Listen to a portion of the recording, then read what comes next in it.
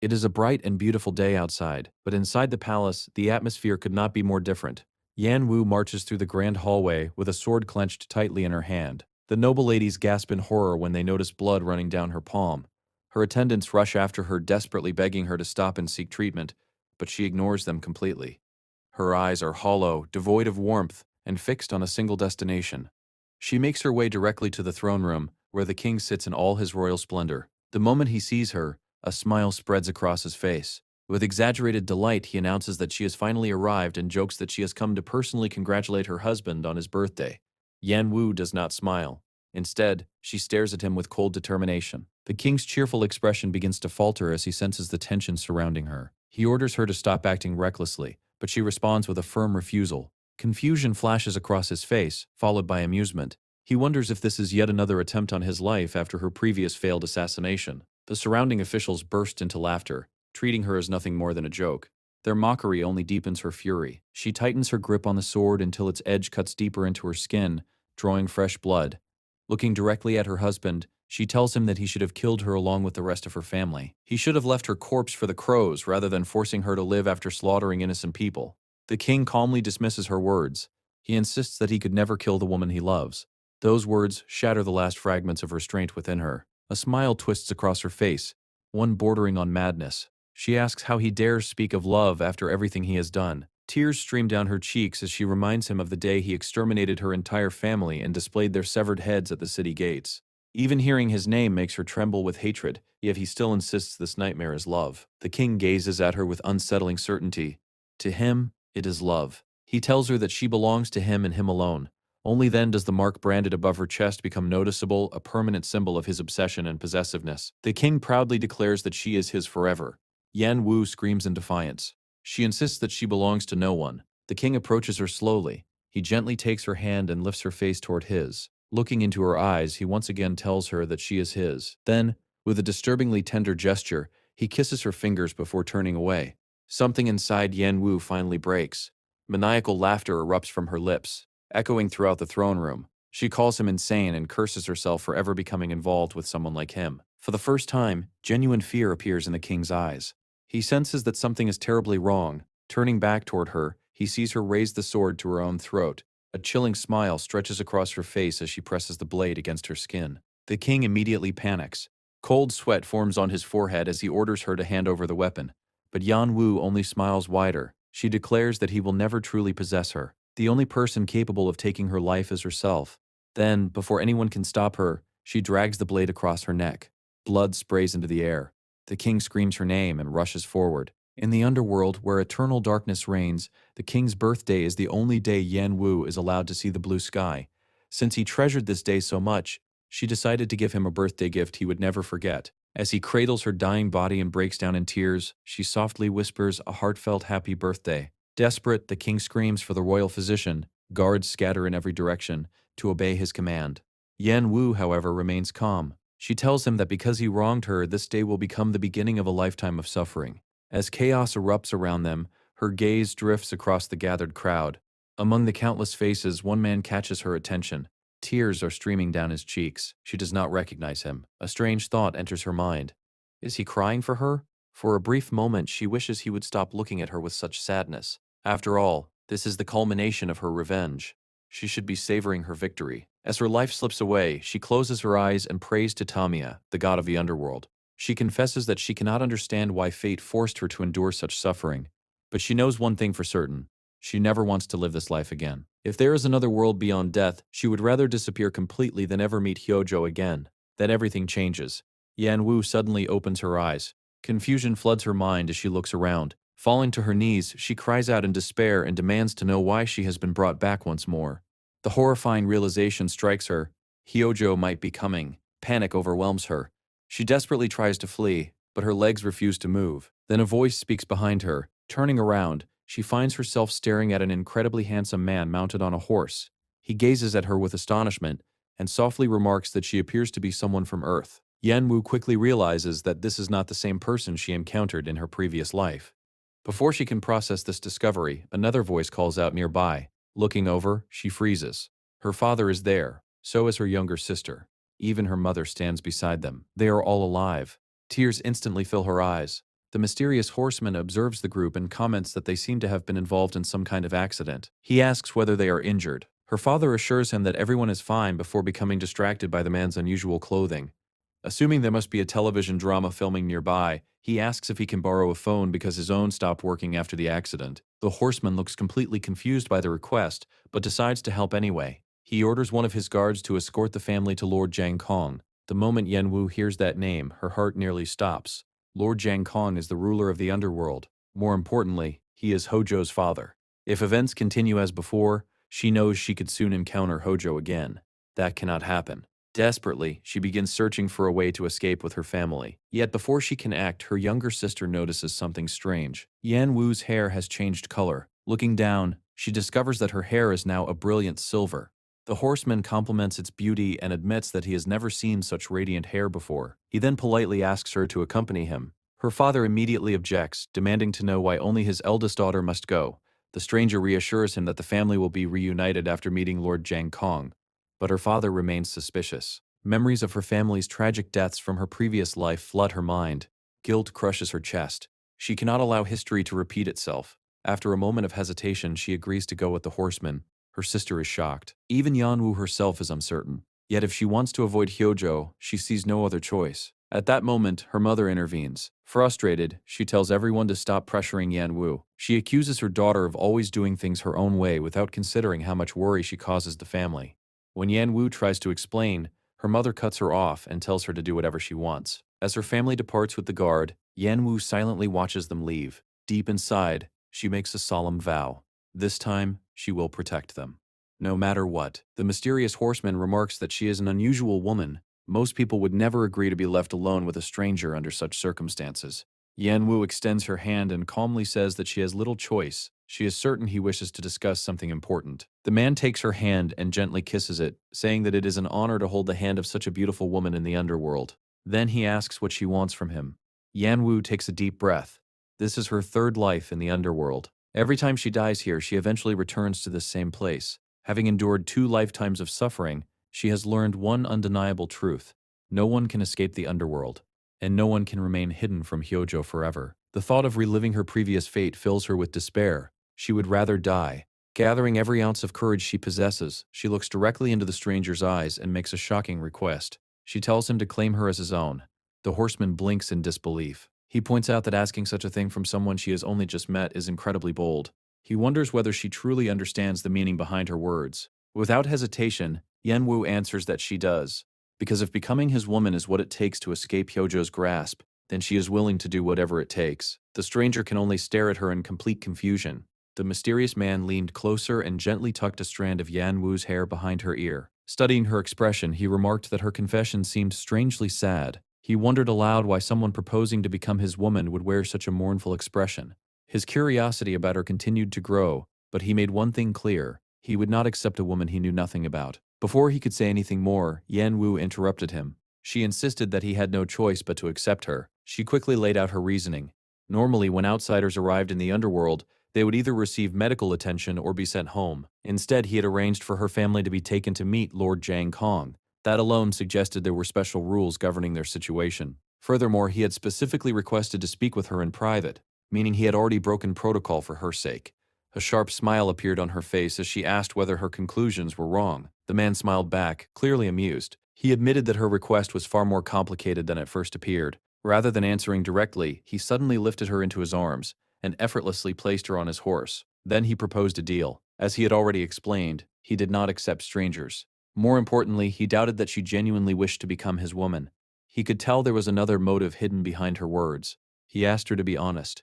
What was it that she truly wanted? Looking down at him from atop the horse, Yan Wu finally revealed her real wish. No matter what happened to her, she begged him to protect them. The man smiled softly. At last, he understood. Without another word, he mounted the horse behind her and urged it into a gallop. As they rode through the underworld, he pointed out that they had not yet exchanged names. Introducing himself as Haida, he asked for hers. Yan Wu introduced herself properly. For the first time in what felt like ages, she allowed herself to relax. Closing her eyes, she enjoyed the wind brushing against her face. It had been a very long time since she had experienced such freedom. Haida complimented her name, calling it beautiful. After some time, they finally arrived at their destination, Haida explained that they were entering through the castle's rear entrance. Before proceeding, he advised her to keep her silver hair hidden because it attracted too much attention. As Yan Wu glanced toward the entrance, a cluster of flowers nearby immediately caught her eye. Noticing her interest, Haida explained that these flowers existed only in the underworld. Since the realm was perpetually covered in darkness and illuminated only by the red glow of lava, the flowers survived by feeding on the ash produced by those fiery pits. After listening to his explanation, Yan Wu simply nodded. However, the flowers stirred unpleasant memories. A flashback surfaced in her mind. She remembered Hyojo once giving her those very same flowers and telling her they bloomed as beautifully as she did. The memory instantly filled her with disgust. She stared at the flowers with open hatred. Haida noticed her reaction but wisely chose not to comment. Whatever memories those flowers carried, he understood they were painful. To Yan Wu, they represented something far worse than beauty. They were a reminder that she had returned to the very place she despised. Just then, the rear door opened. A woman stepped outside and called for Haida. She informed him that everyone had been waiting for his return. The moment Yan Wu heard the woman's voice, her eyes widened. She recognized it immediately. The woman approached with a warm smile and introduced herself as Serim. She explained that she would be assisting Yan Wu from now on. The sight of her triggered another powerful memory. Yan Wu remembered lying in bed during her previous life, while Serim sat beside her, holding her hands and comforting her. Serim had encouraged her to admit when she was suffering and promised that she would always remain by her side. Back in the present, a bittersweet smile appeared on Yan Wu's face. She was genuinely happy to see Serim again. Serim informed her that her family had already been settled into comfortable accommodations. At first, this news brought relief. Then realization struck. Serim had once been one of Hyojo's subordinates. Confusion immediately filled her mind. Why was everything different? Meanwhile, Haida instructed Serim to help Yan Wu settle in. He requested that her silver hair be dyed another color, any color at all, as long as it was less noticeable. He also ordered her to be given a bath and a fresh change of clothes before being brought to his chamber. Yan Wu blinked in surprise. Haida simply smiled mischievously and informed her that they would be spending the night together. Later, as Serim guided Yan Wu through the enormous residence, she cheerfully explained that this would now be her home and encouraged her to explore freely. Yan Wu thanked her but seemed noticeably uncomfortable. After gathering her courage, she finally spoke. She asked Serim not to address her so formally. She preferred a more casual relationship between them. She also wanted to clear up what she believed was a misunderstanding. Despite Haida's earlier comments, there was nothing romantic happening between them. Before she could finish, Serim shook her head. She explained that Haida himself had addressed her respectfully, making it inappropriate for a servant to speak casually to her. Then Serim revealed something even more surprising. This was the first time Haida had ever brought a woman home. Yan Wu was genuinely shocked. Her mind immediately returned to the memory of Haida kissing her hand. Despite that gesture, he had never struck her as someone interested in romance. Serim looked as though she wanted to say more, but stopped herself. After a moment, she quietly admitted that it was not her place to discuss the matter. Still, she was certain of one thing. Yan Wu was special to Haida. Hearing those words left Yan Wu even more confused. As they continued walking, she asked Serim what kind of person Haida truly was. In response, Serim asked if she knew anything about guardian spirits. Pretending ignorance, Yan Wu admitted that she had never heard of them. Serim immediately began explaining. Everyone born in the underworld possessed the spirit of a beast. These supernatural entities were known as guardian spirits. Some were weak, such as rabbits or sparrows. Others were tremendously powerful, such as tigers that stood at the top of the natural hierarchy. In moments of extreme danger, people could manifest their guardian spirits. The stronger the spirit, the stronger and more respected the individual became. Yan Wu listened attentively despite already knowing all of this. She knew that the king possessed a tiger spirit. She also knew that Hyojo's guardian spirit was a brown bear. Then Serim revealed Haida's spirit. He possessed the spirit of a black wolf. Because of this, many people referred to him as the Black Wolf. A look of realization crossed Yan Wu's face. Thinking back to their first meeting, she could not deny that the title suited him perfectly. Later, Yan Wu found herself relaxing in a warm bath while Serim and several maids discussed potential hair colors. The maids insisted that her fair complexion would suit almost any shade. After some consideration, Serim jokingly suggested dyeing it black to match Haida's hair. Seeing Serim's enthusiasm brought a smile to Yan Wu's face. The Serim she remembered from her previous life had never been particularly sociable. This cheerful and lively version felt both familiar and strangely new. As she watched her, Yan Wu remembered the promise Serim had once made, a promise to remain by her side no matter what happened. Because it was Serim, Yan Wu wanted to believe that promise still held true. So many things had already changed.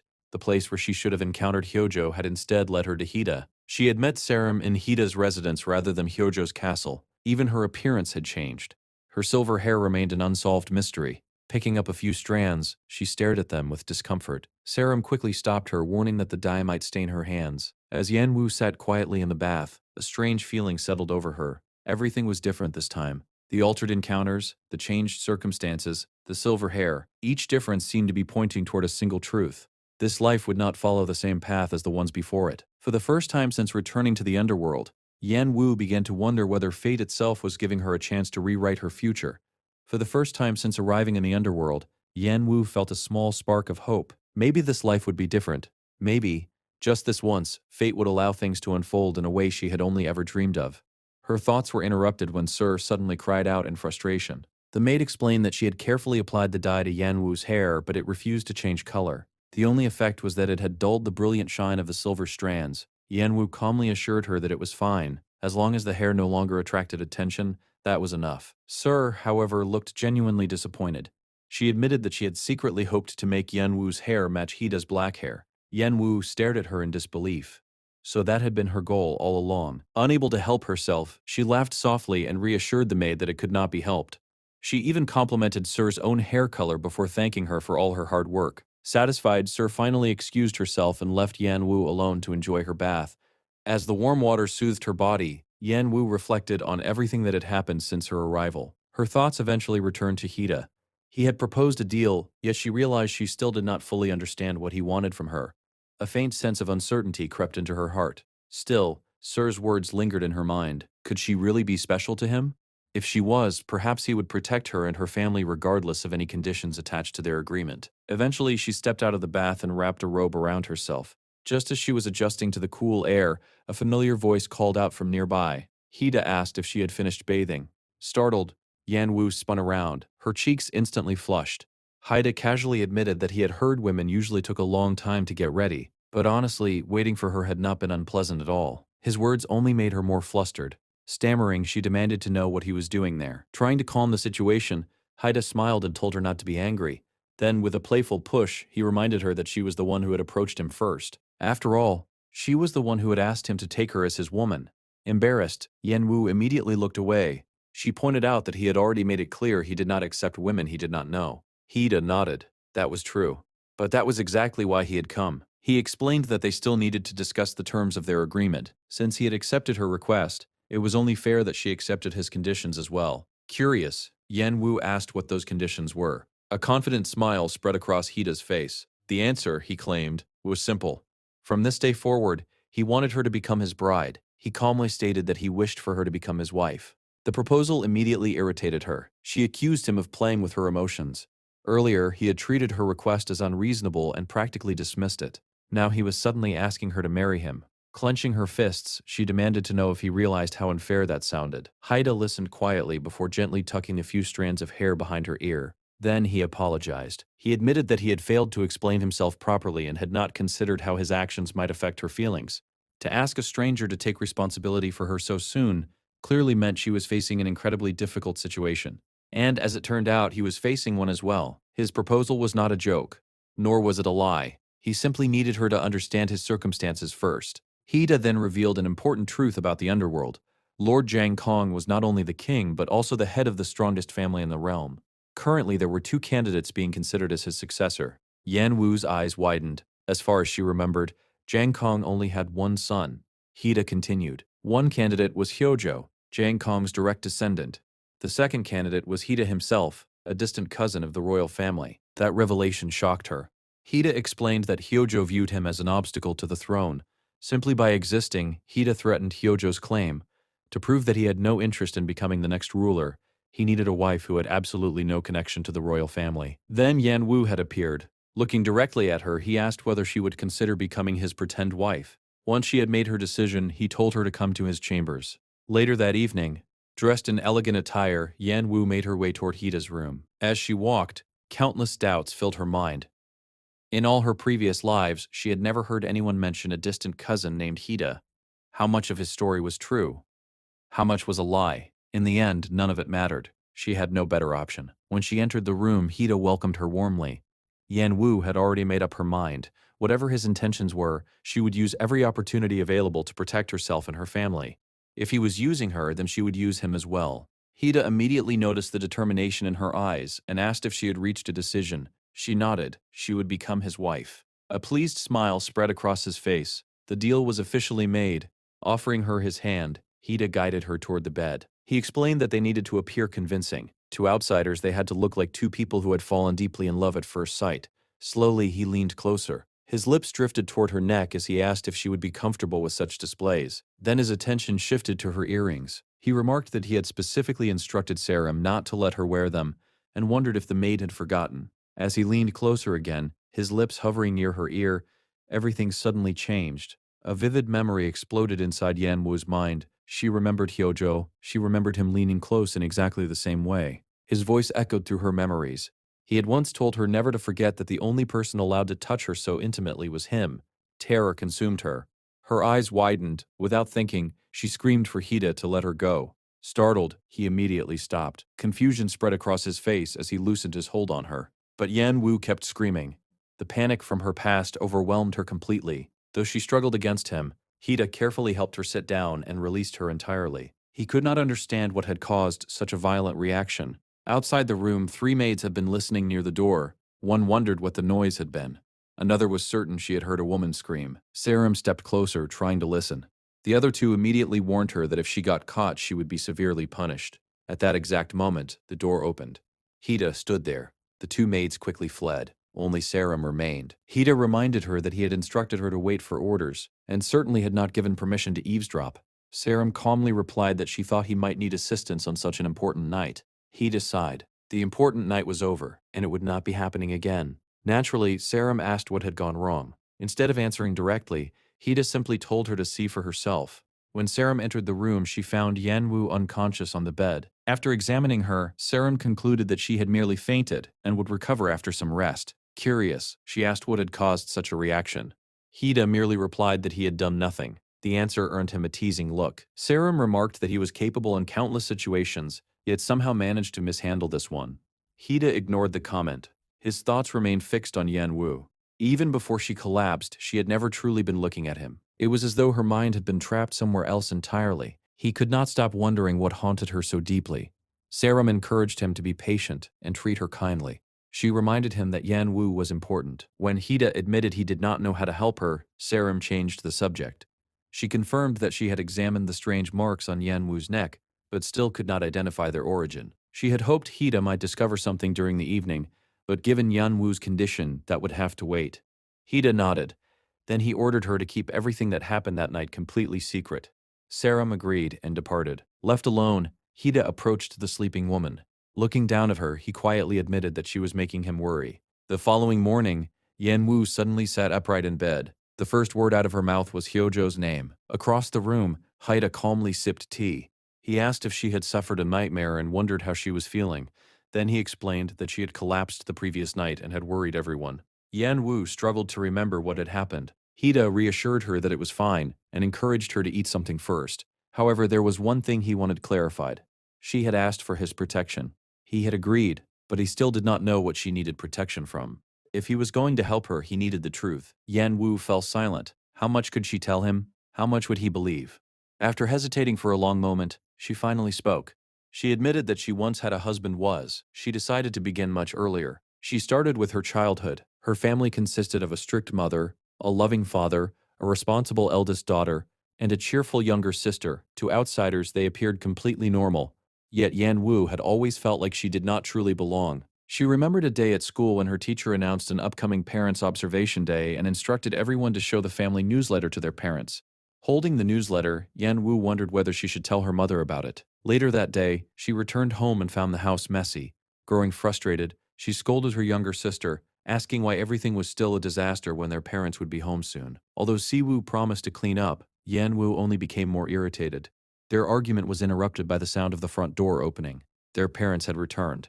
Siwu immediately ran toward them, excitedly asking to be carried. Meanwhile, Yan Wu stood quietly nearby. The moment her mother looked at her with disapproval, Yan Wu instinctively lowered her head and greeted her with guilt already weighing heavily on her heart. Yan Wu continued telling Hida about her past, beginning with the complicated relationship she had always shared with her mother. After returning home one day, her mother immediately questioned the state of the house. Although Yan Wu tried to blame her younger sister Siwu, she was quickly stopped. Her mother reminded her that she was the older sibling and therefore responsible for taking care of her sister. If the older child behaved properly, the younger one would naturally follow her example. Unable to argue, Yan Wu apologized. Her mother then announced that she was going upstairs to wash up and instructed her to clean the mess before she returned. As Yan Wu silently picked up toys scattered across the floor, she thought about the upcoming parents' observation day at school. In the end, she decided not to mention it. Even if she told her mother she was always busy, Yan Wu did not want to inconvenience her. The following morning, she prepared to leave for school and politely informed everyone that she was heading out. To her surprise, her mother called her back. She asked whether Yan Wu had something important to tell her. Confused, Yan Wu asked what she meant. Her mother calmly reminded her that it was parents' observation day. Why had she not mentioned it? Yan Wu awkwardly admitted that she had not intended to hide it. She simply thought her mother would be too busy and did not want to bother her. Her mother studied her for a moment. Then she instructed Yan Wu to look her directly in the eyes and answer honestly. Did she want her mother to attend? Yan Wu hesitated. Then, quietly, she admitted that she did. More than anything, she wanted her mother to come. It had been so long since she had seen her mother smile. Her mother calmly took a sip of tea before answering. Of course she would attend. It was her daughter's class, after all. She promised that she would see her at school later. For the first time in a long while, Yan Wu felt genuinely happy. She decided that she would work harder than ever before. If her teacher praised her enough, perhaps her mother would feel proud. Maybe she would attend again next time. Maybe she could become a daughter worthy of love. Unfortunately, reality proved far crueler. At the end of the observation day, her mother expressed disappointment. She admitted that she had expected Yan Wu to be the smartest student in the class. After seeing the achievements of the other children, she felt embarrassed. She explained that she had come hoping to see something impressive, but if things remained the same, she would not return again. Yan Wu silently listened. All she wanted was for her mother to keep coming. Her mother continued, saying she had wanted to proudly tell everyone how intelligent and beautiful her daughter was. Since she had been unable to do that, she expected Yan Wu to improve. Only then would she attend another observation day. Desperate for her approval, Yan Wu quickly agreed. Soon afterward, her mother stepped away to answer a phone call and instructed Yan Wu to watch over Si Wu. The two sisters waited by the roadside. After a while, Si Wu became impatient and asked whether they should continue waiting. Yan Wu admitted that she did not know, but the call seemed nearly finished. Si Wu suggested leaving. Yan Wu refused. They should wait a little longer. Without warning, Si Wu suddenly dashed into the road. Yan Wu immediately shouted for her to come back. Panicking, she ran after her without looking. The next moment, both sisters were struck by a moving vehicle. Everything descended into chaos. People screamed for an ambulance while their mother rushed toward them in horror. When Yan Wu finally regained consciousness, she found herself lying in a hospital bed. Turning her head, she saw Si Wu nearby, covered in bandages. Relief washed over her. At least her sister was alive. At the same time, she quietly apologized for failing to protect her. Soon afterward, she overheard voices outside the room. It was her parents. Listening through the door, she heard them arguing about the hospital bills. Her mother desperately complained that they could not afford the expenses. If they failed to pay, they might lose everything and end up on the streets again. Her father attempted to calm her down, but she continued speaking until she finally broke down in tears. Those words shattered Yan Wu. Immediately, she blamed herself. If she had not asked her mother to attend the observation day, none of this would have happened. Her family would not be suffering financially. To Yan Wu, it all traced back to her own selfish wish. When the family was finally discharged from the hospital, reality dealt another blow. The medical costs were so severe that they were forced to sell their home and move into a much older house. From that point forward, her mother treated her differently. She became stricter and more critical. Every reprimand made Yan Wu feel as though she was being blamed for everything that had happened. Over time, even making eye contact with her mother became difficult. Years passed. Despite her hardships, Yan Wu eventually became a successful composer. Although the accident had permanently affected her little finger, people admired her perseverance. Her reputation continued to grow, and many praised her as a talented musician who had overcome adversity. One day, her music finally entered the charts. Excited, she rushed to share the news with her mother. Her mother congratulated her and admitted she was proud. Then, she immediately asked when Yan Wu would be sending the monthly living expenses. Yan Wu replied that payment would arrive within the week and that she would send the money as soon as she received it. Relieved, her mother thanked her and explained that money had been tight lately. Without hesitation, Yan Wu accepted the responsibility. Supporting her family had become second nature. It was a role she had long since accepted. The entire family was traveling together by car. For once, everyone was happy. Suddenly, the brakes failed. Her father desperately warned everyone to brace themselves. Moments later, the vehicle crashed. That accident became the reason they first fell into the underworld. It was also the moment Yan Wu met Hyojo. From their very first meeting, Hyojo seemed fascinated by her. He claimed she reminded him of his mother. Soon afterward, he fell in love with her at first sight. Not only did he shower her with affection, but he also treated her entire family with remarkable generosity.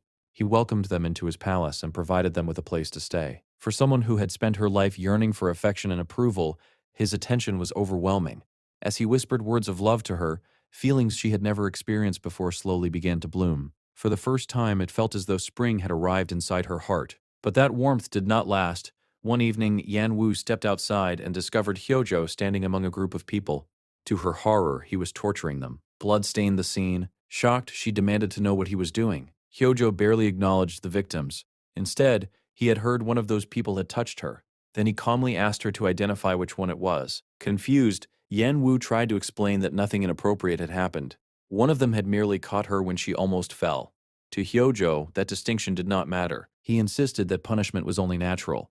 All she needed to do was point out the person responsible. He would kill them for her. He even casually admitted that he had done similar things before. Seeing her shocked expression, Hyojo gently took her hand. He promised to handle everything for her. And once again, he declared his love. In her vulnerable state, those words slowly distorted her perception of him. Back in the present, Hida listened carefully to every part of her story. When she finished, he struggled to believe what he had heard. He immediately offered to protect her from her former husband. His response made Yanwu pause. It dawned on her that Hida believed Hyojo was merely an ex-husband. He had no idea who Hyojo truly was. After some hesitation, Yanwu admitted that her experiences had left her afraid of men. Hida then asked a simple question. Was she afraid of him too? Yanwu quickly brushed the question aside. Hida, however, continued speaking. He reminded her that she had once boldly asked him to take her as his woman. Because of that, he felt responsible for helping her feel comfortable around him. With a teasing smile, he even joked that if she had not fainted the previous night, he would have demonstrated exactly what kind of man he was. Embarrassed, Yanwu apologized. Hida immediately waved it off and changed the subject. Instead, he revealed that they had plans for the day. A banquet was being held at one of his businesses, and he intended to attend.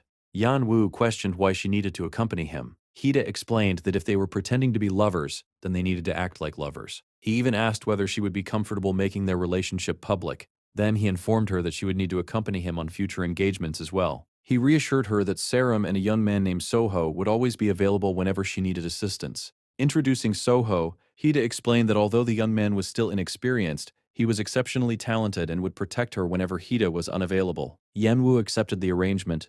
However, she became startled when Hida casually mentioned that they would be sharing a room. To him, it was perfectly natural. Although she reluctantly agreed, discomfort lingered in her heart. Then Hida added another surprise. After the banquet, he planned to visit Lord Zhang Kong and formally introduce Yan Wu as his lover. The situation was progressing much faster than she had expected. As thoughts of Hyojo surfaced once again, her body began trembling. She tried to reassure herself. She would be attending as Hida's lover. Surely Hyojo would not dare treat her carelessly under those circumstances. Yet her fear refused to disappear. Hida immediately noticed. Concerned, he pointed out that she had looked troubled for quite some time. Then, with surprising gentleness, he wiped her face with a towel. Yan Wu quickly insisted that she was fine and had merely gotten lost in thought. Trying to change the subject, she asked whether they had arrived. Instead of answering immediately, Hida reassured her. From now on, she was his lover. Nothing would happen to her. He promised. Feeling slightly comforted, Yan Wu accepted his hand.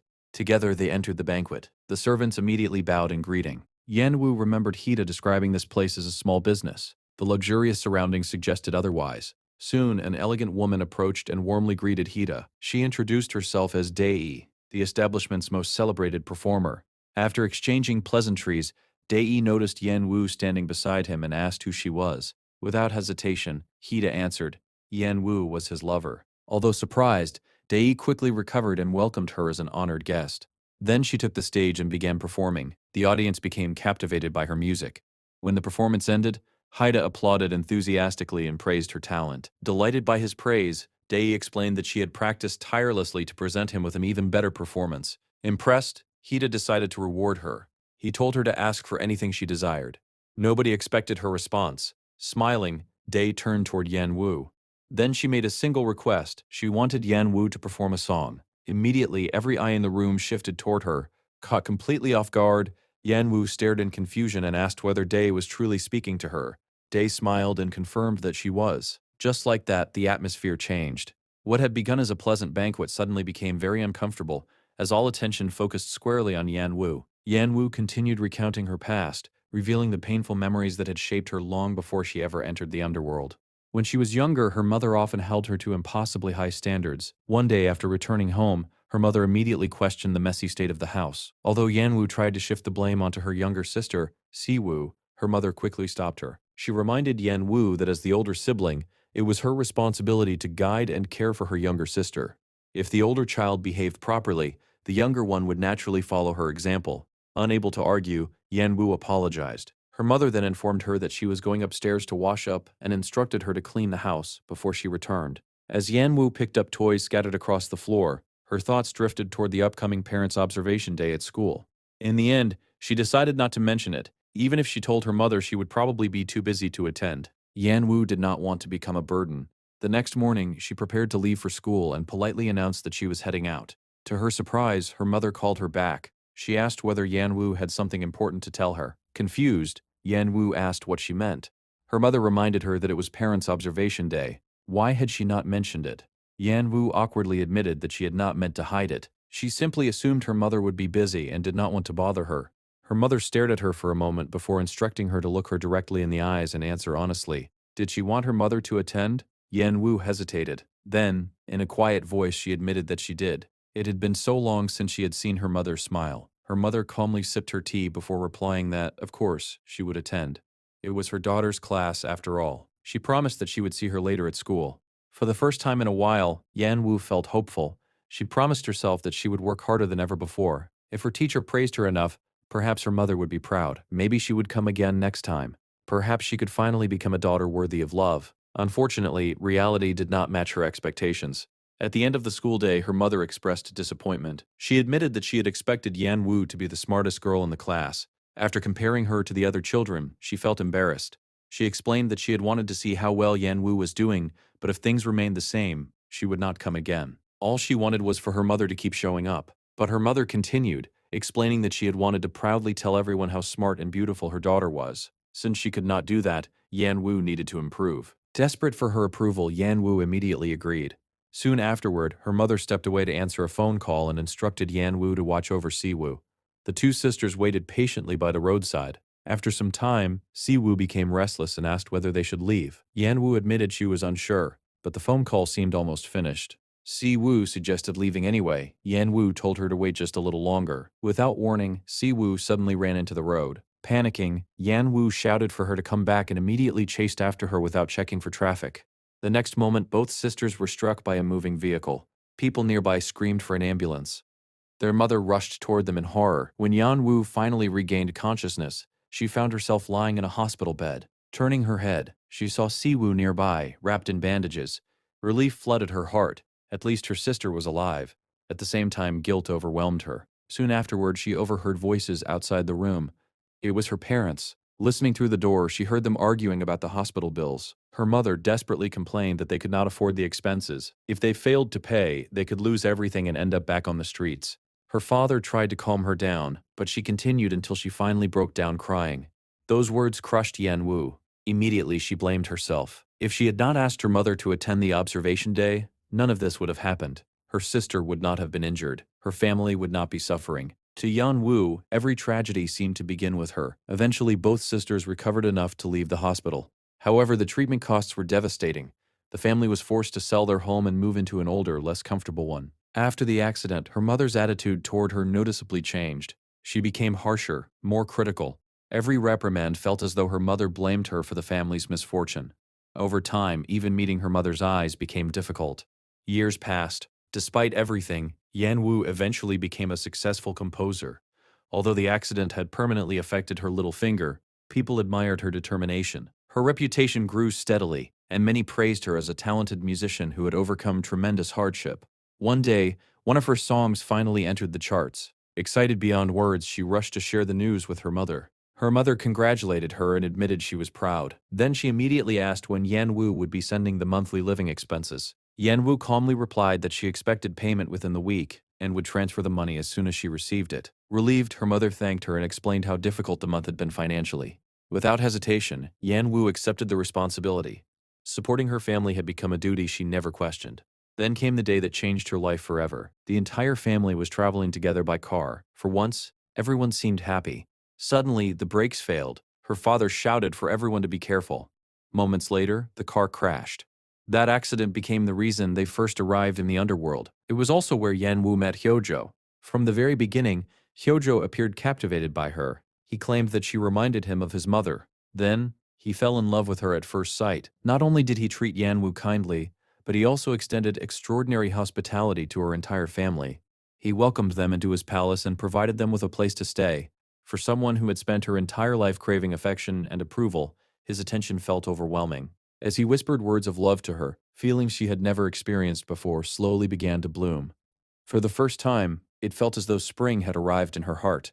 But the illusion did not last. One night, Yanwu stepped outside and discovered Hyojo standing among several people. To her horror, he was torturing them. Blood stained the scene. Shocked, she demanded to know what he was doing. Hyojo barely acknowledged the victims. Instead, he had heard one of those people had touched her. Then he calmly asked her to identify which one it was. Confused, Yanwu explained that nothing inappropriate had happened. One of them had simply caught her when she almost fell. To Hyojo, that distinction did not matter. He insisted that punishment was natural. All she had to do was point out the person responsible. He even casually admitted that he had already done similar things to other innocent people. Seeing her horrified expression, Hyojo gently took her hand. He promised to handle everything for her. Then once again he declared his love. At the time, Yanwu was emotionally vulnerable. Slowly, his words began to influence the way she saw him. Back in the present, Haida listened carefully to her entire story. When she finished, he looked genuinely disturbed. He immediately asked whether something like that had really happened and offered to protect her from her former husband. His response caught Yanwu off guard. For a moment she realized that Haida seemed to think Hyojo was merely an ex-husband rather than the terrifying figure she knew him to be. After a brief silence, she admitted that her experiences had left her afraid of men. Haida then asked if she was afraid of him too. Yanwu quickly dismissed the question. However, Haida continued speaking. He reminded her that she had once boldly asked him to take her as his woman. Because of that, he felt responsible for helping her feel comfortable around him. With a teasing smile, he even joked that if she had not fainted the previous night, he would have shown her exactly what kind of man he was. Embarrassed, Yanwu apologized. Haida immediately waved the apology away and changed the subject. Instead, he revealed that they had plans for the day. A banquet was being held at one of his businesses, and he intended to attend. Yanwu questioned why she needed to accompany him. Haida explained that if they were pretending to be lovers, then they needed to act like lovers. He even asked whether she would be comfortable making their relationship public. Then he informed her that she would need to accompany him during future engagements as well. He reassured her that Sarim and a young man named Soho would always be available whenever she needed assistance. Introducing Soho, Haida explained that although he was young, he was highly capable and would protect her whenever Haida was unavailable. Yanwu accepted the arrangement. However, she was startled when Haida casually mentioned that they would be sharing a room. To him, it was perfectly natural. They were lovers, after all. Although she reluctantly agreed, uneasiness lingered in her heart. Then Haida revealed another surprise. After the banquet, he intended to visit Lord Jang Khan and formally introduce Yanwu as his lover. The situation was progressing far more quickly than she expected. As thoughts of Hyojo resurfaced, her body began trembling. She tried to reassure herself. She would be attending as Haida's lover. Surely Hyojo would not dare treat her carelessly under those circumstances. Yet her fear refused to disappear. Haida immediately noticed. Concerned, he pointed out that she had seemed troubled for quite some time. Then, with surprising gentleness, he wiped her face with a towel. Yanwu quickly insisted that she was fine and had simply gotten lost in thought. Trying to redirect the conversation, she asked whether they had arrived. Instead of answering immediately, Haida offered reassurance. From now on, she was his lover. Nothing would happen to her. He promised. Hearing those words, Yanwu slowly relaxed. Trusting him, at least for the moment, she placed her hand in his. Together, they stepped forward and made their way toward the banquet hall. The attendants bowed respectfully to welcome Lord Haida. Yanwu immediately remembered how he had casually described this place as a small shop.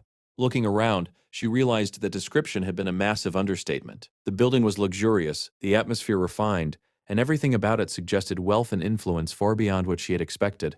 Before she could fully take in her surroundings, an elegant woman approached them with a warm smile. Introducing herself as Dei, she greeted Haida respectfully. After exchanging pleasantries, Dei modestly introduced herself as the establishment's best performer, though she jokingly claimed that people often praised her too much. Her attention then shifted to the woman standing beside him. Curious, she asked who Yanwu was.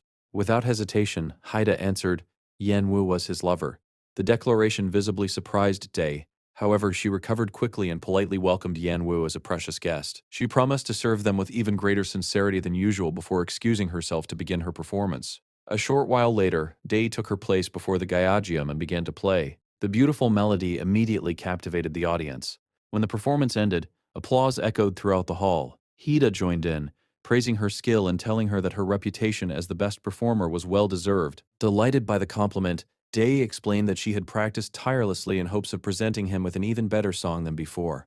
Impressed, Haida decided to reward her. He announced that he would grant her one wish and invited her to ask for anything she desired. The offer clearly caught her off guard. After a brief pause, she made a request that surprised everyone. She asked for Yan Wu to perform a song. Yan Wu blinked in confusion. Surely she had misheard. Looking around, she pointed at herself and asked whether Day was truly speaking to her. Day smiled and confirmed that she was. Suddenly, every eye in the room shifted toward Yan Wu. The atmosphere became uncomfortable almost instantly. Sensing her hesitation, Day explained her reasoning. She had noticed the calluses on Yan Wu's fingers earlier. Those marks were familiar to her. In her experience, performers could always recognize other performers. The condition of Yan Wu's hands suggested years of practice with musical instruments. Therefore, Day believed that if her assumption was correct, then Yan Wu's performance would surely be just as beautiful as her appearance. He asked whether she could play. Yan Wu quietly nodded. Smiling, Hida encouraged her to perform if she wished, though he made it clear that she should not feel pressured. If she did not want to play, nobody would force her. After a moment of consideration, Yan Wu accepted. Although the request had come unexpectedly, she agreed to perform. Then she asked a question that caught Hida off guard. Confused, he asked what she meant. Yan Wu explained that since Day's performance had earned her a wish, her own performance should qualify as well. Hida laughed softly. He told her that she still did not know him very well. Even if she never touched an instrument, he would gladly grant every wish she asked of him. His answer brought a genuine smile to her face. Quietly, she thanked him. Little by little, she was beginning to feel comfortable around him. Walking toward the instrument, Yan Wu settled herself before the Gaiagium. Then she introduced the piece she was about to perform. The song was untitled. She explained that she had composed it during one of the darkest periods of her life, back when she had been trapped in a small room without windows, imprisoned by Hyojo's obsession. As the empty days repeated endlessly, she found comfort in music. The Gaiagum became her companion. Into this song she poured every emotion she could no longer express aloud, her regret for ever loving him, her sorrow, her resentment, and above all, her hatred. Then she began to play. The first notes silenced the entire room. Everyone present became completely absorbed. In the melody, the music carried a depth of pain that words could never fully capture. Even Day stood frozen in a corner, watching with widened eyes. She immediately realized that she was witnessing something extraordinary. Meanwhile, Hida listened in complete silence. For the first time since meeting Yan Wu, he felt as though he was hearing the true voice hidden inside her heart. The performance affected everyone. When the final note faded away, the hall remained silent for a moment. Then thunderous applause erupted. Hida looked at her with genuine admiration. He declared it the most beautiful performance he had ever heard. Since she had fulfilled her part of the bargain, he promised to honor his word and asked what wish she wanted granted. Before she could answer, however, another person reached her limit. Watching the entire scene unfold had become unbearable for Day. Unable to hide her emotions any longer, she quietly left the hall. As she walked away, tears welled in her eyes. She remembered Hida's praise, the most beautiful performance he had ever heard. The words echoed painfully in her mind. For a long time she had believed that the seat beside him belonged to her. Now someone else occupied that place. And for the first time, jealousy began taking root in her heart. A jealousy dangerous enough to cause problems in the future. After the banquet finally ended, Hida and Yan Wu walked together through the quiet halls. Still impressed, Hida admitted that he was genuinely shocked by her talent. He had never expected her to play the Gaiagium so beautifully. Yan Wu thanked him. Curious, Haida asked whether she had often played instruments back on Earth. She shook her head. Music had been her profession. Because of that, she had learned a variety of instruments, though she considered herself proficient rather than exceptional with most of them. She also revealed that she had composed numerous songs throughout her life, though it had been a very long time since she personally performed any of them. As they continued walking, Hida brought up something he had noticed during her performance. Her little finger had trembled slightly while she played. It looked as though it had once been injured. Concerned, he asked whether it still hurt. Yan Wu glanced at her hand. She admitted that she had injured it many years ago. Although the injury prevented her from performing perfectly, the pain itself had long since disappeared. Hida frowned slightly. He called it a shame. His response surprised her. Most people simply praised her skill. Very few acknowledged what she had lost. Haida explained that her music was already beautiful. If not for the injury, however, it might have been even more extraordinary. For a moment, Yan Wu was speechless. Then she quietly thanked him. His words touched her more deeply than ordinary compliments ever could. Rather than ignoring her weakness, he had recognized both her talent and the sacrifice that accompanied it. The conversation gradually shifted. Haida reminded her about the wish she wanted to request. Immediately, Yan Wu fell into thought. There was something she wanted to ask. More than anything, she wanted separate rooms. The idea of sharing a room still made her nervous. However, she hesitated. Their relationship was supposed to convince others that they were lovers. Perhaps sharing a room was necessary. Furthermore, the events of their first night together had already ended badly because of her reaction. Unsure of what to say, Yan Wu remained silent. For the first time in a while, she found herself struggling to decide what she truly wanted. Yan Wu suddenly looked up and realized they had walked much farther than she expected.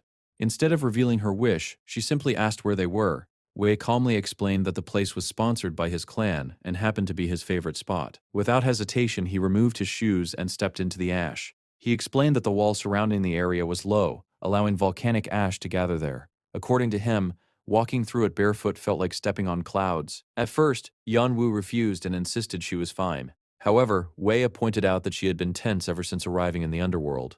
Eventually, she gave in, removed her shoes, and said she would only try it for a moment. The instant her feet touched the ash, she was surprised by how soft it felt. At the same time, she realized it had been a long while since she had experienced something so simple and comforting. The peaceful atmosphere did not last long. Suddenly, Wei kicked a cloud of ash toward her. She protested immediately, but he only laughed and encouraged her to enjoy herself. Eventually, she retaliated by throwing ash back at him. Afterward, she quickly apologized and reminded him that she had warned him. Wei casually brushed it off, saying it was fine and assuming she simply could not hold back. As Yan Wu watched him laugh, she found herself thinking he looked unexpectedly handsome. Before long, she was laughing too. After their playful exchange, the two sat together on top of the fence. Wei asked whether she liked the place, before casually revealing that it was actually the room she would be staying in. Surprised, Yan Wu asked whether she was not supposed to share a room with him. He explained that his own room was right next door, and that a small side entrance connected the two rooms, meaning they would still be close by. He then joked about his appearance, saying that since she was afraid of men, there was no way she would feel comfortable sharing a room with him anyway. This arrangement, he said, would be much better and would not burden her. He reminded her that the house was large and filled with empty rooms, before encouraging her to get plenty of rest. Grateful for his consideration, Yan Wu thanked him. Later that night, Lord Hua walked down a hallway only to find Soho kneeling before him. When he asked what was happening, Soho revealed that he had finally found the person they had been searching for. The scene then shifted as Hojo and Yan Wu rode together in a chariot. Eventually, the carriage came to a stop. Looking ahead, Yan Wu immediately recognized Zhang Gong's castle. The realization struck her hard. This was the very day she might see Hojo again. The mere thought of him made her feel dizzy. Hojo noticed her discomfort at once and asked whether she was all right. She quickly apologized and claimed she had simply felt nauseous for a moment. However, he reminded her of the promise he had made. He would never allow anything to torment her again. As he spoke, he moved slightly closer. Yet Yan Wu immediately turned her face away and insisted she was fine. She had already sworn to herself that she would never again allow Hojo to fill her with fear, even if the situation remained terrifying. Without another word, she headed toward the entrance, leaving him slightly confused. She then asked whether they should go inside. He agreed. The moment they entered the palace, Yan Wu froze. Everything remained exactly as she remembered it. The structure, the decorations, and even the placement of individual objects were unchanged. The familiarity dragged her into a trance. Suddenly, she imagined Hojo standing directly behind her. In her mind, she could hear him whispering that she had finally arrived while his hand rested around her neck. The vision made her tremble. Seeking comfort, she instinctively grabbed the edge of Heda's clothing. Although he noticed her action, he continued forward and loudly announced their arrival to Lord Jiangong. A voice from inside invited them to enter. That only made Yan Wu tremble more. She was convinced that the moment the door opened, she would come face to face with her former husband. But when the door finally opened, it was not Hojo standing there. Instead, it was Lord Jiangong himself, ruler of the underworld. His attention immediately shifted toward Yan Wu. He asked whether she was Heida's lover and then requested her name. She introduced herself as Yan Wu. Jiangong remarked that Hojo's habit of hiding her away made it seem as though he intended to harm her by summoning her there. Confused, Yan Wu wondered why Hojo was absent. In her previous life, he had always remained by Jiangong's side. Hua quickly denied any such intentions. Jiangong then questioned why it had taken him so long to visit. Meanwhile, Yanwu quietly began to hope that perhaps she would never meet Hojo at all in this lifetime. After a brief exchange, Jiang Gong stated that he had wanted to meet Hua in person and that now he should return home and rest. However, before they left, he requested a moment alone with Haida. Yanwu agreed and stepped outside. Once she was gone, Jiang Gong commented that she was a beautiful young woman and advised Haida to help her adjust to life in the underworld. Then his expression changed. Addressing him as Black Wolf, Jiang Gong made it clear that he knew exactly why he had summoned him. Outside, Yanwu reflected on everything that had happened. For a moment she had truly believed she would meet Hojo again, but nothing had occurred. Relief slowly washed over her. Perhaps this was finally the end. If Jiang Gong never summoned her again, she would never need to return. Leaning against a nearby tree, she allowed herself to relax. Then she heard footsteps. Her heart immediately froze. Turning around, she saw a familiar figure. It was Hojo. Fear gripped her once more as she wondered why he was there. In a low voice, Hojo questioned what was so special about someone who looked no different from anyone else. He even remarked that Ha seemed completely wrapped around her finger. As he stepped closer, the tension rose sharply. The piece she had just found vanished instantly. A moment later, Yanwu hid herself and covered her mouth as he walked past. For a brief second, she sighed with relief, believing he was gone. Then a voice suddenly spoke from behind her. "Who are you?" Her entire body trembled. Slowly turning around, she found him standing there once again. He looked exactly like the Hojo from her memories. As he questioned her repeatedly about her identity and why she was hiding, she found herself unable to answer. Only one thought echoed through her mind. It was him. Noticing her reaction, Hojo remarked that she seemed terribly startled. He then reached out his hand and offered to help her up. Immediately, Yanwu's thoughts spiraled. What was he planning? At the same time, she remembered something important. In the past, reacting too strongly only encouraged him to pursue her further. Determined not to repeat her mistakes, she remained silent. Though it was difficult, she carefully placed her hand in his. Hojo pulled her closer, nearly into his arms, as he lifted her from the ground. The sudden proximity made her panic. She immediately yanked her hand away and shouted for him to let go. Rather than becoming angry, Hojo simply apologized. He remarked that she had reminded him of a frightened little mouse, and that he had felt like playing with her. Looking down at the bruises forming on her hand, Yanwu felt disgusted. He had always been like this. He never cared about her feelings and always did whatever he pleased. Gathering her courage, she told him that playing such games with someone he had only just met was unpleasant. Rather than backing down, Hojo called her cheeky and questioned whether she knew who she was speaking to. The moment he spoke her name, she quickly declared that she was Lord Hua's lover and warned him not to treat her carelessly. Basic manners alone, she argued, should make that obvious. Hojo merely laughed. Calling her Hua's woman, he remarked that she was surprisingly fierce. He even joked that Hua must have enjoyed himself with her and admitted that he had once believed the rumor that Hua was a eunuch. Now, however, he found it disappointing that the rumor appeared false. His comments only made the situation more uncomfortable. Afterward, he asked for her name. When she answered, Yanwu, he smiled and remarked that it was a beautiful name. The uneasy atmosphere deepened. Fortunately, Sarum soon arrived looking for her. The moment Sarum noticed Hojo, she visibly stiffened. Yanwu requested a moment alone and claimed she needed to rest. Despite Sarum repeatedly calling after her, she explained that her legs felt weak and left. Not long afterwards, Sarum caught up with her and asked what had happened. Yanwu apologized and requested permission to return home. Sarum agreed. Later, when Ha returned, Sarum informed him of everything. His first question was where Yanwu was. When Sarum explained that she was resting, he praised her for handling the situation well before asking what exactly had happened. Unfortunately, Sarum admitted she did not know, because Yanwu had been alone. Still, she revealed one important detail. Yanwu had seemed absolutely terrified of something. Hearing that, Ha became concerned. Nothing unusual had happened during the meeting with Lord Jiang Gong. Then Sarum added one final detail.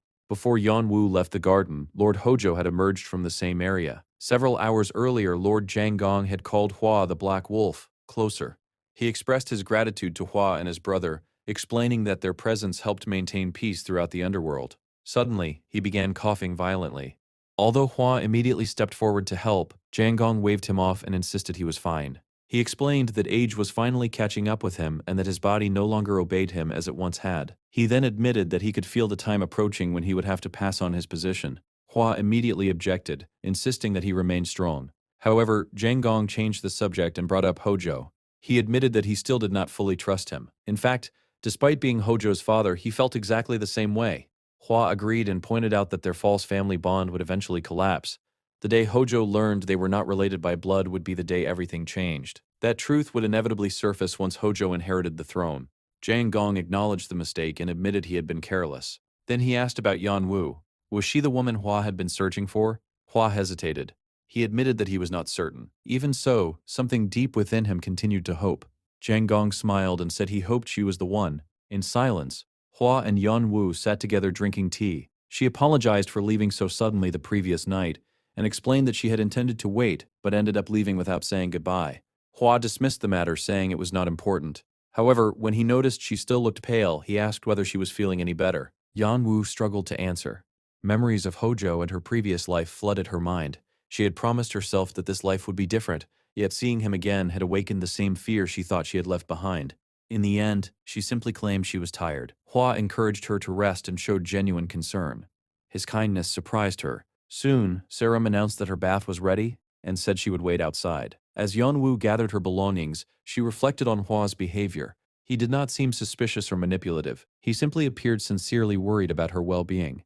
Quietly, she found herself admiring his kindness. Just as she prepared to enter the bath, a voice from inside suddenly spoke. "There is no need for extra help." Startled, Yeonwoo looked up and froze. Ha was already inside the bath. She immediately apologized and turned to leave. But before she could take another step, he stopped her. In that moment, Yeonwoo noticed just how gentle Hwa truly was. The closeness between them left her uncertain, caught somewhere between embarrassment and trust. Holding her hand, Hwa asked how many people were waiting outside. He explained that Saram was not the type of person to make such a mistake. If Yeonwoo had been sent there, then it was likely done intentionally.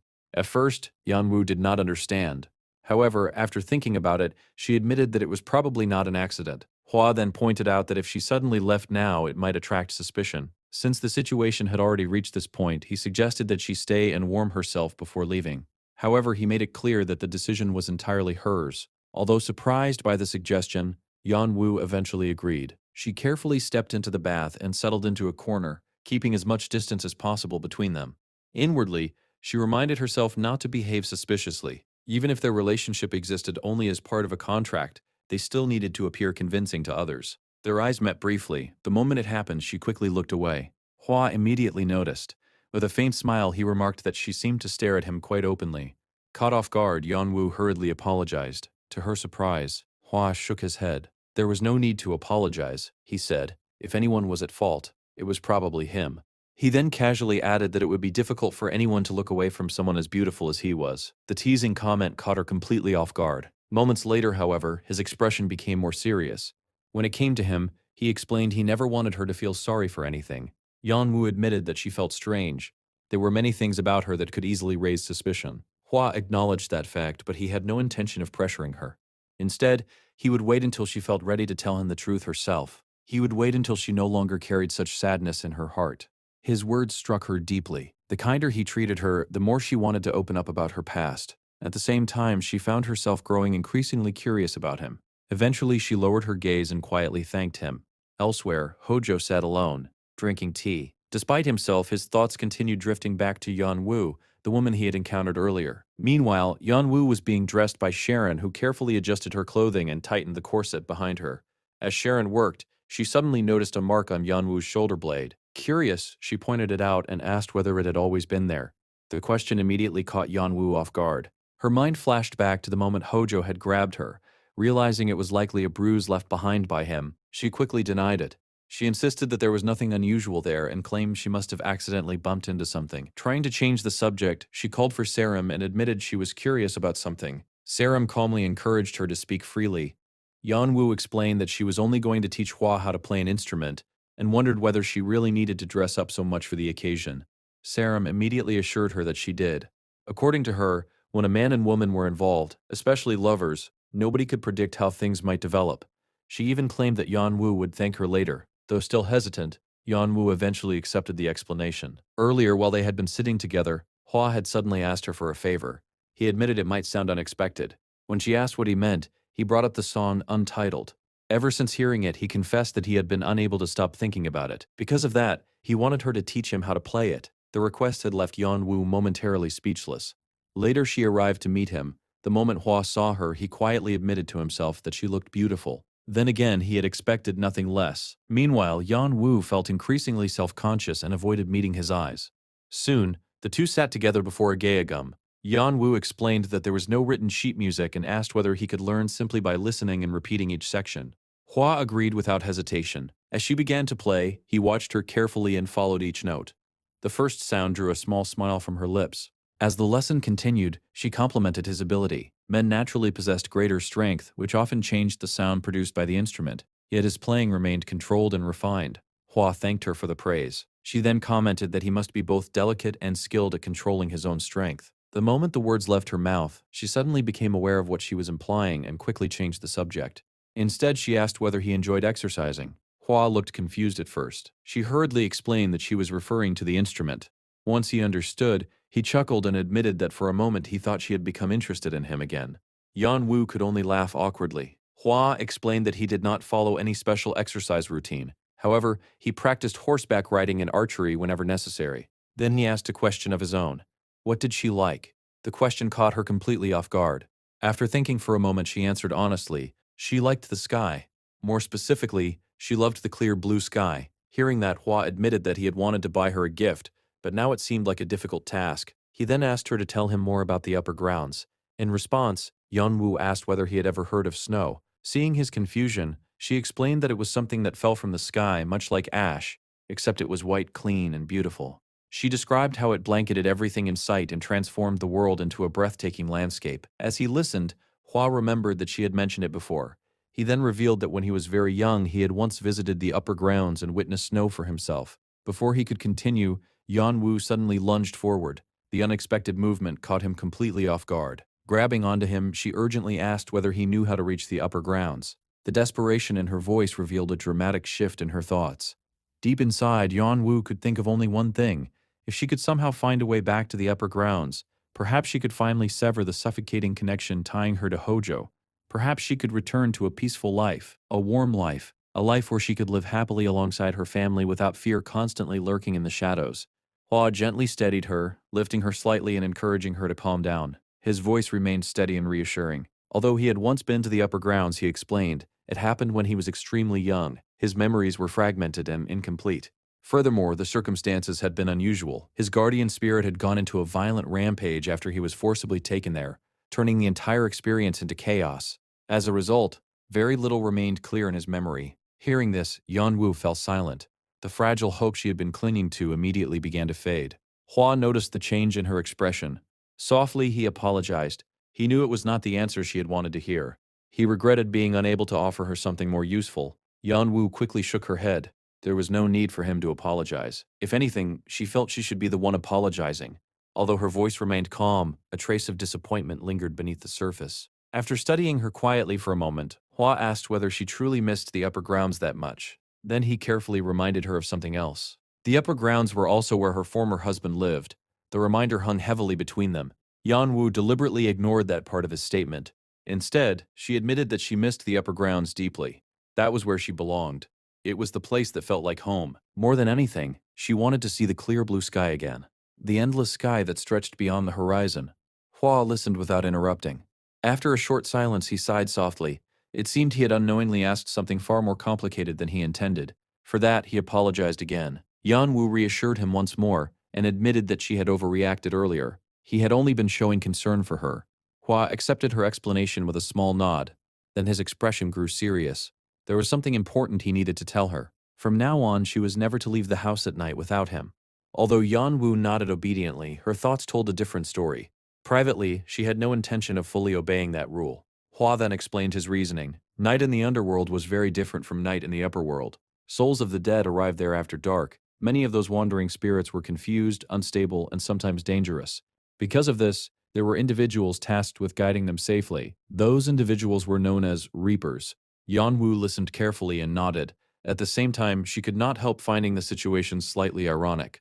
After all, she already knew everything he was explaining. Revealing that fact, however, would raise far too many questions. Sensing the mood had become too heavy, Hua changed the subject. He informed her that she would be able to visit her family that very day.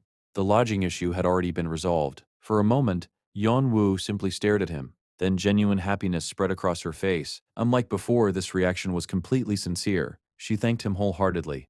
Seeing her smile, Hua smiled faintly in return. He admitted that he preferred hearing that. Yan Wu looked surprised. Hua then explained that he liked hearing her express gratitude. From now on, he wanted her to say thank you more often instead of apologizing for everything. Quietly, she nodded and accepted his words. Later, Yan Wu stood with Saram outside her family's residence.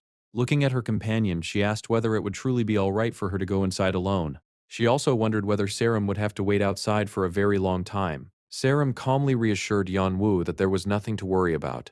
She reminded her that this would be the first time she had seen her family since that day, and encouraged her to take her time and enjoy every moment with them. Yan Wu thanked her sincerely. Saram then mentioned that she had a few matters to take care of in the meantime. With that, the two parted ways, and Yan Wu continued on her own. Not long afterward, there was a knock at the door. The moment it opened, Jay immediately recognized her. Her reaction was instant. With a bright smile, she called out Yan Wu's name and rushed forward, wrapping her in a tight embrace.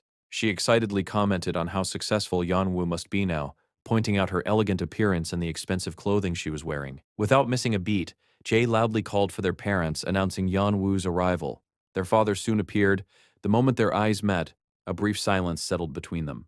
"It's been a long time," Yan Wu said softly. Her father let out a breath of relief. He admitted that he had been worried about her all this time. Yan Wu apologized for causing him concern and reassured him that she had been doing well. Then her mother emerged. For a moment, she simply stared at Yan Wu, as if confirming that what she was seeing was real. Only then did she ask whether it was truly her. Yan Wu greeted her as well. It was the kind of silence filled with everything that had happened, everything that had gone unsaid, and everything that remained unresolved between them. Earlier that day, Saram had been standing beside Hua when he casually asked where Yan Wu was. Although his tone remained calm, there was a subtle expectation hidden beneath it. Saram respectfully informed him that Yan Wu was preparing to go out. Hua paused briefly, seemingly considering something, then he quietly instructed Saram to take care of a particular matter once they left. His words were indirect and measured, but Saram understood immediately. Lowering her head slightly, she accepted the task without question. Back in the present, Yan Wu sat at a table with her family. The atmosphere felt strangely familiar and distant at the same time. Her father looked at her with obvious concern. It was clear he had been waiting for this moment for a long time. He gently asked how she had been. Once again, Yan Wu apologized for worrying them and assured him that nothing serious had happened. She explained that the man she had met in the forest had helped her greatly and appeared to be a good person. As she spoke, she carefully chose her words, revealing only what she felt safe sharing. Her mother reached across the table and took her hand. The grip was firm but not harsh. She warned Yan Wu not to trust people too easily. The familiar sharpness in her voice remained, though it was softer than before. Then, to Yan Wu's surprise, her mother apologized for the way she had spoken to her in the past. She advised her to think carefully about the future because none of them truly understood where they were or how long they would remain there. Yan Wu nodded and apologized once more. Her mother let out a soft sigh before thanking her. From now on, she said, their family should share everything with one another. There should be no more secrets. Yan Wu quietly agreed. Yet despite her words, something in her expression remained restrained. The mood shifted when her mother's attention fell upon her clothing.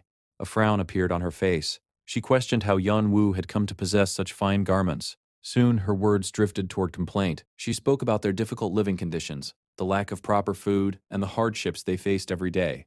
Beside her, Siwu quietly raised her hands. Blisters covered her skin. In a small but honest voice, she explained that she had been working in the fields. The sight alone spoke volumes. In that moment, the harsh reality of the underworld became impossible to ignore. The air remained heavy with smoke. The sky above was never clear or blue. Instead, a dull gray haze hung endlessly overhead, creating a suffocating atmosphere that weighed on everything around them. Despite all of this, Siwu looked toward Yan Wu with hopeful eyes. She quietly asked whether they could come and live with her instead. The question caught Yan Wu off guard. Her thoughts immediately became tangled. Carefully choosing her words, she admitted that she could not make such a decision on her own. Before she could continue, her mother interrupted. She told Siwu not to place additional burdens on Yan Wu. After all, Yan Wu herself was still relying on someone else's generosity. The firm response immediately drew a line between hope and reality. Yet almost as quickly, her mother's expression softened. Her voice became gentler and more persuasive. She asked whether Yan Wu could bring supplies during her next visit. Food and necessities were running low, and life had become increasingly difficult. She even suggested speaking with the man who had helped her, implying that someone so kind might be willing to offer assistance. Faced with the request, Yan Wu found herself speechless. Then her mother pulled her into a tight embrace. Quietly, she apologized for having to depend on her this way. The weight of those words lingered heavily in the room. Everyone else remained silent. It felt as though they all understood exactly what was happening but chose not to acknowledge it aloud. In the end, Yanwu gently reassured her. She promised that she would speak to him. Even as she said the words, she felt the burden settling more heavily onto her shoulders. Eventually, it was time to leave. Her mother noticed immediately and asked why she was departing so soon. Yanwu simply explained that someone was waiting for her. Accepting the explanation, her mother nodded. However, just as Yanwu began to walk away, her mother called her back. She asked whether she was forgetting something. After a brief pause, Yanwu returned. Without hesitation, she stepped forward and embraced her mother. The hug felt strangely hollow, more obligation than comfort. As they stood together, her mother softly reminded her that she was the only person the family could truly rely upon. Yanwu closed her eyes for a moment. Then she promised that she would do her best. As she walked away, those words echoed repeatedly in her mind. She had to protect her family, no matter what. At the same time, another thought burned just as strongly within her. She also had to protect herself from Hojo. Lost in those thoughts, she continued walking until a hand suddenly grabbed hers from behind. Her entire body tensed. She quickly turned around, her heart racing. Then she saw who it was. Sarim. Almost instantly, the tension left her body. Relief replaced it. Sarim studied her carefully. Her gaze was calm but observant. She asked whether something was wrong, noting that Yanwu looked deeply unsettled. Yanwu slowly exhaled. She admitted that she had been unable to find Sarim earlier and wondered whether her emotions had truly been that obvious. Sarim apologized softly, explaining that she may not have noticed sooner. After a brief pause, she asked a simple question. Had Yanwu eaten yet? The question caught her by surprise. Only then did Yanwu realize that she had not eaten at all. Sarim suggested visiting a restaurant she liked, a buchim restaurant. She spoke so casually that it sounded as though the decision had already been made. Although uncertain, Yanwu eventually nodded and agreed. The two headed off together. Along the way, Sarim suggested visiting the market afterward, believing it might help Yanwu relax. Hearing this, Yanwu quietly wondered when she had ever mentioned liking buchim in the first place. Still, she chose not to question it. When they arrived, Sarim offered a small warning. The restaurant could be somewhat chaotic, so Yanwu should not be surprised by the atmosphere. Just before they entered, another figure appeared. It was Dehi. Greeting them with a composed smile, she immediately shifted the mood. Her attention settled on Yanwu. Noting that she had come out alone today, Dehi asked a few questions. Sarim answered briefly. Dehi then turned her full attention toward Yanwu and praised her previous performance. She described it as unique and unlike anything else. However, there was a hidden meaning beneath her words. She remarked that Hua often enjoyed things that were new and unusual, though his interest rarely lasted long. Quietly, she expressed hope that Yanwu would be able to hold his attention for as long as possible. The implication was impossible to miss. Soon afterward, Dehi questioned their choice of restaurant, subtly suggesting that such a place was beneath women of their standing. Behind her, several women let out amused laughs. Yanwu noticed the reaction immediately. Dehi offered to escort them somewhere more elegant and refined instead. Politely, Yanwu declined. She explained that she wanted to try the place Sarim had recommended. When Dehi shifted her attention towards Sarim and made a dismissive remark, Yanwu intervened. Without raising her voice, she made one thing perfectly clear. Sarim was important to her. Those simple words changed the atmosphere instantly. Later, after they had finished eating, Yanwu sincerely expressed how much she enjoyed the meal. Sarim remained silent for a moment. Then she thanked Yanwu. She explained that she was grateful for how Yanwu had handled the earlier situation. Yanwu reassured her that she had not done it out of obligation. She had spoken honestly. The answer clearly affected Sarim. Without warning, she stepped forward and hugged Yanwu tightly. The gesture was unexpected but heartfelt. In a quiet yet unwavering voice, she pledged her loyalty. For a brief moment, the atmosphere felt warm and peaceful. Unfortunately, it did not last. A group of men approached. Their arrival immediately shattered the calm. Their comments were intrusive, disrespectful, and inappropriate. Sensing trouble, Sarim attempted to leave with Yanwu before the situation could escalate. However, one of the men suddenly reached out and grabbed her arm. Sarim cried out in pain as his grip tightened around her wrist. Yanwu reacted instantly. Raising her voice, she demanded that the man release Sarim immediately.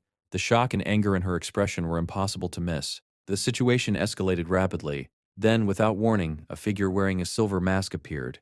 Everything stopped. One of the men immediately stepped forward, his face twisted with irritation and anger. In a loud, aggressive voice, he demanded to know who the masked stranger was. Another man did not even bother asking questions. Instead, he hurled an insult and charged forward, raising his fist. He demanded to know what the masked man thought he was doing by interfering. His attack failed completely. Not only did he miss, but he also lost his balance and crashed face first onto the ground in an embarrassing display. The atmosphere changed instantly.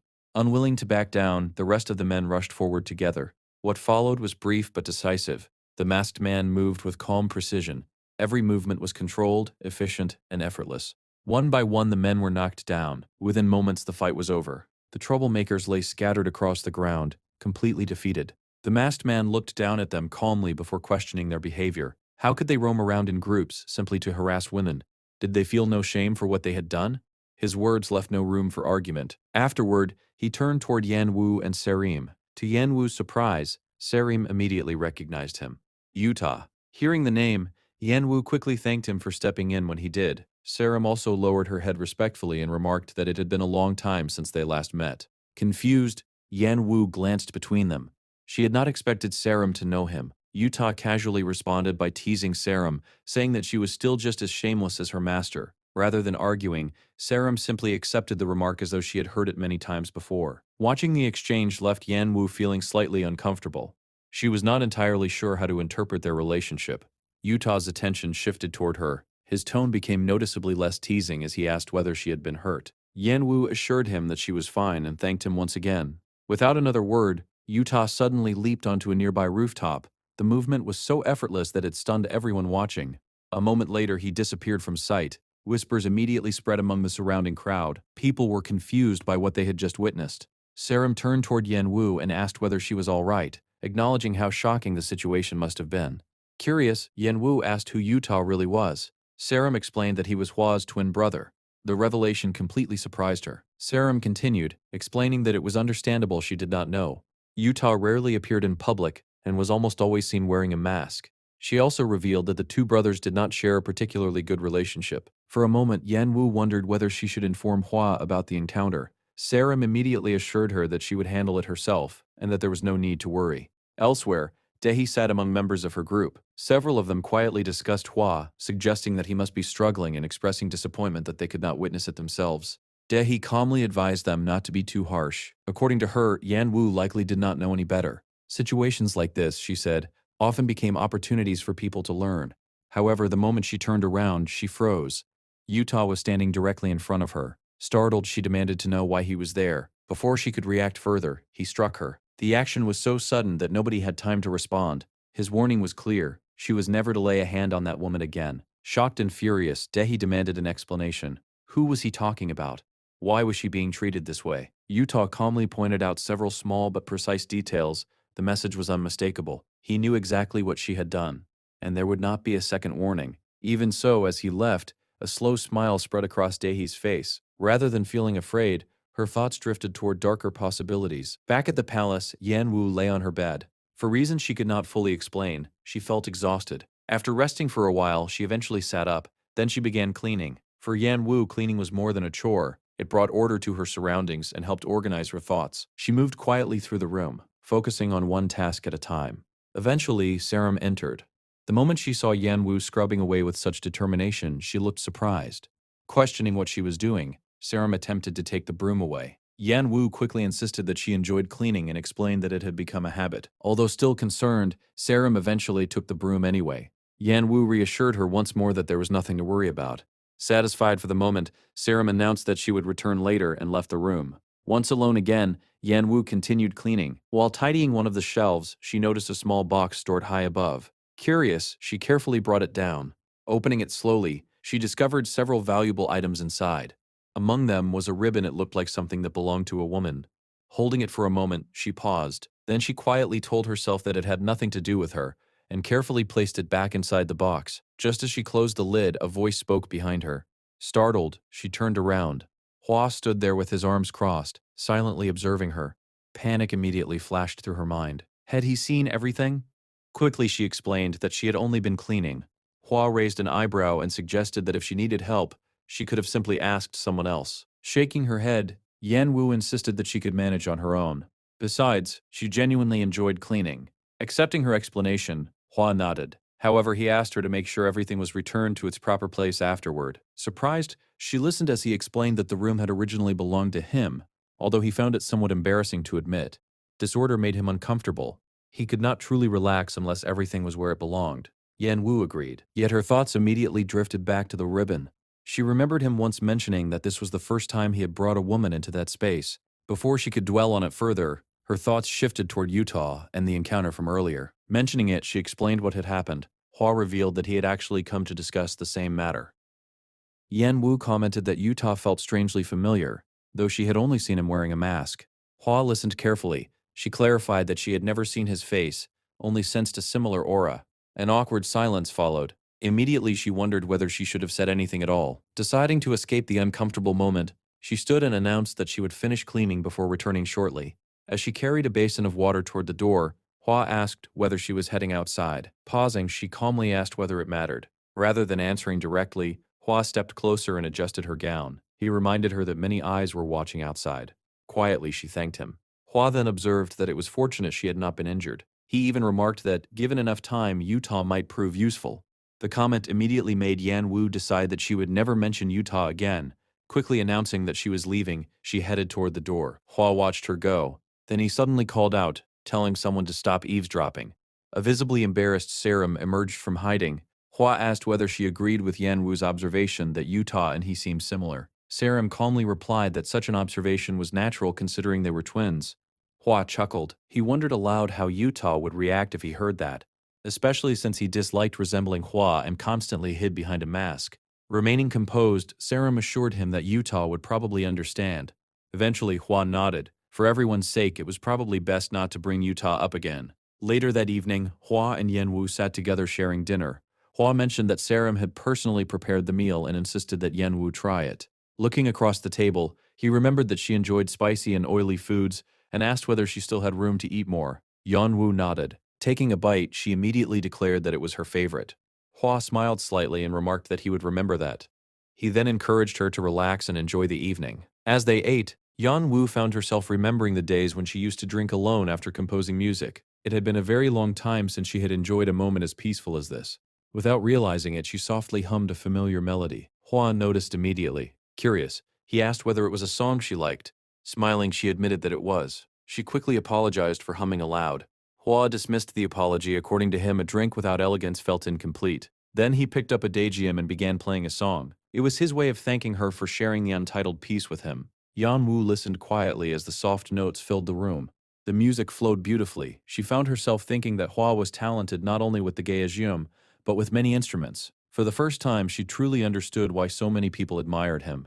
As she listened, another thought surfaced. Hua enjoyed trying new things, but perhaps he also became bored quickly. Lost in thought, she accidentally spoke the concern aloud. The moment the words left her mouth, Hua stopped playing. Looking directly at her, he asked how she could possibly say something like that. Horrified, Yan Wu immediately covered her mouth. She had not meant to say it aloud. Quickly, she reassured him that she had not intended any offense. Standing up, she began listing all of his positive qualities instead. She praised his kindness, his skill with instruments, his attentiveness, and the way he cared for her family. As she spoke, Hua watched her carefully. Meanwhile, Yan Wu grew increasingly aware of her own words. A mixture of surprise, gratitude, and nervousness swirled inside her. She realized just how much she appreciated him. The room gradually fell silent. Then Hua suddenly moved closer. His face drew nearer to hers. Yan Wu looked up in surprise. For a brief moment, the atmosphere felt intimate. Then Hua reached toward her lips. Her heart nearly stopped. A second later, he held up a tiny crumb. Apparently, it had been stuck there the entire time. Frowning, Yan Wu thought he could have simply told her. Still, she quietly thanked him. A small smirk appeared on Hua's face. Glancing outside, he remarked that it had grown late and suggested they call it a night. Yan Wu agreed. As she prepared to leave, Hua sighed dramatically and commented that it was a shame for the evening to end so soon. She laughed softly. According to him, time always seemed to pass far too quickly whenever they were together. Smiling, Yan Wu wished him good night before returning to her room. Lying on her bed, she found herself unable to sleep. Her thoughts refused to settle. The memory of how close Hua had been lingered in her mind. More than anything, she wanted to understand what these growing feelings meant. The next morning, Hojo rode toward Hua's residence in his chariot. Along the way, he recalled a recent conversation with Lord Zhang Gong. His birthday celebration was approaching, and Hua had been invited to attend. Muttering to himself, Hojo questioned why he had to see Hua so early in the day. By the time he reached the palace gates, his mood had only worsened. The guards immediately bowed. When they explained that Hua was not currently present, Hojo interrupted them before they could finish. Furious, he demanded to know why they expected him to wait without any indication of when Hua would return. Terrified, the guards hurriedly apologized. They explained that they had only intended to inform him of the situation. Hojo waved off the explanation. Then he asked whether anyone else remained inside the residence. Moments later he gave a direct order, "Take him to Yan Wu." His determination to see her was unmistakable. Inside the residence, Yan Wu woke to a commotion outside. Still half asleep, she rubbed her eyes and wondered what was happening. Calling for Sarum, she asked whether something was wrong. Then a familiar voice cut through the noise. A wide smile appeared before her. "Hojo. I came to the right place after all," he said cheerfully. The moment she saw him, shock surged through her mind. What was he doing here? Sarim cried out immediately, urging Yan Wu to go back inside. However, Hojo continued pushing forward. Several maids rushed to steady Sarim, preventing her from falling. Furious, Yan Wu stepped forward and confronted him. She shouted that this was someone's home and that even though he was Lord Hojo, he could not simply enter whenever he pleased. To her surprise, he smiled. Rather than taking offense, he seemed delighted that she recognized him. Watching his reaction, Yan Wu could only think that he was acting like a complete creep. Did any of this even matter to him? She warned him again that this was Hua's residence and that barging in without permission violated the rules. Hojo placed a hand on his head and muttered about Hua's strict laws. Then he casually mentioned that he had heard she had only recently arrived in the underworld. According to him, it was impressive that she already understood the rules so well. Before she could react, he suddenly took her hand. Looking directly into her eyes, he complimented her skill with the Gaiagium. Then he revealed the real reason he had come. His birthday banquet was approaching, and he wanted her to perform there. He emphasized how remarkable the event would be and how powerful her performance could become. The moment he spoke, Yan Wu's thoughts spiraled. Memories flooded back. She remembered being imprisoned. She remembered the people he had murdered. She remembered her family. After everything he had done to her, he was standing there asking her to perform for him. The absurdity of it made her blood boil. Firmly, she told him to let go of her hand. The refusal clearly surprised him. Demanding an answer, he insisted that she could not simply reject a royal invitation. Frustration and anger exploded inside her. Without hesitation, she struck him. Her fist connected with his face as she repeated her demand for him to let go. The entire courtyard fell silent. The tension between them became overwhelming. Her courage and defiance collided directly with his authority and arrogance, creating a moment filled with danger and unresolved hostility. Hojo stood frozen. Slowly, he touched his cheek. Then, to everyone's astonishment, he burst out laughing. He seemed genuinely amazed that someone would dare strike him after learning his identity. Yan Wu immediately tried to pull back. Carefully, she explained that it had been a mistake and pointed out that if he had released her hand when she asked, none of this would have happened. Hojo considered her words. Admitting that she had a point, he then asked whether that somehow justified injuring him. Yan Wu offered no direct answer still. Hojo seemed to understand the meaning behind her silence. If he was injured, then he could not simply ignore her anymore. Before she could react, he stepped closer and suddenly pulled her into an embrace. At the same time, he loudly ordered the guards to arrest the criminal who had injured a member of the royal family. Sarim immediately protested. She insisted that such a thing could not happen. The guards ignored her. They followed Hojo's command without hesitation. As the situation spiraled further out of control, Yan Wu could not help wondering whether everything truly had to end this way. Then, another voice cut through the chaos. Turning around, she saw Hua. His arrival immediately changed the atmosphere. Hojo wasted no time. Pointing toward Yan Wu, he declared that Hua's lover had assaulted him and that he intended to take her away for punishment. Unlike everyone else, Hua remained completely calm. Rather than addressing the accusation immediately, he began asking questions. Why had Hojo's private soldiers entered his residence without permission? Why were they standing in the backyard instead of the reception hall? And why had Hojo been grabbing Yan Wu's wrist in the first place? The questions only made Hojo angrier. Grabbing Hua's clothing, he called him insolent. Hua remained unshaken. He calmly pointed out the trespassing, the harassment, and the possibility of rumors spreading throughout the underworld. Amused despite himself, Hojo remarked on Hua's sharp tongue and demanded to know what he was suggesting. Hua simply replied that if Hojo left immediately, everyone could pretend nothing had happened. For a moment, silence hung in the air. Then Hojo laughed. He admitted that Hua had trapped him in a clever position. Eventually, he agreed, but only under one condition. At his birthday banquet, he wanted to hear Yan Wu play the Gaiagium. After some consideration, Hua accepted. Satisfied, Hojo finally allowed the matter to rest, at least for the time being. The conversation continued. Hua questioned why Hojo suddenly seemed interested in Yan Wu's music. Hojo explained that rumors of her extraordinary performance had spread throughout the underworld. Naturally, he wanted to witness it himself. He then asked whether Hua would allow her to accompany him. Hua immediately corrected him. Yan Wu was not his servant. She was his lover. Any decision would be hers alone. Standing quietly nearby, Yan Wu felt only one thing. She never wanted to see Hojo again. However, she also understood that refusing him outright would create problems for Hua. That was something she could not allow. In the end, she agreed to attend the banquet. but only under one condition. She stated her terms clearly. Later, Hojo was seen walking through his palace early in the morning. His fiancée Vivian noticed his unusually good mood and asked why he had returned so early. As he passed by, she silently wondered whether he had finally lost his mind. Meanwhile, Hojo's attention shifted toward a large portrait hanging nearby. Looking up at it, he muttered that he finally remembered where he had seen Yan Wu before. A faint look of recognition crossed his face. The memory lingered, mixed with irritation and curiosity. Later that evening, Yan Wu sat quietly beneath the night sky. Her thoughts remained fixed on the upcoming banquet. She questioned whether agreeing to perform had been a mistake. Perhaps she should have refused. As she wrestled with her thoughts, a voice called out behind her. Turning around, she saw Hua approaching. He carried a bowl and a container of ointment. Taking his seat beside her, he carefully applied medicine to her injury. After examining it, he remarked that the bruise looked worse than he expected. Even with treatment, a mark might remain. Then, with a hint of dry humor, he observed that things could have turned out far worse considering how close she had come to being dragged into serious trouble. He also apologized for the chaos that had unfolded earlier. Yan Wu lowered her eyes. Privately, she admitted to herself that fear had influenced her actions more than she wanted to admit. Trying to ease the tension, she brushed off his concerns. However, Hua had another question. He pointed out that the incident with Hojo was only their second meeting. At first, she did not understand why he mentioned it. Then he explained. After speaking with Lord Zhonggong, he had learned from Saram about the day Yan Wu returned home early and how Hojo had been seen near her. At the time, he had chosen not to press the issue because she seemed unwilling to discuss it. Now, however, things were different. Seeing her injured made it impossible to ignore. Quietly, he asked whether Hojo had been the reason she looked so pale that day. Yan Wu looked down. There was no point denying it anymore. Softly, she admitted the truth. She explained everything. How Hojo had mocked her. How she had chosen not to mention it because she never expected to see him again. And certainly never expected him to show up at her home. As she spoke, she reflected on how foolish she had been. She truly believed that their first encounter would also be their last. Even knowing how reckless Hojo was, she had underestimated him. She confessed that after refusing his demand to perform, he had attempted to use force. She had tried to handle everything herself. Instead, she ended up creating trouble for Hua as well. Listening to her story filled Hua with anger. Still, he kept his expression controlled.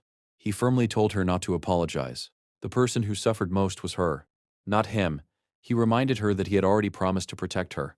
No matter what happened, she could rely on him. The reassurance filled her with relief. Standing up, she thanked him sincerely. Then a small smile appeared. Admitting it felt somewhat satisfying, she revealed that she was still pleased about slapping Hojo. Hua laughed. He congratulated her on the achievement. Then he casually admitted that perhaps he had let Hojo leave too easily. Part of him was tempted to go back and hit him again. Alarmed, Yan Wu immediately grabbed his arm and insisted that enough was enough. She reminded him of the condition she had forced Hojo to accept. He would never enter Hua's residence like that again. Furthermore, this birthday banquet would be both her first and last. Hojo had agreed and sworn to honor those terms. Hua's expression darkened slightly. He warned her that she still did not fully understand how dangerous Hojo truly was. According to him, Hojo was impulsive, unpredictable, and capable of changing his attitude in an instant. His promises could not be trusted completely. Taking her hand gently, Hua urged her to avoid Hojo whenever possible. Regardless of what happened, he would protect her. After a moment of hesitation, Yan Wu finally shared something she had never openly admitted. Hojo reminded her of her former husband, not only in appearance but also in personality. That similarity terrified her. She remembered being locked away out of jealousy. She remembered watching people around her suffer while she remained powerless to stop it. But this time was different. This time she was keeping the promises she had made to herself. Hua listened carefully. Then he assured her that she was no longer fighting alone. They would face it together. Eventually, the day of the banquet arrived. Elsewhere, Hojo reflected that everything was proceeding smoothly. Unlike before, he was no longer facing the situation alone. The pieces had already been set into motion. Now all that remained was to see how events unfolded. Meanwhile, Hua and Yan Wu walked together through a grand hallway. Both were dressed elegantly as they approached the banquet hall. At the far end, Hojo announced the arrival of his honored guests. Hua offered formal congratulations on his birthday. Hojo immediately dismissed them as insincere. Instead, he asked whether all preparations had been completed. His attention remained fixed on Yan Wu. Soon, a Gaijium was placed before her. Carefully, she took her position. As Hojo watched, he noticed something different about her. For some reason, she looked as though she might burst into tears at any moment. Yet her eyes remained fixed on him. Curious and expectant, he waited to see how she would entertain him. Earlier, before the performance, Hua had noticed her discomfort. When he asked if she was all right, she admitted that no matter how resilient a person might be, Performing for someone they disliked was never easy. Before she could continue, Hua interrupted. Rather than thinking of Hojo, he told her to imagine she was performing for him. Back in the present, she remembered those words. Somehow, they brought her comfort. Taking a slow breath, she began. First, she thanked everyone for inviting her to such a special occasion. Then she dedicated the performance to Hojo's birthday. Privately, however, she acknowledged a different truth. The piece she was about to play had originally been written with anger toward him. Silently, she prayed that he would not look at her the way he once had. The music began. As the notes flowed through the hall, Hojo's expression gradually changed. Something within the performance disturbed him. Beside him, Vivian stood and asked whether he was all right. Without thinking, he brushed her hand away. The emotion stirred by the music had consumed his attention. Yanwu continued playing. Despite the anger and scrutiny directed at her, she never faltered. The song continued until the final note faded. Then she stood. The room erupted into applause. Later that evening, Hua praised her performance. He admitted that he had worried about her. Apparently, he had worried for nothing. Yanwu smiled. She told him that she had followed his advice. Throughout the entire performance, she imagined that she was playing for him rather than Hojo. His support had given her the courage to continue. After thanking him sincerely, she immediately wondered if her words had sounded too much like a confession. That had not been her intention. She only wanted him to know how much strength he had given her. A cool wind swept through the evening air. Noticing it, Hua suggested that they head inside. Yanwu hesitated. The performance was over. Yet one concern remained. Hojo could still be somewhere nearby. Noticing the change in Yanwu's expression, Hua offered to fetch a quilt for her. She agreed and remained seated on the grass, quietly reflecting on their earlier conversation. At least, she thought, her words had not sounded too burdensome. Just then, someone greeted her from behind. Surprised, she turned around. Unsure of who it was, she politely returned the greeting. Before she could react any further, the stranger suddenly shoved her to the ground. Startled, Yanwu cried out and demanded to know what he was doing. The man stared down at her with fury burning in his eyes. Then he asked a question that left her completely stunned. "Are you the bride of the god of death?" For a moment, Yanwu could only stare. The accusation, combined with the sudden attack, left her frozen. In an instant, the peaceful evening she had been sharing with Hua vanished and was replaced by danger. Her heart raced as she struggled to understand what was happening. The man, identified as Hyansa, continued his accusations. Confused, Yanwu demanded to know what he meant. Hyansa refused to hold back. He accused her of pretending and insisted that being the bride of the god of death was the true reason Hua had accepted her. As he spoke, his grip tightened around her throat. The pressure grew stronger. Breathing became difficult. With every passing second, panic rose inside her. Hyansa continued ranting, claiming that Hua intended to use her to obtain the full power of the god of death. He even suggested that Hua planned to replace Lord Hojo himself. Yanwu could barely process his words. Her vision blurred. Air no longer reached her lungs. The situation became more dangerous by the second. Then everything changed. A powerful punch crashed directly into Hyansa's face. The force sent him flying across the ground. Yanwu immediately recognized the person who had intervened. It was Hua. Hyansa wiped the blood from his mouth and glared at him. Demanding an explanation, he questioned why Hua had attacked him. Instead of responding verbally, Hua struck him with a spell. The attack forced Hyansa backward. However, rather than retreating, Hyansa suddenly revealed the source of his confidence. His guardian spirit was a snake, and among all snake spirits, he claimed the pit viper was one of the deadliest. He explained that once he activated its power, venom spread throughout his entire body. Had Hua remained in contact with him any longer, his arm would have begun rotting away. Worse still, Hyansa claimed the poison would continue spreading unless the infected limb was removed. With a mocking grin, he questioned whether the mighty black wolf was truly as powerful as everyone believed. Hearing this, Yanwu felt a wave of shock, but Hua's response was simple. "This is nothing." Before Hyansa could react, Hua punched him again. The blow slammed him into the ground. Then Hua calmly declared that before he ever considered cutting off his own arm, he would simply kill Hyansa instead. Did Hyansa truly think he was so incompetent that he could not handle a little poison? For the first time, Hyansa looked uncertain. Recovering quickly, he cast another spell and launched a fresh attack. Very well. If Hua wished to be stubborn, then Hyansa would enjoy watching the poison slowly destroy him. The battle resumed. Yet despite Hyansa's confidence, Hua completely reversed the situation. Within moments he had him pinned to the ground by the neck. The fight was over. Yanwu cried out in alarm. Then she suddenly felt a tap on her shoulder. Turning around, she found Hojo standing behind her. Immediately, everyone's attention shifted toward him. With a calm smile, Hojo suggested that perhaps the festive atmosphere had caused the snake spirit to make several foolish mistakes while intoxicated. He offered an apology on Hyansa's behalf. Then he remarked that both Hua and Yanwu appeared quite startled. Hua ignored the attempt at diplomacy and looked ready to continue the fight. Seeing this, Yan Wu desperately called out to him. She begged him to stop. At this rate, before she could finish speaking, Hua suddenly lifted her into his arms. Carrying her effortlessly, he turned toward Hojo. His voice remained cold and controlled. "You should take responsibility for the incident your subordinate caused today." Hojo's smile widened. "I will handle it personally," he replied. Without another word, Hua carried Yan Wu away. Looking up at him, she softly called his name. She tried to assure him that she was fine. Hua said nothing. His silence made it clear that he was far more upset than he wished to show. As a result, she chose not to speak further while he carried her toward the carriage. Nearby, Sarum welcomed them back. Once they returned to the mansion, Yan Wu explained everything that had happened.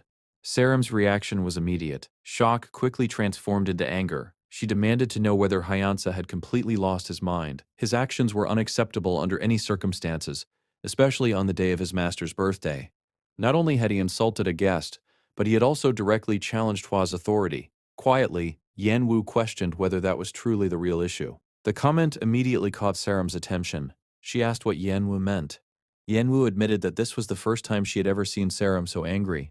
The realization made her wonder whether she had caused trouble for everyone.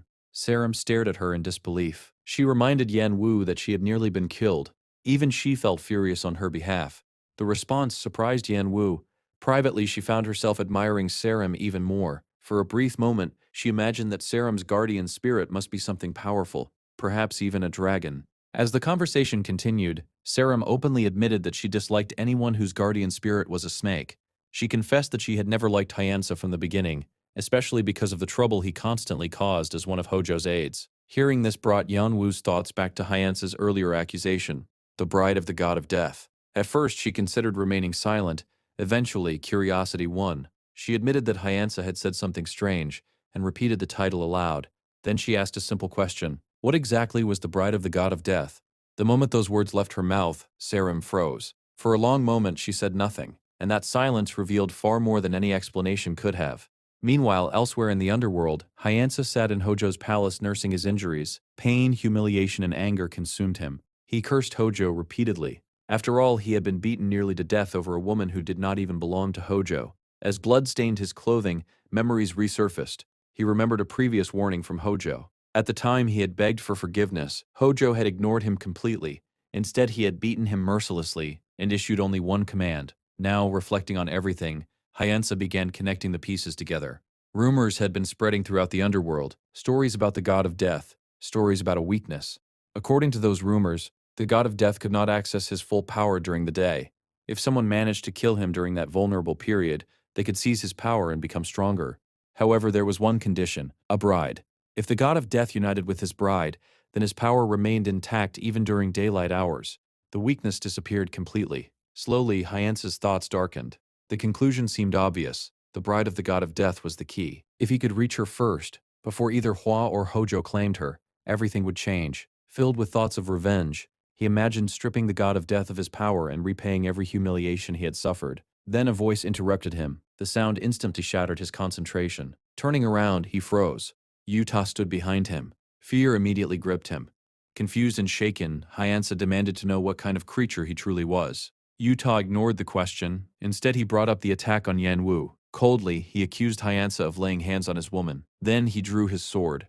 Hyansa immediately tried to deny everything. He never finished. The blade pierced straight through his body. He screamed. Yet moments later, confusion replaced his fear. Touching his chest, he discovered no wound.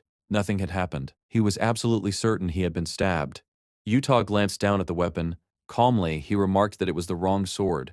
This blade, he explained, could not kill someone who was already dead. The statement stunned Hyansa. Then he noticed something else. Yuta was casting a spell. 4 spirits appeared around him. Not ordinary spirits. Black spirits. At that moment, realization struck. This was not merely Hua's brother. This was the god of death himself. Yuta's expression turned frighteningly cold. He entrusted Hyansa to the black spirits. If Hyansa was lucky, he might survive. If he was unlucky, he would beg for death long before the end. The spell activated. Immediately, Hyansa began screaming. He begged for mercy. He apologized. He swore never to touch Yan Wu again. None of it mattered. Yuta remained completely expressionless. Watching the punishment unfold, he calmly remarked that Hyansa should never have done it in the first place. The scene ended there. Back at Hua's mansion, Yan Wu expressed her heartfelt gratitude. Without Hua's intervention, she truly did not know what would have happened to her. Before she could finish speaking, Hua suddenly pulled her into an embrace. Immediately, she noticed something alarming. His body felt incredibly hot. Panic spread through her. Calling for serum, she demanded that a doctor be summoned at once. However, Hua refused. Again and again, he insisted that no doctor be called. Even as Yanwu tried explaining how serious his condition seemed, he continued refusing. Eventually, Hua was helped inside and laid down to rest. Yen Wu remained beside him. When Sarum suggested that the servants take over and encouraged her to rest as well, she refused. She wanted to stay. Seeing her determination, Sarum accepted her decision. She instructed the other maids to return to their duties. Besides, she suspected Hua would prefer having Yan Wu nearby. Soon they were alone. Yan Wu soaked a cloth in cool water and gently placed it on Hua's forehead. Quietly, she scolded him for being reckless. Then she took his hand. Overcome with emotion, she pressed a soft kiss against it. Fear tightened her chest. The thought of something happening to him because of her was unbearable. Just as she began speaking, she felt movement. Hua's fingers shifted. A moment later, his hand brushed gently against her hair. The room fell silent. Realizing he was awake, Yan Wu immediately leaned closer. She explained that she had honored his request and had not called a doctor. Still, if he was in pain, she would summon one immediately. Hua stopped her. Instead, he focused on her face. Then he asked a simple question. Why was she crying? Gently, he wiped away the tears gathered in her eyes. Embarrassed, Yan Wu denied it immediately. Hua smiled softly. Perhaps he had been mistaken. For a moment, he truly thought he had seen tears. The familiar kindness in his voice reminded her that this was exactly who he was. After a short pause, Hua admitted that he needed more rest. Before he could retreat into silence again, Yan Wu suddenly scolded him. She told him never to act so recklessly again. The thought of losing him had terrified her. Without realizing it, she repeated many of the same words he had once used on her. Hua listened quietly, then he admitted something of his own. When he thought something had happened to her, he could see nothing else. Nothing mattered except reaching her. Even if he had looked foolish in the process, he had still managed to protect her. A small smile appeared on his face. Then he asked her a simple question. Surely he could be forgiven for at least that much. As the emotional moment between them deepened, Hua gently pulled Yen Wu closer. Without another word, they shared a kiss. Overwhelmed by everything she had been feeling, Yan Wu finally admitted the truth. She liked him. Gathering her courage, she asked whether he felt the same way. Hua's answer was indirect, but the meaning was unmistakable. According to him, she already knew the answer. Eventually, the night passed. When morning arrived, Yan Wu slowly opened her eyes. For a moment, she stared at the unfamiliar surroundings. Then realization struck. She was in Hua's room. Startled, she sat upright and immediately questioned how she had ended up there. As memories of the previous night returned, her face warmed. After taking care of him, they had kissed. Had she fallen asleep immediately afterward? Looking around, she noticed that Hua was nowhere to be seen. This made her wonder whether he had already recovered. Just then, voices drifted in from outside. Recognizing them, she realized Hua and Sarum were speaking nearby. Sarum explained that she had completed the task he had instructed her to handle. Hua acknowledged her efforts. Then the conversation shifted. Sarum mentioned that Yan Wu had asked about the bride of the god of death. She admitted that she had pretended not to know anything and asked what they should do moving forward. Hua was silent for a moment, then he answered, it was not yet time. Until he was absolutely certain nothing regarding that matter could be revealed to Yan Wu. Furthermore, he added that it would be troublesome if she left before then. Hearing those words sent a chill through Yan Wu. She froze. Questions immediately flooded her mind. Why was Hua speaking about her like that? What exactly was he hiding? Outside, unaware that she had overheard everything, Sarum remarked that Yan Wu would likely wake soon. As Hua approached the door, he instructed Sarum to continue watching over her closely and to report everything, no matter how insignificant it seemed. Sarum agreed without hesitation. Just before opening the door, Hua paused. For a brief moment, he sensed something was wrong. He dismissed it, suggesting it was probably just the servants beginning their work for the day. Inside the room, Yan Wu hurried into a corner. Her thoughts spiraled. The bride of the god of death. What did it mean? Why was Hua trying to confirm something about her? The more she thought about it, the more her doubts grew. She replayed the previous night repeatedly in her mind. Had their feelings been genuine, or had she misunderstood everything? The uncertainty was painful. Suddenly, a knock sounded at the door. Moments later, Hua entered. Seeing her awake, he asked when she had returned to her own room. Yan Wu hesitated. She remembered waking in his room and quietly explained that she had left because she did not want him to see her first thing in the morning. Hua nodded in understanding. Then he thanked her for taking care of him throughout the night. Yan Wu listened silently. Even as he spoke kindly to her, the questions she had overheard continued echoing in her mind. Relief and doubt battled within her. No matter how much she wanted to trust him, uncertainty had already taken root. Hua raised his healed hand and waved it lightly in front of her face. The improvement was obvious. He credited her care for his recovery. Yan Wu agreed that he looked much better. Hua then remarked that he owed her a considerable debt. The statement confused her. Part of her wondered whether he truly remembered everything from the previous night. Noticing her strange expression, he asked whether she was feeling unwell. Quickly, she reassured him that she was merely tired and distracted from waking up. Trying to redirect the conversation, she asked where he had been. Hua explained that he had gone for an early morning walk to enjoy the dawn. She nodded and reminded him not to push himself too hard. His body might still be recovering. As she observed him, a suspicion lingered. Perhaps he really was hiding something. Yet even if that were true, she felt powerless to do anything about it. She had nowhere else to go. At that moment, Hua noticed something. There was blood on her thumb. The memory of the conversation she had overheard immediately resurfaced. Instinctively, she pulled her hand away. The reaction surprised him. Yan Wu quickly apologized and explained that she had simply been startled. Hua shrugged lightly. According to him, she was not the only one who had been surprised. After a brief pause, he suggested she rest and quietly excused himself. The door closed behind him. Later, Yan Wu sat alone on a balcony. The morning's events replayed endlessly in her mind. She remembered pulling away from him. The image made her cringe. He must have been shocked. Still, she reminded herself that whether he was hiding something or not, her situation remained the same. The contract between them proved how much he was willing to sacrifice. He had even endangered himself because of her. As her thoughts wandered, something brushed against her foot. Looking down, she spotted a small fox. Surprised, she picked it up. At first, she assumed it was a puppy. The tiny creature looked harmless and adorable. Smiling softly, she held it in her hands while continuing to think about the complicated bond she shared with Hua. A moment later, Saram arrived. The instant she saw the animal, she let out a frustrated sigh. Apparently, this was not the first time such a thing had happened. Walking over, she picked up the creature and muttered that it would forget everything later anyway. Her words immediately confused Yan Wu. Wondering whether Saram was talking to the puppy, she looked closer. That was when Saram explained the truth. The puppy was Soho.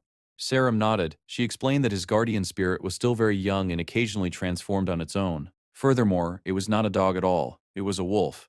The revelation only made the situation stranger. Saram then warned her to pretend she knew nothing whenever Soho was around. Otherwise, he would be deeply embarrassed. The entire situation felt oddly amusing. For the first time all morning, Yan Wu found herself smiling. Curious, she reached out and gently touched the tiny wolf. It was her first time seeing a guardian spirit up close. To her surprise, it looked no different from an ordinary animal.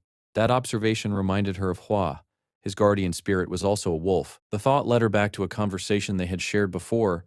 Hua once mentioned that he had visited the upper grounds as a child, only for his guardian spirit to lose control and drag him away. Remembering that story, she asked whether possessing a guardian spirit made it possible to travel to the upper grounds. The answer came immediately. No.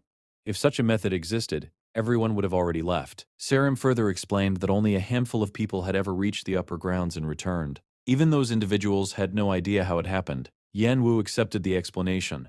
Then she asked another question. Had anyone from the upper grounds ever gained a guardian spirit? Saram began answering, then suddenly stopped. Instead, she narrowed her eyes and asked why Yan Wu was so interested in the subject. The atmosphere shifted immediately. Caught off guard, Yan Wu struggled to respond. Then Saram asked a more direct question. Did she want to return to the upper grounds? Privately, Saram worried about the complications that would arise if she did. Sensing the danger in the conversation, Yan Wu quickly claimed it was only curiosity.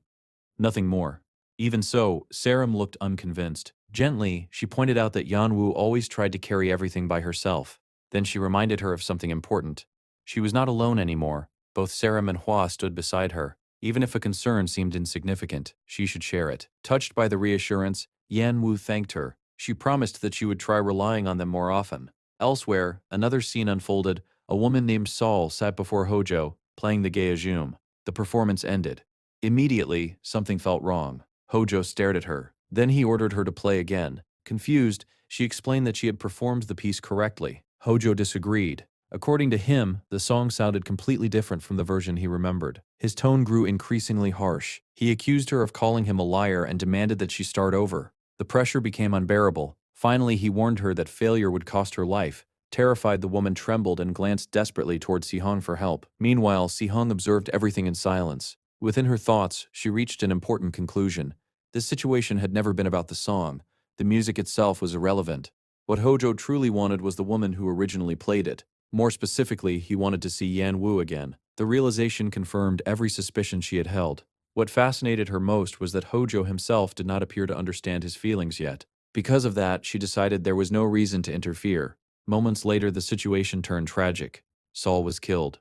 Despite the brutality, Si-hong smiled. The expression immediately drew Hojo's attention. Questioning her reaction, he demanded an explanation. Quickly recovering, she apologized and claimed she had simply been smiling because of his dignified appearance. Hojo found the answer unpleasant. The conversation ended with a single command: find the woman capable of playing the untitled piece. Bring her to him. Back at Hua's residence, Soho and Sim stood before him and bowed. They had been summoned. While they waited, Sarum kept staring at Soho. The attention made him uncomfortable. Eventually, she remarked that he had returned to his original form and commented that he looked particularly adorable today. The teasing immediately irritated him. He complained that it was not his fault. Before the argument could continue, Hua interrupted and stopped Sarum from tormenting him further. The mood shifted. Hua then asked whether they had learned anything about Hyansa. Soho explained that Hyansa had been interrogated and released shortly afterward. However, because Hojo had personally dealt with him, he now appeared mentally unstable. The information made Hua pause. Someone like Hojo, who rarely cared about anyone, had been acting strangely whenever Yan Wu was involved. It felt as though a crucial piece of the puzzle was still missing. Then Soho revealed something else. After his release, Hyansa had begun spreading bizarre stories. According to him, he had met the god of death. More importantly, he claimed that the reason Hua was keeping a woman in his house was because she was the bride of the god of death. The statement instantly darkened Hua's expression. Anger flashed across his face. Sarum reacted just as strongly. Only after Hua calmed her down did the room return to silence. Yet the accusation lingered in everyone's minds. Because if Hyansa's words contained even a fragment of truth, then the mystery surrounding Yan Wu was far greater than anyone had imagined. Despite Hua's explanation, the concern in the room did not disappear. Sarum immediately pointed out the real problem. If the rumor about the bride of the god of death continued spreading, Yan Wu would be placed in serious danger. There was a reason they had kept everything secret. Until they knew the truth, they did not want her suffering because of something that might ultimately prove false. After thinking for a moment, Hua decided that the best option was to observe the situation. He doubted anyone would take Hyansa's claim seriously. His confidence confused Soho. In response, Soho explained that Hyansa was no longer considered reliable. Ever since leaving prison, his condition had become deeply disturbing. Sometimes he repeatedly smashed his own head against walls until he bled. Other times he clawed at his skin until it tore open.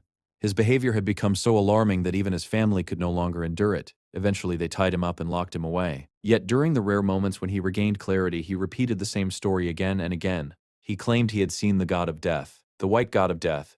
At that point, Hua finally revealed what had really happened. Utah was responsible. He had given Hyansa's soul to the black spirits. When Soho asked how such a thing was possible, Hua explained, the soul and body were meant to remain together until death. Separating them violated the natural order. The black spirits, however, existed outside those rules. Whether a soul devoured a spirit or a spirit devoured a soul, the outcome was always catastrophic.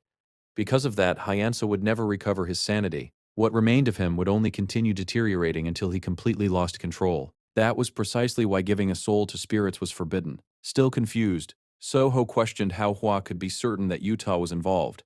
Hua calmly explained that at dawn he had sensed spirits where no spirits should have been. Only gods of death could control them. Since Hua himself had been incapacitated by poison at the time, there was only one possible answer. Utah had done it. Even so, the realization frustrated him. Why would Utah commit such a dangerous act? Elsewhere, the rumor continued spreading through the city. Every retelling made the story more frightening.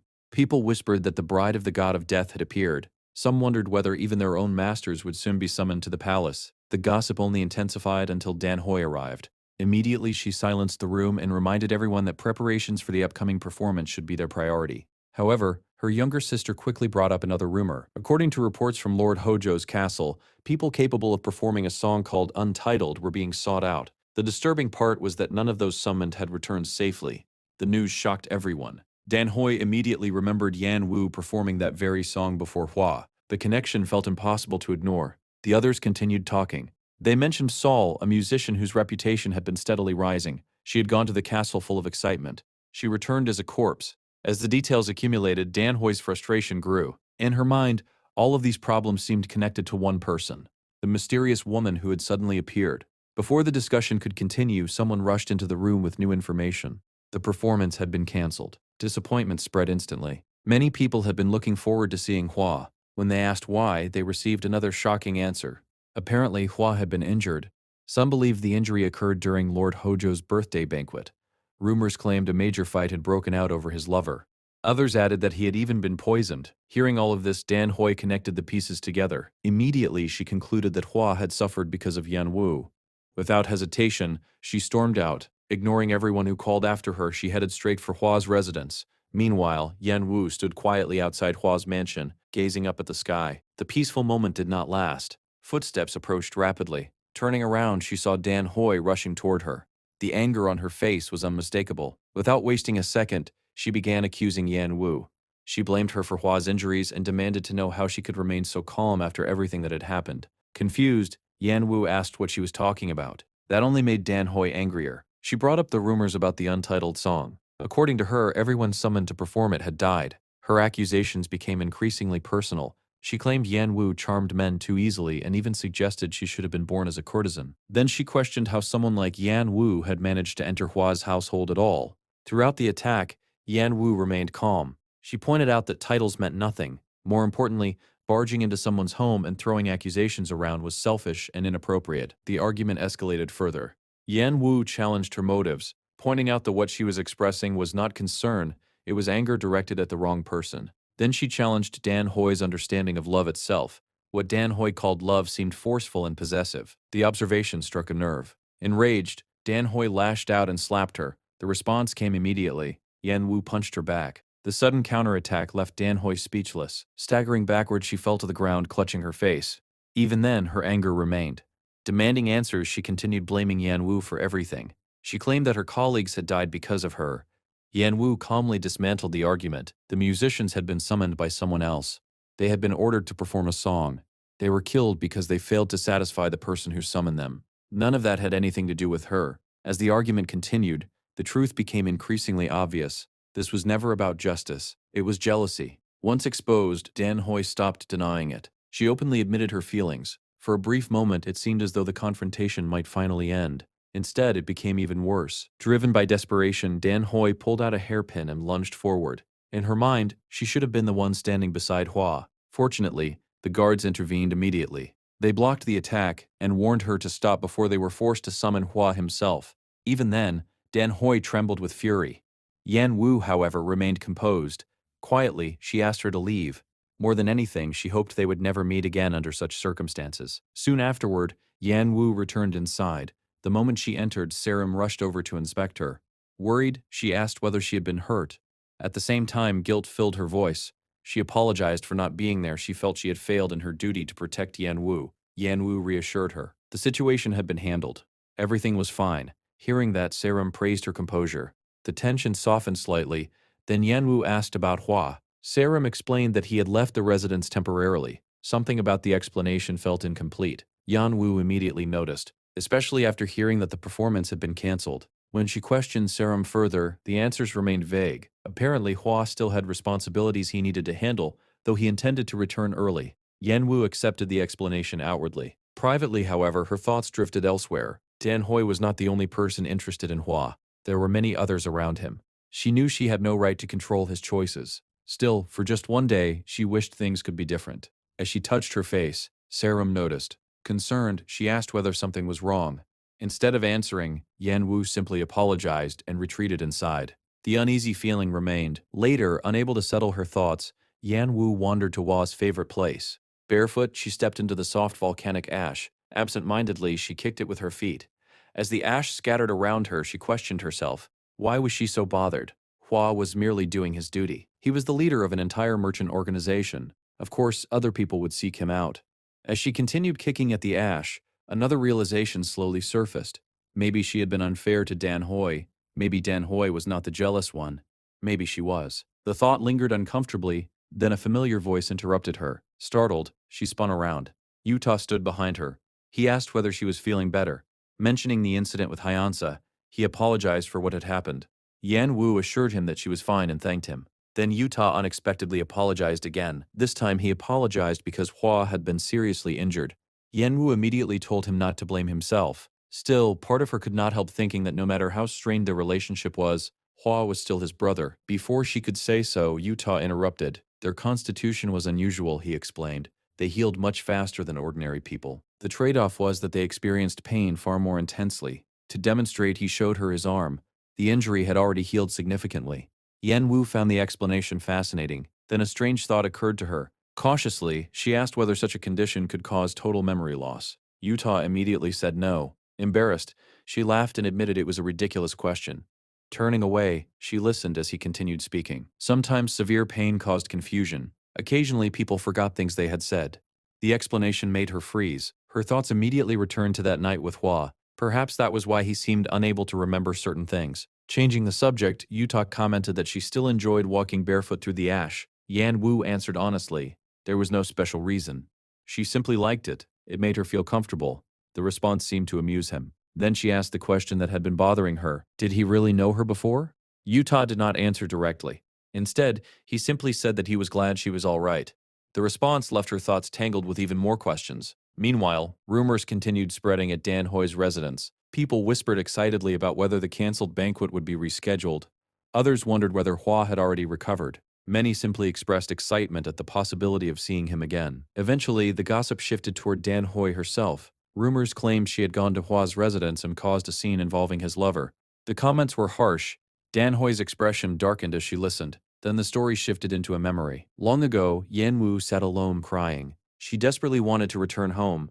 While sitting by herself, she heard music drifting through the air. Curious, she looked outside.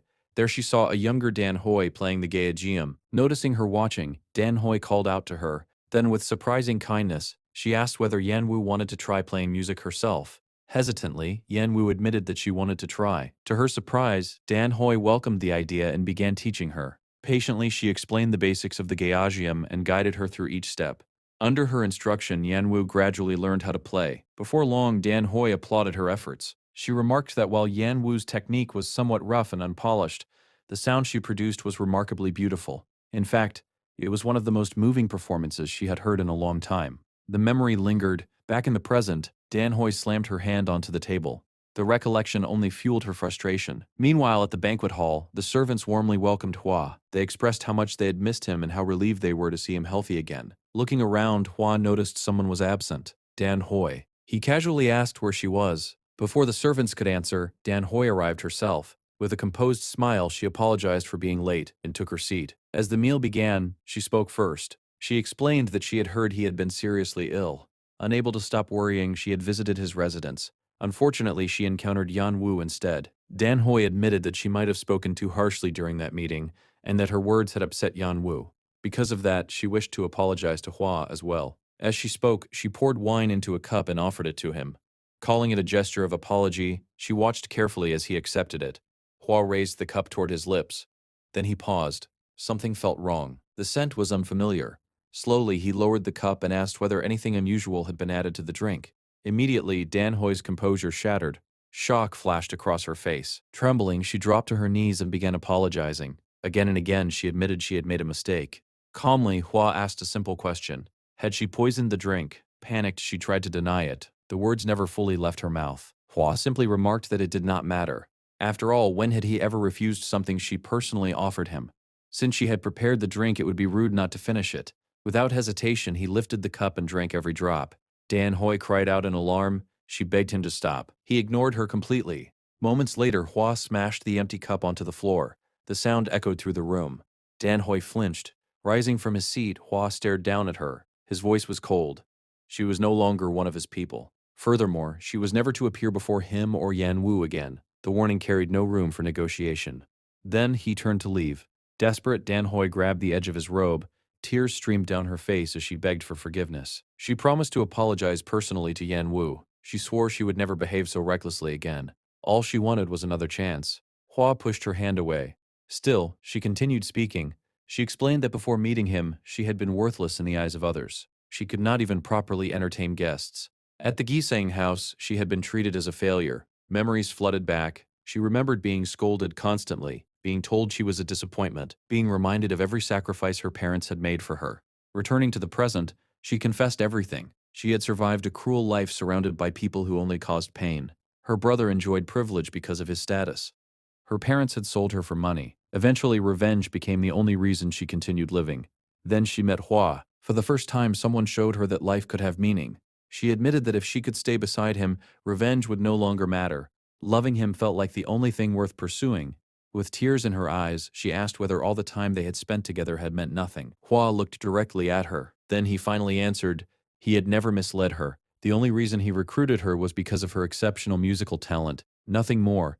As the leader of the merchant group, he sought talented individuals. He rewarded skill accordingly. Had he ever treated her differently from any other gifted performer? No. Whatever fantasies she had created belonged solely to her. They were never his responsibility. However, things had changed now. Turning away, he ordered her to pack her belongings immediately. Then he delivered his final judgment. They would never see each other again. Later that evening, Hua rode home on horseback. As the journey continued, he felt his body growing hotter. Only then did he realize the truth.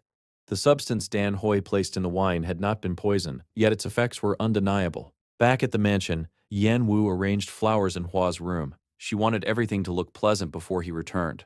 While working, she found herself remembering Utah. When she asked whether he knew her before they met, he had never given a direct answer. Instead, he simply told her they would meet again soon. The memory lingered. Suddenly, the door opened. Hua entered. One look at him told her something was wrong. His face was tense, his breathing uneven. Immediately, she rushed over and asked whether he was all right. Instead of answering, he questioned why she was there. Yan Wu explained that she wanted him to recover quickly. That was why she brought flowers.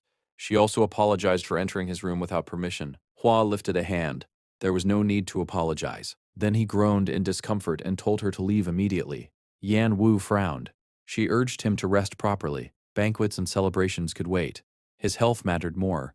Hua shook his head. The issue was not alcohol. He had consumed a drug, one designed to intensify desire. As he spoke, he admitted something that immediately stunned her. The urge to hold her was becoming unbearable. Confused, Yan Wu lightly touched his arm and asked whether he was truly all right. The admission made little sense to her. Hua immediately pulled away. Turning his face aside, he told her to leave. Yan Wu stood frozen. His words echoed in her mind. He wanted to hold her. Was it only because of the drug? Surely there were others who could help him. The thought had barely formed when Hua stopped her. Firmly, he explained that no one else would help. No one else could. When she asked why, he finally gave an honest answer. Because she was precious to him, especially now. Hearing those words made her heart race. Slowly, Yan Wu guided him toward the bed. Then she asked a question. Did he remember the night when he first became feverish? Hua admitted that he remembered very little. Curious, he asked what had happened. Yan Wu took a breath. Then she revealed the truth. That night, she had confessed her feelings to him. For a moment, silence filled the room. Then Hua softly called her name. As she looked at him, Yan Wu finally accepted the truth. Even if their relationship began as a contract, even if there were secrets she still did not understand, she could not stop herself from loving him. Leaning closer, she told him he did not need to restrain himself anymore. Then she kissed him. The moment was filled with emotion, yet before things could go further, Hua gently stopped her. Though his feelings were obvious, he chose restraint. He wanted to cherish her. If he embraced her while under the influence of the drug, she might later question whether his feelings had been genuine. He refused to risk that. Instead, he asked her to stay beside him for the night. He believed he could endure everything else.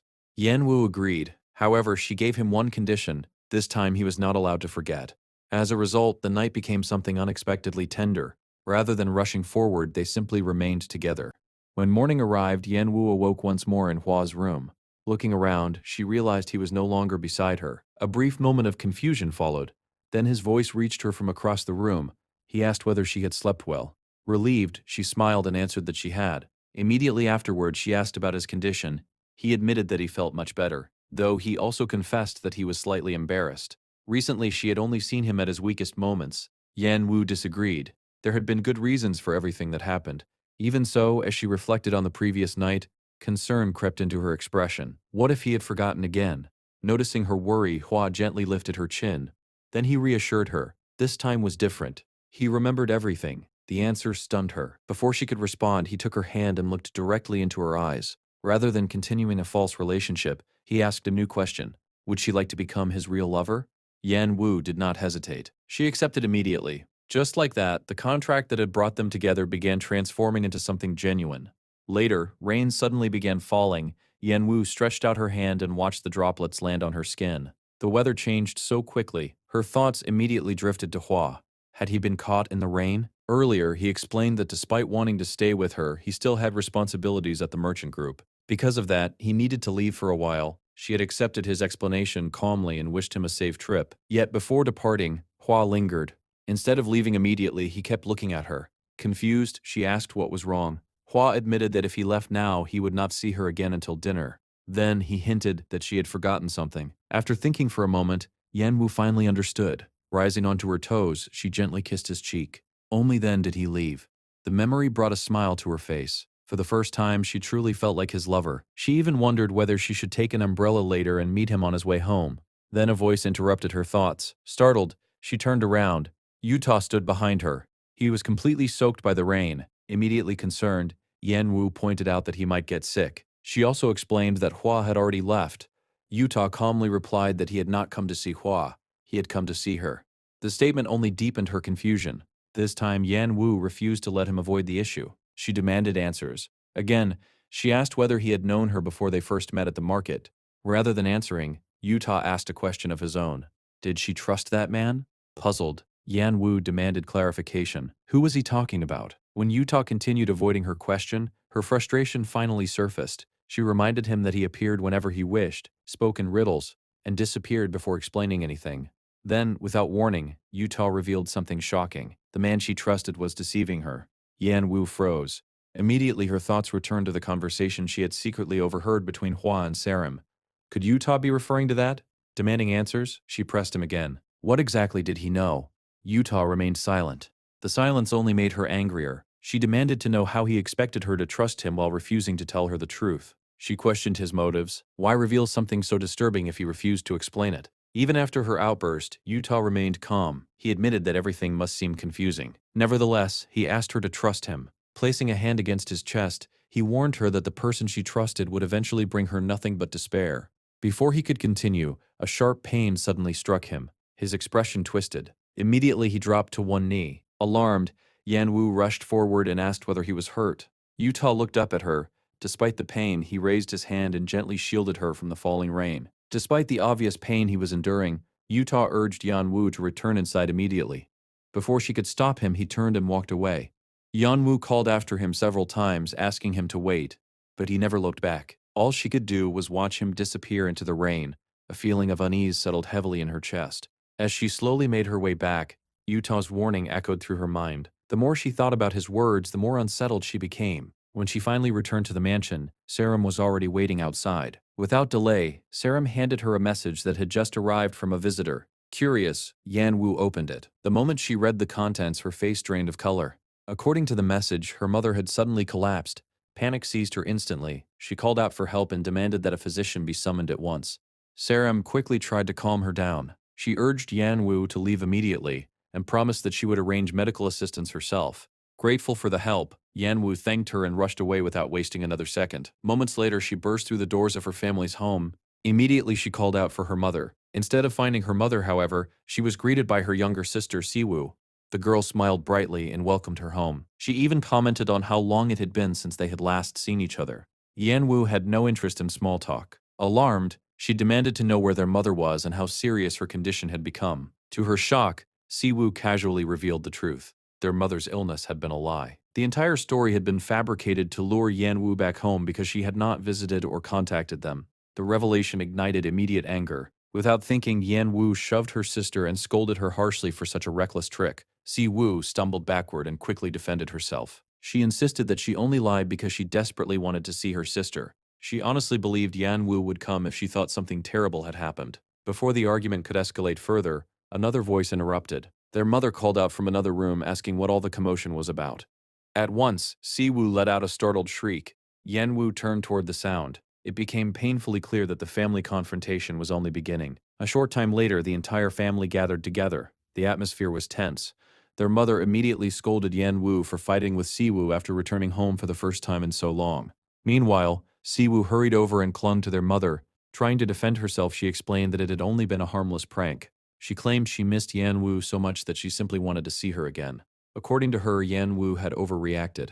Yan Wu refused to accept that explanation. Firmly, she argued that lying about someone's mother collapsing was far beyond a harmless joke. Seeing the situation escalating again, their mother stepped in. First, she turned to Siwu. With a stern expression, she questioned her actions and made it clear that what she had done was wrong. Under her mother's gaze, Siwu eventually lowered her head and offered a proper apology.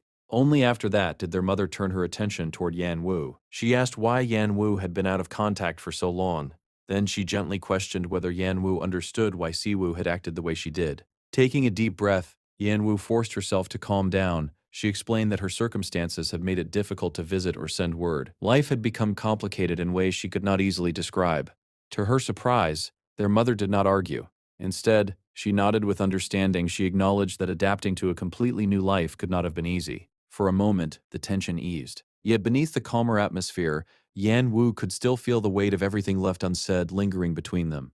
The reunion that she had imagined would bring comfort instead felt complicated, tangled with guilt, worry, and expectations that none of them knew how to express properly. As she sat with her family once more, she could not shake the feeling that this visit was about to become far more difficult than she had anticipated. Yan Wu's mother continues, her voice steady but pointed. Even with the distance between them, she says, reaching out would not have been so difficult. Then comes the question that cuts deepest, the rumors of Yan Wu's connection to a powerful man, and why, with such influence at her side, she never once thought to help her struggling family. Is he more important to her now than they are? The accusation lands like a blow. Yan Wu is stunned, scrambling for words, but her mother cuts her off gently. She tells her daughter to go, admitting that she leaned on her too heavily, and apologizes for being so blunt. With that, she guides Yan Wu to bring Siwu inside, her words lingering in the air, firm but unmistakably caring. The door closes behind them, and Yan Wu's thoughts drift inward. Memories surface, unbidden, of her past life, of the family she lost to Hojo, a tragedy she has carried as her own fault for years. Survival became everything to her after that, and somewhere along the way she stopped truly seeing the family she still had. Has she ever really considered what they've been through? Has she let herself live, while quietly forgetting them? Maybe just as her mother said, she's only now beginning to understand what they mean to her. The guilt, the regret, the dawning realization, it all presses down on her at once, threatening to break through. Before she can sink further into it, the door bursts open. Yan Wu's head snaps up, pulled sharply back into the present, bracing for whatever is coming next. Serene storms in, her voice cutting through the tension as she confronts Yan Wu's mother, refusing to let the blame stand. When word came of the illness, she says, the young lady didn't hesitate. She rushed out immediately, out of pure concern. That is not the behavior of someone who has forgotten her family. The mother, caught off guard, asks who this woman even is. Serene answers plainly, she's the maid who saved her daughter's life. Something shifts in the mother's expression, softens. She realizes, perhaps for the first time, just how much her daughter has grown, and she thanks the maid sincerely. But she's quick to add a warning too. Speaking up so boldly in family matters isn't appropriate, and she asks Serene to leave. Yan Wu jumps in, trying to explain that Serene only acted out of worry. But her mother turns back to her, clarifying something Yan Wu hadn't realized. The doctor's visit wasn't necessary because of anything Yan Wu failed to do. She had called for the physician herself. There's nothing left to defend. Understanding settles over Yan Wu, and she apologizes, acknowledging her own part in things. Her mother offers Serene a brief apology too for the harshness of her earlier words. Serene simply clasps Yan Wu's hand, a quiet gesture of gratitude. Yan Wu turns to Siwu, promising to pay closer attention from now on, hoping there won't be any more secrets between them. She gently urges her mother to rest, assuring her that everything will be handled properly. As she's about to leave, her mother calls out warmly, asking, half teasing, whether she'll get a hug after all that tension. Yan Wu doesn't hesitate. She runs forward and embraces her tightly, relief and affection mixing together in that single moment. Serene reminds her gently that the carriage is waiting, and Yan Wu nods, moving quickly to prepare. Meanwhile, Serene quietly hands the mother a package, explaining that it contains gifts Yan Wu had prepared for the family but forgot to bring, and that she's simply delivering them on her behalf. Yan Wu feels something settle in her chest as she steps away. The earlier tension has eased, replaced by warmth, by reconciliation, by the quiet thoughtfulness of the people around her. But something catches her attention. Serene is moving with purpose, almost urgency, and Yan Wu tries to ask what's going on. The maid only urges her to hurry. Inside the chariot, Yan Wu turns to Serene, curious about everything she noticed earlier, especially the diary given to her mother. A diary Yan Wu never wrote. Serene tries to brush it off, explaining the diaries were her own, meant to help preserve Yan Wu's dignity, and apologizes if she overstepped. Yan Wu shakes her head. There's nothing to apologize for. If anything, she's the one who owes an apology. For the misunderstanding earlier, Serene's tone softens further as she asks, carefully, if everything is all right with Yan Wu's family. She's noticed the discomfort Yan Wu has been carrying, and so Yan Wu opens up. She tells Serene about an accident from her childhood, one that left her younger sibling seriously injured, one she's blamed herself for ever since. Life at home was never the same after that. Arguments, financial strain, a weight of guilt she's carried quietly for years. She confesses her lingering sorrow for her parents, for Siwoo, for everything left unspoken. For a moment, it feels like the tension between them has finally eased. And then, everything changes. Arrows slam into the guards surrounding the chariot, the impact jolting everyone inside. Serena's at Yanwu's side instantly, checking her over, voice tight with worry. One of the guards yanks the door open, shouting a warning, telling them the area is too dangerous that they need to move now. But before he can finish, an arrow takes him down. Yanwu freezes. Shock locks her in place as fear and confusion crash over her at once. What is happening? In an instant, the journey has turned into a nightmare, and they are completely exposed. Outside, the guards clash desperately with the attackers, swords flashing in the chaos. Yanwu watches in horror as one of the guards falls, and a wave of fear shudders through her entire body. She can't move, can't think. Not until Serene grabs her hand, hard, forcing her attention back. Yanwu tries to explain, to voice the fear choking her, but Serene cuts through it. They suspected an ambush. There's no time. They have to move. Yanwu's eyes find Soho fighting fiercely against the attackers, buying them precious seconds. Serene grips her hand tighter and pulls her toward what she hopes is safety. But their path is blocked. A man steps into their way, smiling as he draws his sword, asking why they're in such a hurry. The message is clear, running isn't an option. Serene warns him to back off, that this is dangerous, but he strikes first, sending her crashing to the ground. Yanwu looks down, panic flooding her chest. She begs silently for Serene to get up, but she doesn't move. The man grabs Yanwu by the hair, forcing her into silence, into submission, but a sharp voice cuts through the moment, commanding him to let her go. Yanwu lifts her eyes. Miss Danhoi steps forward, ready to intervene. Confused, desperate, Yanwu asks why, but the only answer she gets is cryptic, and it only deepens the dread settling in her chest. Miss Danhoi doesn't wait for more questions. She lunges, pinning Yanwu to the ground, pressing a knife toward her throat, telling her softly that it will all be over soon. Tears stream down Yanwu's face as her mind spins back through everything, through her past death, and strangely, a calm settles over her, even with the blade hovering above. Maybe this is how it was always meant to end. A quiet ending, no more ugliness, no more suffering for the people she loves. Her heart aches, and still the tears won't stop. As the knife begins its descent, everything shifts. She opens her eyes to find herself somewhere else entirely, disoriented, lost. The world around her is unfamiliar, and for a moment, relief and confusion tangled together inside her. The terror, the fear, all of it is still raw, still fresh, but beneath it, something new is forming. A quiet uncertainty. How did she end up here? What happens now? Yanwu looks down at her own hands, thoughts racing. Every time she's died before, she's woken up back at the moment she first fell into the underground world. But this time feels different. A question forms, fragile and unfamiliar. Could this be the last time? Does that mean the cycle is finally over? Relief and disbelief wash over her in equal measure as her thoughts drift, lingering on Hida. Then a voice calls out behind her, asking why she wears such an expression, asking if she's hoping for another chance. Startled, she turns to see a figure stepping out from the shadows. He introduces himself as Tamia, the being she has always thought of as a god. She asks if she's dead now. He tells her it's close, but not quite, and as he speaks, she notices Miss Danhoi frozen above her, knife still raised. Tamia warns her plainly, if things continue as they are, she will die. Yanwu asks why he's only appearing now, recalling the 2 times before when he brought her back after she'd wished for her own life to end.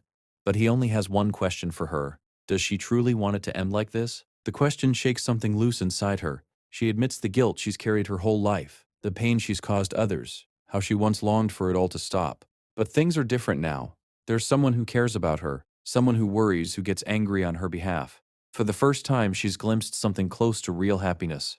Tears fall freely as she cries out that she wants to live, that she doesn't want this to be the end. Tamia reaches out, touching her forehead gently, and tells her to try just one more time. And then she's back. Ms. Danhoi is mid-strike, the knife inches from her body. Blood splashes as Yanwu's hand instinctively shoots up, blocking the blade, pain searing through her palm. In the same breath, she swings back, landing a fierce punch that sends Danhoi reeling, glaring in shock at the sudden defiance. Yanwu rises, knife now in her grip, mind sharp, focused, alive. The chaos, the fear, the memories of every death before this one, all of it swirls together inside her, but beneath it, something new takes hold. Determination. This moment is hers. To fight, to survive, to live. Miss Danhoi's anger spikes, and her form begins to shift, twisting into that of a fox, the transformation incomplete but unmistakable. She lunges at Yanwu, Certain that this time there will be no escape, the scene shifts. A flashback. A little girl walks hand in hand with a man through falling snow. It's Yan Wu and her father. He warns her that deep in the mountains, foxes sometimes appear, and she must never let go of his hand. To keep her from being afraid, he tells her about them instead, how sharp their hearing and sense of smell are, how quickly they move, how they hunt. When they spot prey, they use their hind legs to launch themselves through the air, throwing their entire body at the target. Back in the present, that memory clicks into place. It's exactly the moment Yan Wu needs. Just as Dan Hoi lunges, she drives the knife into her attacker, and a sharp cry of pain rings out. Dan Hoi screams at her men to catch Yan Wu immediately, but Yan Wu is already running, fighting for her life. The villain rages at her own people, furious that an entire group can't manage to catch one badly wounded woman. Then, suddenly Dan Hoi stops. She points, claiming she can smell blood, and finds a torn scrap of Yan Wu's cloth. Fury lights up her face. She's close. She tears more bloodied fabric to scatter as a distraction, while the man beside her explains that the people of the underground have heightened senses, gifts from the guardian spirit, and that they won't be easily fooled. He asks what her plan is, and she snaps at him, telling him she didn't hire him for commentary. He smiles, clearly entertained by watching her unravel over a single woman. Cutting him off, Dan Hoi raises the stakes, 100 gold coins, all her wealth, to whoever brings Yan Wu to her, alive or dead. The man nods, certain there's no doubt left in his mind. Meanwhile, deep in the forest, Yan Wu sits alone, cold, weakened, blood loss draining what little strength she has left. She knows she can't stay hidden much longer. Her mind turns to the bloodied scraps of cloth she scattered earlier as decoys, and to Lord Wheata's residence nearby, her best hope of running into patrolling guards. She forces herself up, gripping onto every reason she has to survive, to save her family, to share a meal with Serene again, to live happily with Lord Hua. And then a fox appears before her, exactly as her instincts warned. The shock hits her hard. Before she can react, the gang leader seizes her from behind, slamming her to the ground, demanding the gold Miss Dan Hoi promised him. The fox doesn't answer. It simply lunges. Yan Wu closes her eyes. This is it, she thinks. Blood splashes again, and her mind clings desperately to one thought: survive, no matter what. She braces for the worst. But nothing comes. Slowly she opens her eyes, and what she sees stuns her. The fox has bitten down on someone's hand. Everyone freezes. The victim is Lord Hua. Miss Dan Hoi, still caught between forms, stumbles back in shock, recognizing him instantly.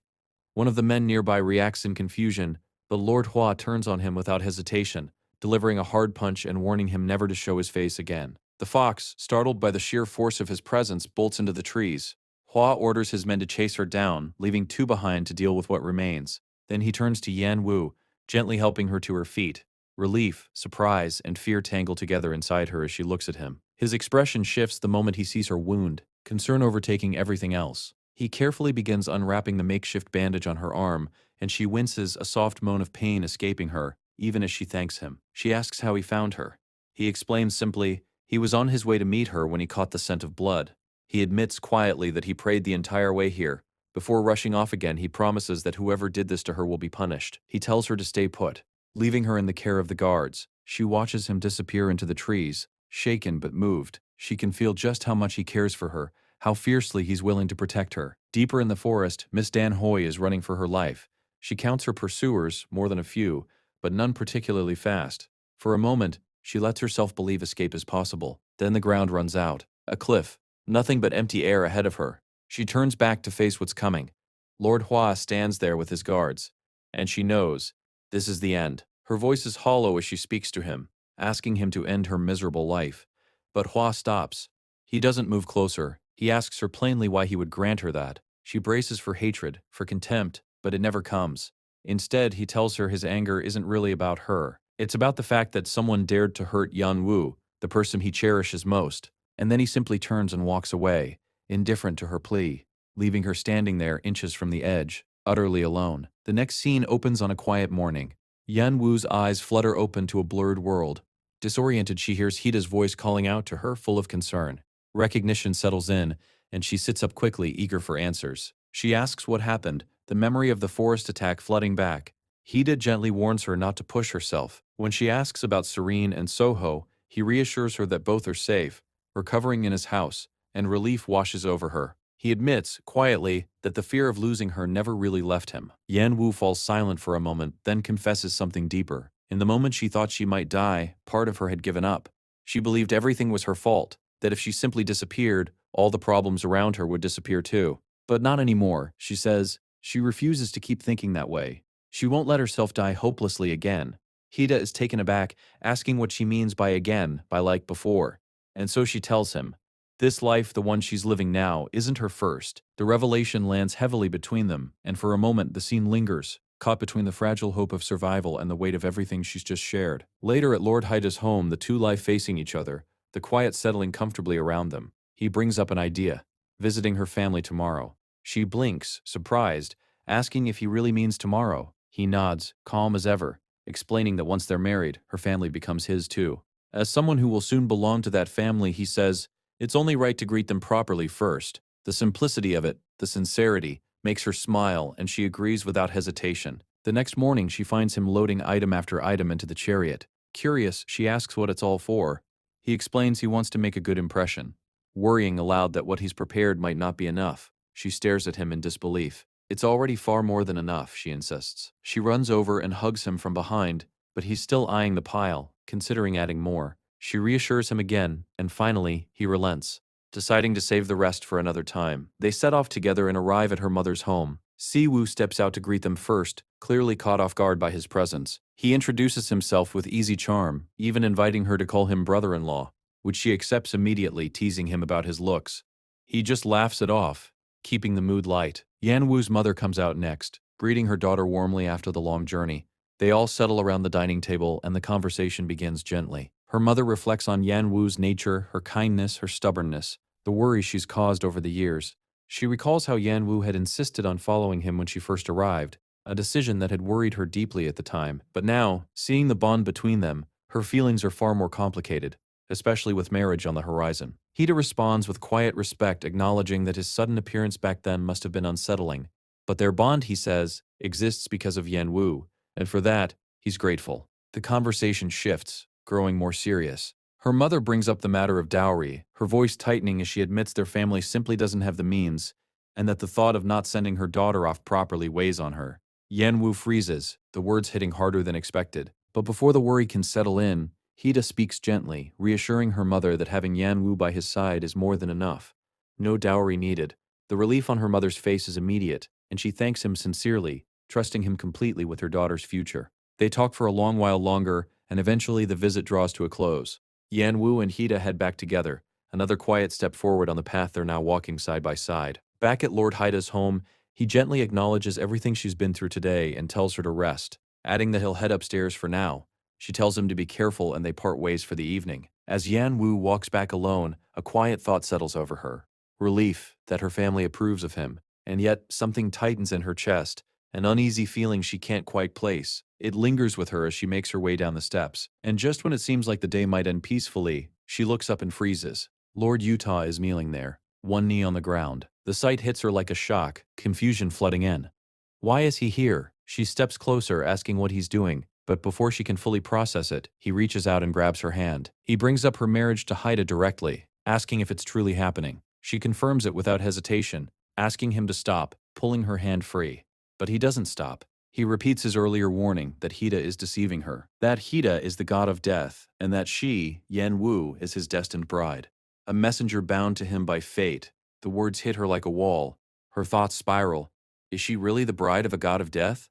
What does that even mean? Utah continues, explaining that such a bride is rare, special, the only being capable of freeing Hida from the chains of his fate. He insists she shouldn't marry him, that she's being used. The tension snaps.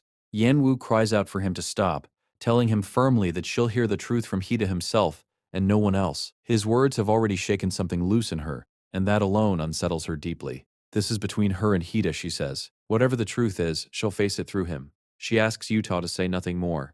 But just when it feels like the moment can't grow any heavier, Lord Utah slowly reaches up and removes his mask. He speaks of the day she took her own life, of how he begged, over and over, countless times, wishing that even if it cost him his own life, he could see her again, just once more. The confession leaves her frozen.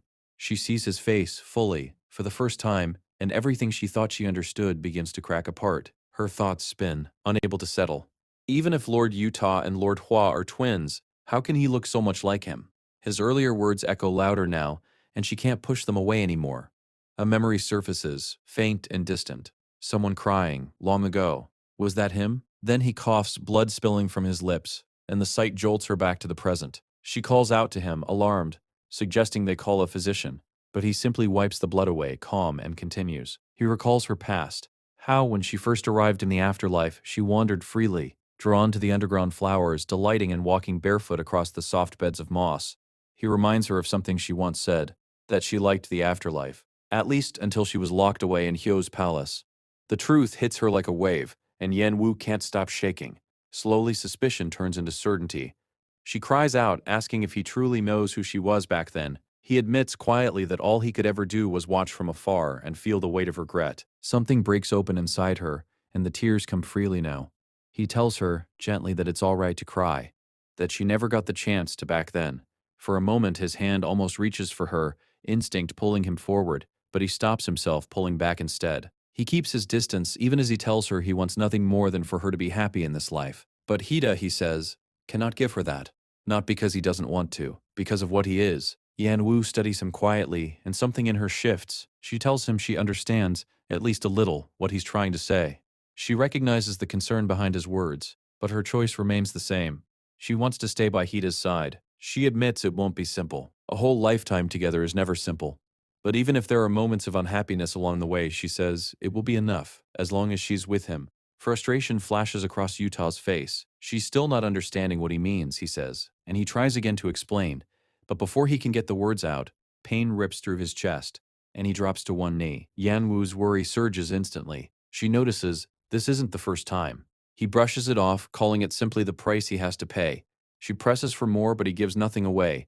Instead, he places his hand gently on her forehead and makes a quiet promise. This time, he says, he'll protect her. Then, without another word, he lets go and turns away. She calls after him, asking where he's going, but he doesn't answer. He simply leaves, disappearing into the distance, and she's left standing there frozen, her hand still warm from where he touched it. Later, Yan Wu sits by the window, lost in thought, Utah's words echoing endlessly in her mind. She can't quite untangle what they mean. Then a voice breaks the silence and the door opens. It's Haida. She turns, acknowledging his return, and almost instantly he closes the gap between them and pulls her into a tight hug. He admits softly that knowing someone is waiting for him when he comes home feels good. Really good. Then he shifts, telling her something's been on his mind since visiting her family. Curious, she asks what it is. He brings up an idea, moving her family's home closer to his, recalling how she once chose to follow him just to protect them. There's a place near his estate, he says, where they could live comfortably. Before he can even finish, emotion overwhelms her, and she hugs him tightly, telling him just how much that would mean to her. But as the warmth of the moment settles, she pulls back slightly, gathering her thoughts. There's something important she needs to tell him. He gives her his full attention. She tells him about Lord Utah, about meeting him in the garden, about how he tried to stop the wedding. Hida's expression shifts immediately, surprise flickering across his face as he asks if those words were really said. She continues, Utah warned her that marrying Hida would only lead to unhappiness, that the reason traces back to what Hida truly is, the god of death, and that she is the bride meant for him. Her voice steadies as she makes her stance clear. She wants the truth. From him. No matter what it is, she asks him directly, is it real? Silence stretches between them, heavy and uncertain, and then he answers, yes, it's true. The confirmation lands like a physical blow. Shock floods through Yan Wu as everything starts clicking into place. Utah was right. All of it. Her mind races toward the obvious question, is this really all because she's the bride of the god of death? She remembers something else, too. The timing. How Hida approached her right after her hair turned white. She asks if that's connected, if the change is some kind of sign. He confirms it, calm despite the weight of what he's saying. Her white hair was the first proof. The mark on her shoulder blade, the second. In the beginning, he admits, those signs were the reason he drew her close. He believed she was the destined bride, and until he was certain, he kept the truth hidden. Confusion ripples through her. What does he mean? A lie? So he explains everything. He's not related to the Grand Duke, ruler of the underworld as she'd believed. Instead, the ruler and the god of death operate as two separate powers, each maintaining their own balance, each protecting their own position. The god of death's role is to watch over wandering souls, to maintain order among them. But false rumors about his power had begun spreading, rumors that put her in danger simply by association. His tone softens as he continues. Whatever else was hidden, his feelings were never part of the deception. He thinks back to the very first time he saw her, how boldly she'd offered herself, how she'd proposed a deal without hesitation. At first, he thought she was reckless, But over time he saw who she really was, timid sometimes, easily moved to tears, and yet time and time again she found the courage to step forward when it mattered most, no matter how much it cost her. He admits it plainly now. He's fallen for her completely. And for him, that's enough. As he speaks, he gently cups her face, and without hesitation, she leans in and wraps her arms around him. She tells him this is all she needs. He apologizes for the pain, for the confusion he caused, but reassures her once more that everything he's felt has always been real. She believes him, completely. And in that moment, wrapped in each other's arms, they find comfort in a truth finally shared between them. As the wedding preparations move forward, Yan Wu finds herself reflecting. Unlike before, when everything revolved around satisfying Hojo's preferences, this time feels entirely different. Choosing every small detail alongside Hida brings her genuine joy. Even though their time together is limited, each shared moment feels precious, something worth holding on to. One morning she's still asleep when Haida quietly enters to wake her, only to find she'd fallen asleep mid-task the night before. He gently brushes a hand over her head. Serene steps out, offering to gather the remaining accessories and telling Yanwu to rest. Sitting up, she lets out a soft sigh, thinking to herself that out of everyone, Serene might actually be more excited about this wedding than she or Hida combined. Then, a sudden noise outside catches her attention. Curious, she moves to the window, and there he is, Hida. She rushes down to him asking when he arrived, and he admits he'd been waiting for Serene to leave. Without warning, he pulls her into a hug, confessing that the reason he proposed in the first place was so they could spend every day together, and yet here they are, barely seeing each other. He even calls it unfair, which makes her laugh. She reminds him, gently, that he was the one who insisted on a grand ceremony. 5 bridal gowns, 30 musicians, a wedding split into 3 separate parts. He doesn't deny any of it, but insists, even so, that he wants more time with her. Taking her hand, he suggests, almost on impulse, that they run away. Just for a day. Before she can fully process it, they're already gone, slipping into the city together.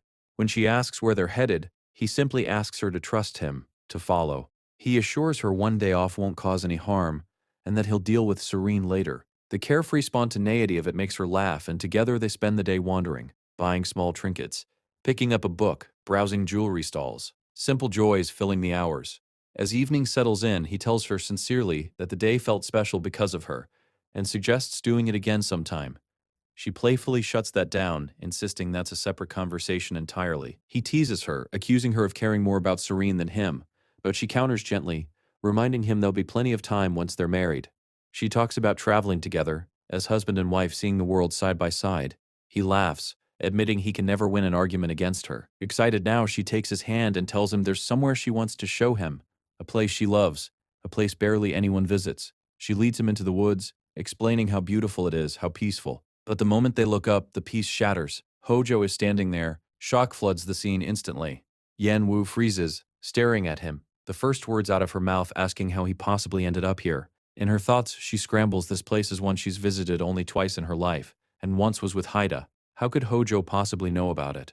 Hojo breaks the silence first, almost amused, remarking that this is his first time here too, and of all people, it had to be her. He suggests they come closer, just for a brief chat. Trembling, she reaches out, and he takes her hand firmly, acknowledging almost politely that he wouldn't want to intrude on her rare day off. As they begin to part, Hojo pauses, turning to Lord Utah. He asks casually whether he's invited to the wedding, having heard the news. Utah explains the ceremony will be small, quiet, family only. Hojo considers this, then suggests thoughtfully that her father at least should be there, given how much he cherishes her.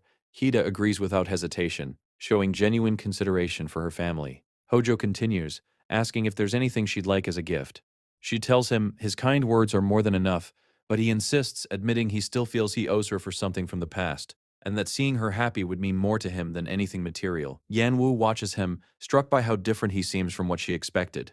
No anger, no bitterness, just quiet care. She repeats that she wants nothing, and he accepts that, promising to respect her wishes completely, adding that he'd do anything she asked of him. Finally, he offers his congratulations on the wedding and walks away, leaving her standing there, caught between relief and lingering surprise at everything that just happened. On the wedding day, everyone gathers. Serene looks at Yanwu with open admiration, telling her she's never seen a more beautiful bride. Yanwu thanks her, warmth spreading through her chest, and in her thoughts she lets herself sit with it.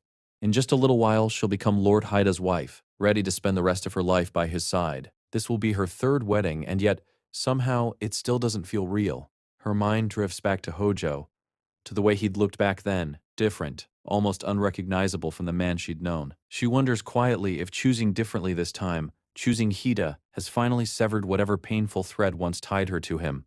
If that's true, she thinks, then her connection to Hojo ends here. The lingering hatred, the old wounds, all of it can finally fade, leaving room for a new life with Haida. Just then he walks in, taking her hand, ready to begin their walk together, and then a voice cuts through the moment, calling out from outside. "Stop!" Both of them freeze instantly, turning toward the sound, tension flooding the room as everyone braces for what's coming. Lord Hyojo steps forward and delivers the news. The king, his father, has passed away. Until the late king's funeral concludes, he announces all state and civil events are forbidden. Weddings, markets, celebrations of any kind.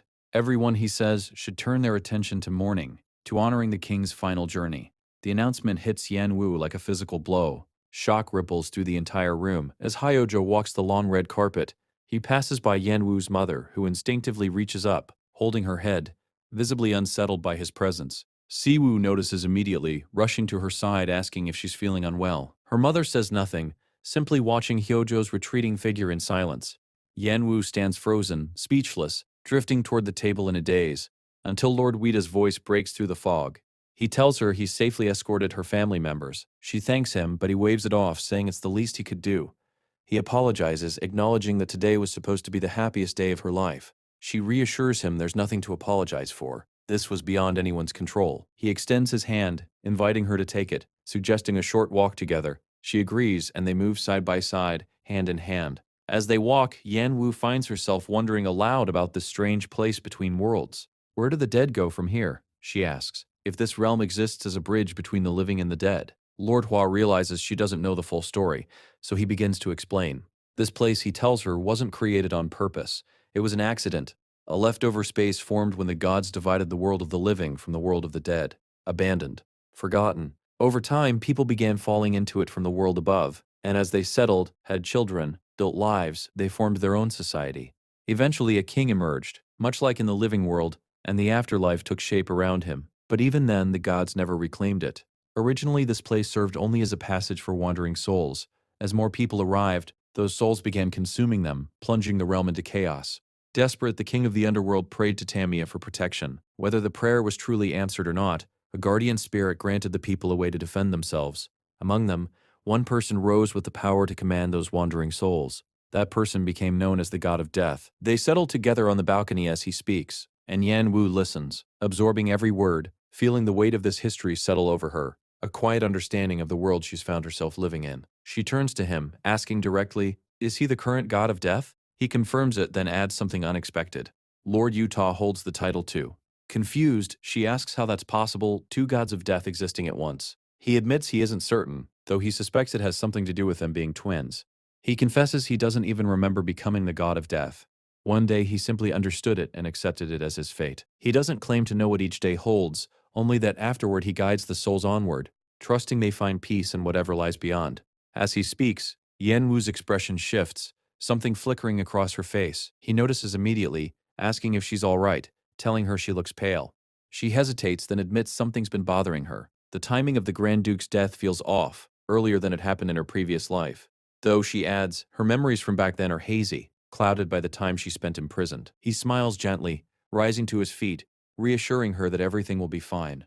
There's nothing to worry about. Once the funeral concludes and things settle, he reminds her they'll finally be able to hold their own ceremony. She nods, comforted, and they sit together quietly, hands intertwined, letting the calm wash over them. Meanwhile, at Lord Hyojo's residence, his secretary approaches cautiously, warning him that the late king's funeral hasn't even begun, that some show of respect is expected. He suggests waiting until after the enthronement ceremony at the very least. Hyojo stops mid-step. Who, he asks coldly, decides what counts as too late? Who has authority over him? Before the secretary can respond, Hyojo slits his throat. A memory surfaces. Hyojo, much younger, standing beside his father, who told him that one day he alone would hold access to every record, every secret of the afterlife. Looking back now, Hyojo reflects bitterly. Despite all his father's power as king, he couldn't protect even one woman, and in the end his own child abandoned him. Hyojo vows he'll be different. He'll take everything he wants, and nothing will stop him. Back in the present, he surveys his surroundings, declaring that this place holds every secret the afterlife has ever buried. He searches methodically until he finds a scroll, And as he reads it, a dark laugh escapes him. They tried to deceive him, he realizes. And now, with renewed dangerous purpose, he begins to plot. On the day of the funeral, the procession winds through the palace. Yan Wu stays close to Lord Hua, taking everything in. The atmosphere feels different to her now, heavier than she remembers from before. And something about Hojo's demeanor unsettles her. Despite burying his own father, he seems almost excited, eager. It doesn't sit right with her. Lord Hua notices Hojo standing nearby and approaches, offering quiet condolences. Hojo responds with carefully measured words, thanking everyone for attending despite the circumstances. Hua reassures him there's no need for thanks, that it's only natural. Then Hojo asks for a private word. Hua's eyes narrow, but he agrees, following him away from the crowd. Once they're alone, Hua asks what this is about. Hojo's expression shifts, almost pleased, as he reveals he's discovered something interesting. People say, he tells Hua that he's the god of death. Hua's stomach drops. Hojo knows. Hojo continues, his tone almost apologetic now. He admits he misjudged Hua before, owes him an apology, even thanks him for quietly protecting the afterlife alongside his father all this time. Immortality, he muses, must be an exhausting burden. Then he adds that he's been looking into something else. The bride of the god of death. Contrary to the rumors, Hojo says if Hua finds his bride, he can transfer his power entirely. And for everything Hua has endured, Hojo promises to help however he can. Hua is left reeling, caught completely off guard, unsure how to even respond.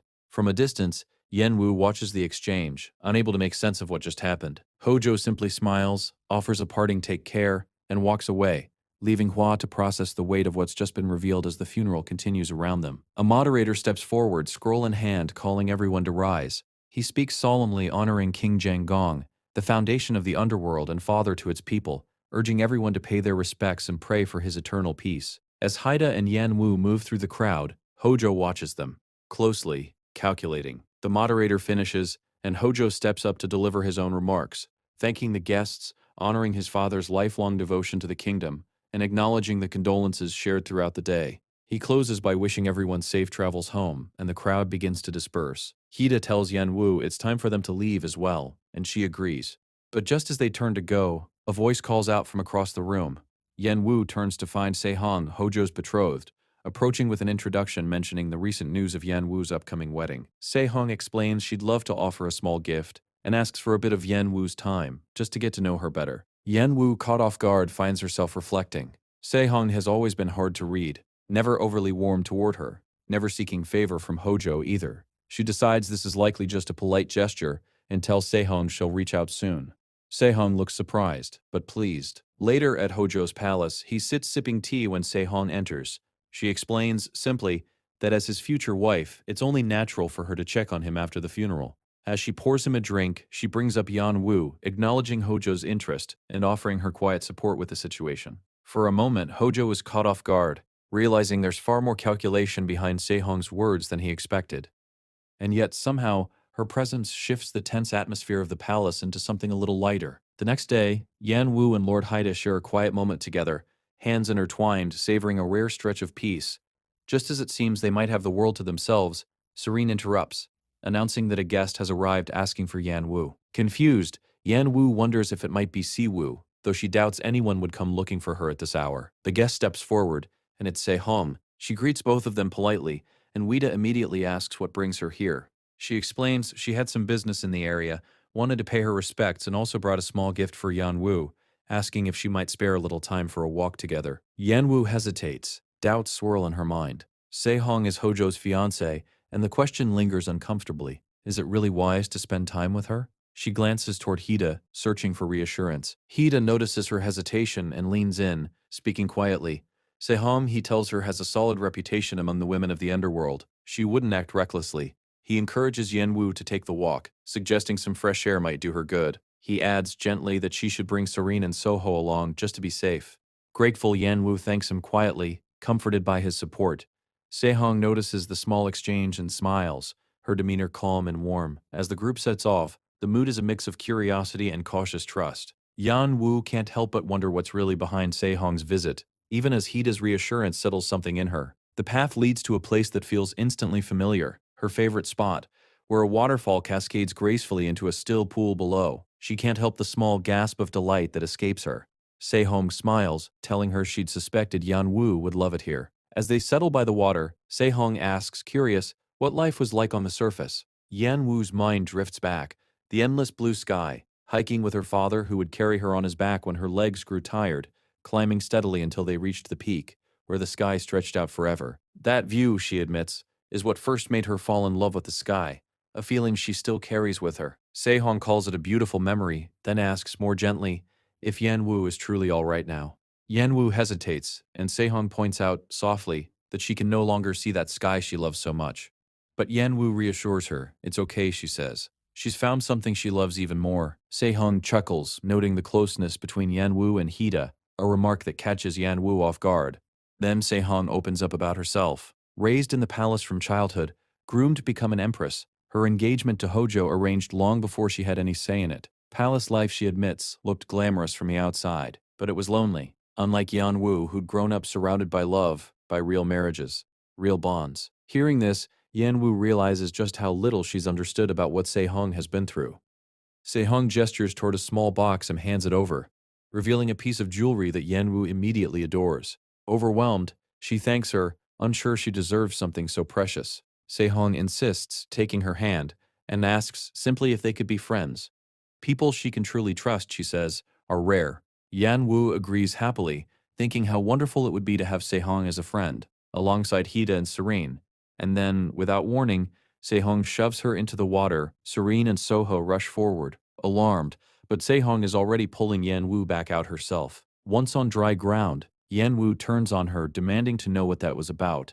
Se-hong explains calmly. The jewelry was a genuine gift, one fit for the future mistress of the palace. But the push, she says, was a different kind of gift, a celebration of their new friendship. Then, her tone shifts. She warns Yan Wu plainly, Hojo is targeting her. He intends to eliminate Hida in order to claim her for himself, and in exchange for sharing his plan, Se-hong asks for Yan Wu's help in securing her own position. The moment is a tangle of warmth and warning all at once, friendship and threat arriving in the same breath. Yan Wu, shocked and furious, rounds on her. How can someone who just threw her into a lake turn around and ask her to gamble with Hida's life? The words spill out faster than she can control them. How is she supposed to trust someone this unpredictable? Se-hong stays calm. She admits she expected this reaction, explaining that Yan Wu, coming from the surface, doesn't yet understand how things work down here, especially how dangerous Hojo truly is. She points out carefully just how alarming it is that he set his sights on Yan Wu specifically, and urges her to think hard about who that makes most vulnerable. Then she apologizes for the water. It was a test, she admits, one Hojo himself requested, meant to check for a mark behind Yan Wu's shoulder blade. Realization crashes over Yan Wu. That mark. The implications. She understands now fully what it means to be the god of death's bride. Her expression hardens, and she says nothing, letting the weight of it settle. Se-hong, reading her silence correctly, gives her space, telling her it's fine if she's not ready to talk. She mentions the upcoming coronation banquet for Hojo, suggesting they speak again there, and turns to leave. But Yan Wu can't stay quiet. She admits, suddenly, that she already knew, and that she would have agreed to help even without the test, without the deception. Se-hong pauses, listening, then smiles. Perhaps, she says, the test was simply the fastest way to be sure. She reassures Yan Wu, sincerely, that her offer of friendship was real, and departs, leaving Yan Wu to sit with everything that's just happened. Warning, trust, the fragile beginnings of an alliance, and the growing weight of what she now has to protect. When they return, Lord Hua is waiting at the gate, helping Yan Wu down from the chariot, asking if the journey went smoothly. She begins recounting everything Se-hong told her, and his disbelief grows with every word. He asks if she really said all that, and she confirms it, emphasizing that the most important part is the proposal itself. As they talk, she fills him in on everything that's happened in the underworld since they last spoke. His shock deepens further. He recalls the funeral, the private conversation with Hojo, the moment he learned he was the god of death, and how Hojo had spoken then of helping him find his bride, hinting at what such a bride could mean for him. Yan Wu asks directly what being the god of death's bride actually means. He admits he didn't fully understand it himself at first. Discovering his own power brought with it an overwhelming need to find someone, because only the bride can set the god of death free. She asks what free means. He explains quietly. The god of death would lose their power entirely, becoming human again. To some, eternal power might sound like a gift, but to him it's a curse, the inability to grow old alongside the person he loves. She processes this, then asks how the bride accomplishes such a thing. He tells her she'll understand naturally if she spends a night with the god of death. The full weight of what that means settles over her. He warns her then that if Hojo intends to kill him, He'll first try to take the god of death's power for himself. For now, he decides, accepting Sehong's proposal is necessary. A few days later, Hojo's coronation takes place at his palace.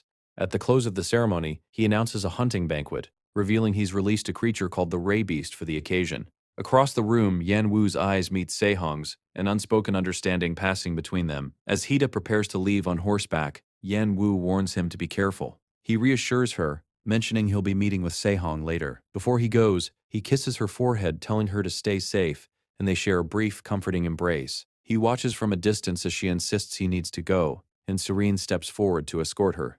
As they walk, Yan Wu asks Serene to wait, pausing to gather her thoughts. This place, she reflects, still feels wrong somehow, even after all this time. The animals released for the hunt only deepen that unease, stirring memories of her past life, of the hunting competition where she first crossed paths with Hojo. The memory is cut short when she spots a tiger far deeper in the forest than it should be. Startled, she steps back, trips, and falls.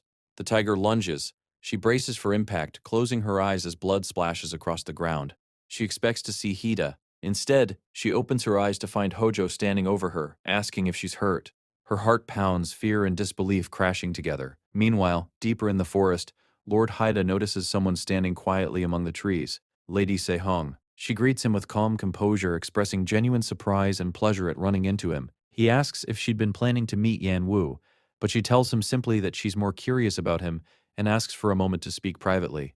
Back at the hunting ground, Yan Wu's mind is still reeling. Hojo standing nearby, the lifeless tiger at his feet, the smell of blood, the memory of red hair caught in the wind. She realizes with a cold clarity that all of their misfortune traces back to this very place. A flashback pulls her under, voices scolding someone, warning them not to overstep, demanding they pay attention to their surroundings. Siwu, wanting to step in, being held back. Yan Wu telling her to stay calm, to wait, even as Siwu quietly resists, frustrated by the unfairness of it all. In that memory, she leans against a tree, thinking how wrong this place feels. The sky overhead gray and distant, nothing like the blue sky she once loved. Then the tiger charges, snapping her back to the present. It's killed instantly. She opens her eyes to find Hojo standing before her, concern written across his face.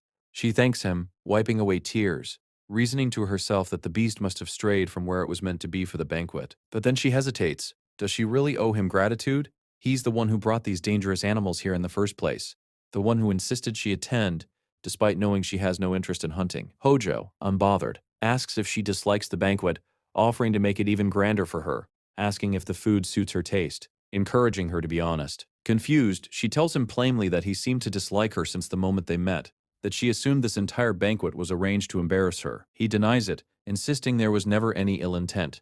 All of this, he says, was simply to see her smile, to make sure she was safe, and he reminds her gently but pointedly that without his intervention just now, things could have gone very differently. Lady Sehong watches Hida carefully, the forest around them thick with unspoken tension, past and present colliding in ways Yan Wu can barely process, caught between memory, fear, and the tangled web of relationships closing in around her. As Yan Wu steadies herself in the forest, she looks up to find Hojo kneeling on one knee before her, calm, deliberate. He asks how she ended up so deep in the trees, and she explains she must have taken a wrong turn, apologizing for the trouble. He brushes it off, saying it's fortunate he happened to be nearby. Then he repeats a question she's heard from him before. How does she intend to repay someone who saved her life? The familiarity of the words catches her off guard. He notices her pale face, asks if she's feeling unwell. She insists she's fine, but he observes gently that she must still be shaken. He offers his hand to help her up. She pulls back, and then the words come pouring out. Her disgust for places like this, for people who despise her behind polite smiles, for pretending out of obligation, for watching animals suffer for entertainment. She tells him plainly, this was her last banquet. They won't be meeting again. She thanks him simply for saving her life and walks away, leaving him standing there in silence, the forest swallowing the moment whole. Back at Hojo's palace, a messenger bursts in, breathless, calling out for him urgently. Hojo turns, curiosity sharpening. What is it? The messenger, trembling, explains that word has come from the outskirts. Hojo presses him to continue, and the news lands like a thunderclap. The bride of the god of death has been found. The weight of it settles over the palace instantly, and in that moment, every thread, the forest, the banquet, every path that led Yan Wu here, pulls tight, anticipation hanging thick in the air. Deep in the mountains, Hojo advances with his army toward a woman said to be the god of death's bride. Startled, she looks up, asking who he is and why he's traveled so far into these mountains. A guard barks at her, demanding respect for the ruler of the underworld, and she immediately drops to the ground, apologizing, asking what brings someone of such importance to this remote place. Hojo explains, since taking the throne he studied the lineage of the god of death and learned her late husband held that title before. He says he couldn't ignore the sacrifices made to protect the underworld, that the legend continues until a new god of death is chosen. As he speaks, she begins to tremble listening to him describe the cruel fate awaiting the god until that succession happens. Forced to fight vengeful spirits for eternity, trapped in an immortal body, he declares he intends to support the god of death however he can, and for that he needs her help. He asks if she knows how the god of death can be freed. She answers honestly, only the bride can do it. When the god of death and his bride share a bed, the power transfers to her. From there she must find the next god of death and pass the power on, freeing the original. Hojo considers this, intrigued, wondering aloud if there's another way. She insists she knows of none. He questions how he's supposed to trust her, doubting whether she's even the true bride. The lineage records, he says, only mention her late husband. He'd searched for the previous god of death himself, but found him already dead, so he came for her instead. And he wonders, coldly, what use she'll be if she turns out to be nothing. Desperate, she swears on her late husband's memory that she's telling the truth. That gives Hojo pause. He asks if she remembers who received the god of death's power from her. She recalls a tall man, black hair, a wolf as his guardian spirit, though his name escapes her. Hojo concludes she might be useful after all, and orders the guards to restrain her. If she sleeps with the god of death again, he says, they'll find out whether any of her power remains. She protests, insisting she's lost all of it, that she's nothing more than an ordinary woman now. But he's unmoved. They won't know until they try, he says, leaving her certain the king has lost his mind entirely. The weight of it all, of destiny, of power that might or might not return, presses down on both of them. Back at Lord Haida's residence, a gift arrives from Lady Sehong. He opens the letter and reads that rare white flowers, out of season, bloomed overnight in the palace, flowers that noble houses have searched for across generations. She urges him to come see them before they fade, and sends along a banquet as well. Yan Wu, watching quietly, notes that the food arrived with the letter. As they examine the flowers together, something catches her eye, a single strand of hair. Hida picks it up, confirming the flowers are indeed blooming out of season. Impossible under normal circumstances. Then he remembers Hojo's words about helping the god of death find his bride, and a cold realization hits him. This hair might belong to the previous god of death's bride. Yan Wu's thoughts race. If these flowers really do mark her presence, then she's in the palace right now, in danger. Hida reasons they can't let Hojo uncover the secret. They need to get her out immediately, before disaster strikes. Yan Wu asks if he plans to go to Hojo's palace himself. He reassures her, nothing bad will happen. Meanwhile, at Hojo's palace, Hida slips inside, certain this must be the room Sehong meant.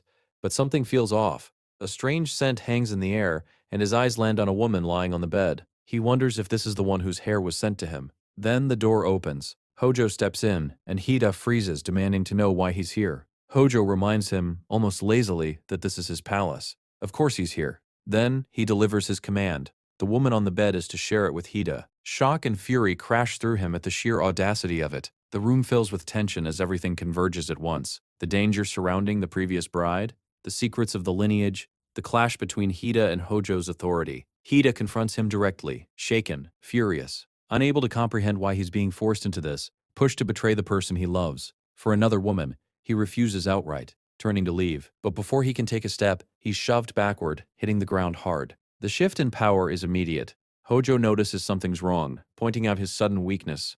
And as Hida struggles to rise, the feeling in his body clicks into place. This is the same sensation from the day Miss Dan Hoi drugged him. The strange scent. It must have been the same thing. Hojo watches calmly, almost amused, warning that moving like this could be dangerous. He suggests Hida simply stop resisting and rest. Furious, Hida demands to know what's been done to him. Hojo's response is mocking. He reminds Hida of his own past wish, to find a bride, to escape the burden of being the god of death's envoy. All he's done, Hojo claims, is grant that wish, bringing him a bride. And instead of gratitude, all he gets is anger. He makes it clear resistance won't change anything. Then he turns and walks out, confident, certain that in the end, Hida will sleep with the woman regardless. The tension lingers in the empty room, leaving Hida alone, helpless, drugged, and furious. Outside, Yan Wu waits. She clings to his promise that nothing bad would happen. But her heart won't settle. Every passing minute deepens the unease building inside her. She can't act. All she can do is wait. Then a sound from the right pulls her attention. She turns just in time to see Lord Haida's chariot arriving. Without thinking, she rushes toward it, calling out desperate to know if he's alright, if he's hurt. But the door opens, and it isn't him. It's Se-hong. Shock floods through Yan Wu. She demands to know why Se-hong is here, alone. Se-hong's answer is grim. Everything went wrong. Hojo intercepted their letters. The tension spikes instantly. Yan Wu demands to know what's happened to Hida. Has he been captured? Her voice rises, edged with panic, pointing out that he trusted only Se-hong, and yet here she is, returned without him. Se-hong cuts her off sharply, warning her to watch her tone.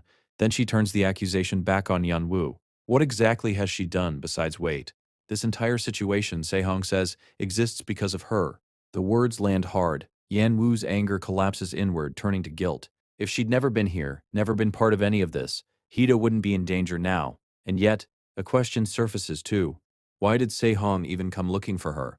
She has no power here, no way to fix any of this. But instead of breaking down, something in her hardens. Her expression shifts, resolve settling over her features. She turns to Se-hong and tells her firmly to take her to the palace. She'll face Hojo herself. Moments later, she arrives, walking forward with heavy thoughts pressing down on her.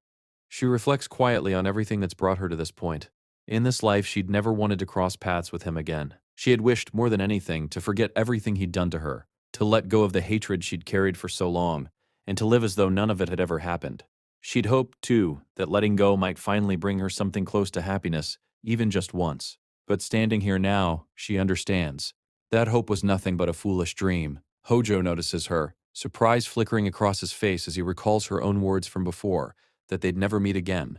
And in that instant, something settles in her. No matter what she does, no matter how far she runs, this cursed fate will always find her. So this time she decides she'll end it herself. With that resolve burning inside her, she steps forward, knife held tightly, walking toward him with quiet, unshakable determination. Elsewhere, Lord Haida lies in agony, a strange burning sensation spreading through his chest, each breath harder to draw than the last. Beside him, a woman lies close, and in his clouded state he believes it's Yan Wu. The thought feels familiar, almost natural. He's seen her this way so many times before. Without thinking, he pulls her close, holding on as though she truly is the one he's been longing for.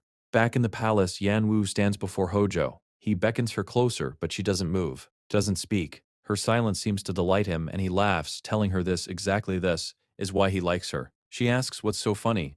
He tells her, almost wistfully, that seeing her brings back memories of his late mother, a flood of longing she didn't expect. She says nothing in return. Instead, her mind drifts back to the chariot, to Se-hong's warning.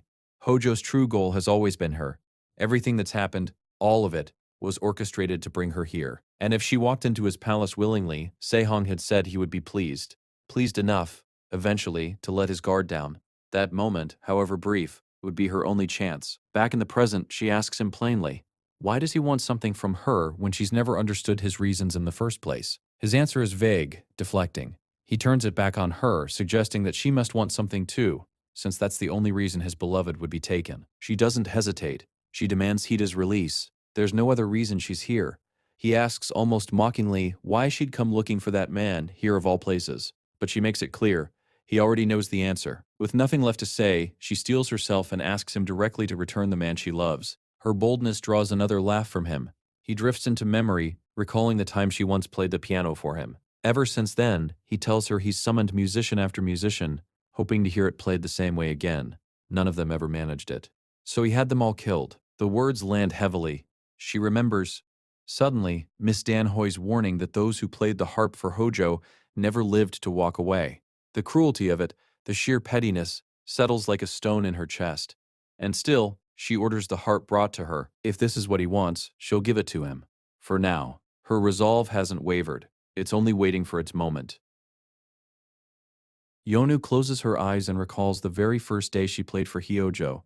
Back then, Lord Haida stood beside her, gently encouraging her to continue after noticing how uneasy she felt. The memory warms her heart and gives her the strength she desperately needs.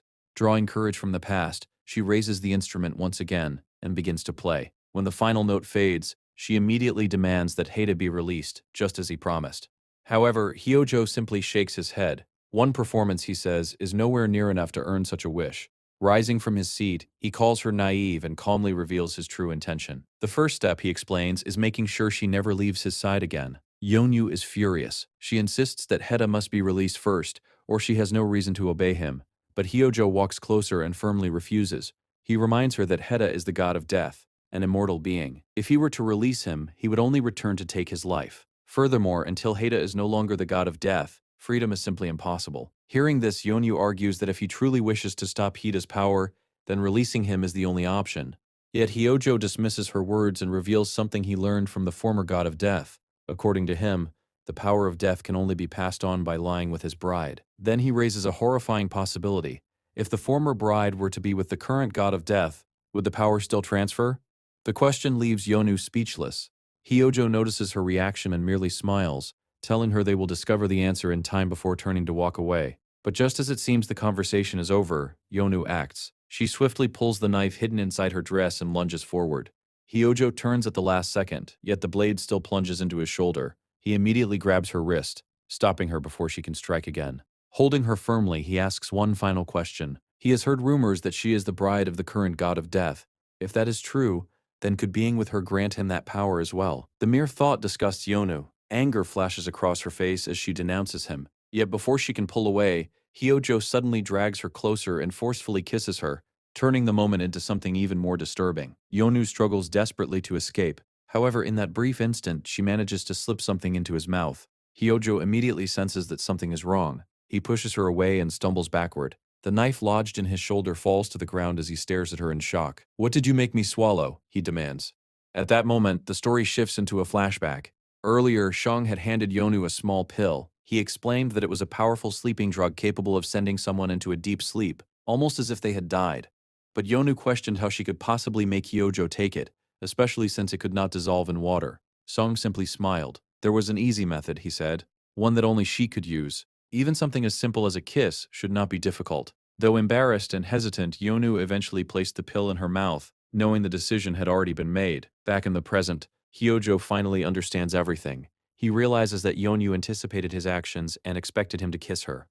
The absurdity of the situation makes him laugh, yet his laughter does not last long. The drug quickly takes effect, and his body gives out beneath him. He collapses heavily to the floor. At the same time, a guard outside hears the commotion and calls out, demanding to know what is happening. Realizing this may be her only chance, Yonu picks up the fallen knife and prepares to finish him once and for all. Unfortunately, the guard rushes in before she can strike. The moment is lost. As more guards are summoned, Yonu abandons her plan. Instead of risking capture, she slips away. Right now, nothing matters more than confirming Lord Haida's safety. Elsewhere, Lord Haida is struggling. A strange, cold scent fills the room around him. The woman beside him smells different from before, and the unfamiliar scent immediately puts him on edge. Summoning his remaining strength, he forces himself upright and pushes her away. Slowly, he begins to understand what is happening. But before he can fully react, the woman knocks him down again. He begs her to stop and manages to shove her onto the ground. Yet suddenly, she cries out for help, leaving him completely bewildered. As he stares at her, he desperately tries to remember whether he has seen her before. Just then, Silu enters. Lord Haida, still weak and disoriented, tries to make sense of everything. However, Silu quickly urges everyone to leave, explaining that Yonyu is waiting. The moment he hears her name, his expression changes. "Is she safe?" he asks immediately. He tries to move towards Silhu, but his body betrays him. His legs give out, and he collapses. Fortunately, Soho steps forward and catches him. Meanwhile, Soho turns to Silu and asks what should be done with the mysterious woman. Silu decides to bring her along. She has far too many questions, and the journey ahead will provide plenty of time for answers. At the same time, another problem remains unresolved. Hyojo is still alive. As they approach the chariot, the story shifts to Silhao's thoughts. She remembers telling Yonu that as long as Hyojo lives, he will never leave her alone. But now, a dangerous idea begins to form. If Yonyu succeeds in killing Hyojo, then Silhu herself may no longer be needed. Worse still, she could become an obstacle to her own ambitions. The realization plants a dark seed in her heart. Just as everything seems ready to proceed quietly, Yonyu suddenly runs out of the palace. Watching her approach, Silhu makes up her mind. It would be better to end everything now. The thought sends a chill through the atmosphere. Yonu arrives before Silhu, panting heavily as she apologizes. She explains that guards flooded the room before she could kill Hyojo. Silhu remains silent for a moment before nodding. With security that tight, there was little Yonu could have done. Besides, even if she had succeeded, escaping would have been nearly impossible. In Silhu's opinion, Yonu made the correct choice. She quickly urges everyone to board the carriage, explaining that she has already prepared a safe place where they can hide for the time being. Yonu climbs inside. The moment the door opens, she sees Lord Hida lying within. Her eyes widen, and she immediately rushes to his side. However, another concern soon enters her mind. Will Silu come with them? After all, Hyojo has already uncovered her plans. Once he awakens, he certainly will not forgive her. Yet Silu remains calm. No matter how cruel Hyojo may be, he cannot kill her. Her family's influence protects her. If he truly intended to harm her, she says she would already be dead. Hearing this, Yonyu reluctantly accepts her words and wishes for her safety. The carriage soon departs. Silu stands alone, silently watching it disappear into the distance. Hyojo is still alive, she thinks, and perhaps he may still prove useful. Later, Hyojo finally awakens. The moment he opens his eyes, rage consumes him. He screams at the chief security officer and smashes a plate in fury. He cannot believe they allowed his enemies to escape after he waited so long. The officer desperately begs for forgiveness, claiming he acted only out of concern for his lord. But Hyojo's anger only grows stronger. He draws his sword and orders the man to be silent. Then a woman's voice suddenly calls out. Hyojo turns. Standing there is Yo Hung. She approaches with a worried expression and explains that she rushed over the moment she heard his health had deteriorated. At once, his mood softens. For the first time since awakening, he smiles faintly and admits that he has been waiting to see her. However, with the blade still clutched in his hand, suspicion quickly rises within him. He narrows his eyes at her and questions her betrayal. How dare she return after secretly contacting Hida? What could she possibly be plotting? In response, she immediately puts on an emotional act. With tears in her eyes, she defends herself by pointing out that he was the one who hid the truth about the envoy's bride from her. Furthermore, she reminds him that her actions successfully lured both Hida and Yanwu to him. Then, with a hint of curiosity, she asks how someone as powerful as him could have collapsed so easily. The question irritates him, but she remains perfectly calm. Even if they manage to escape, she says, there is nowhere for them to run. The only place left for them is the underworld, and that realm belongs to him. More importantly, Yanwu's greatest weakness has always been her family. If they use that against her, victory will be inevitable. Slowly, her words begin to soothe his anger. He lowers his weapon and quietly considers the plan. Meanwhile, at the safe house, Quita suddenly awakens and immediately calls out for Yanwu. The moment he turns and sees her lying safely beside him, relief washes over his face. Without hesitation, he pulls her into a tight embrace. Still, confusion lingers. As he looks around the unfamiliar room, he begins to wonder where they are and what kind of place they have been brought to. Just then, a voice calls out from outside.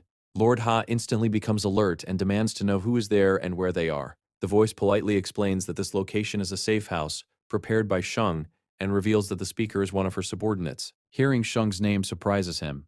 The guard continues, explaining that he received direct orders to take excellent care of the three of them. The word immediately catches his attention. He slowly looks around the room and notices another figure lying nearby. It is the same woman from before. The guard outside adds that they will continue watching over the area and should be summoned if anything is needed. Soon, silence returns. Lord Ha falls deep into thought, trying to remember exactly where he has seen that woman before. Later, as he steps outside alone, his thoughts grow heavier. Is this place truly safe for the young lady? And more importantly, can Sheng really be trusted? Even though he once promised to protect her, he knows the truth. Without Sheng's help, he would already be dead. Still, there is one thing he cannot forgive. The only reason he spared Hyojo until now was because Yonu wished it.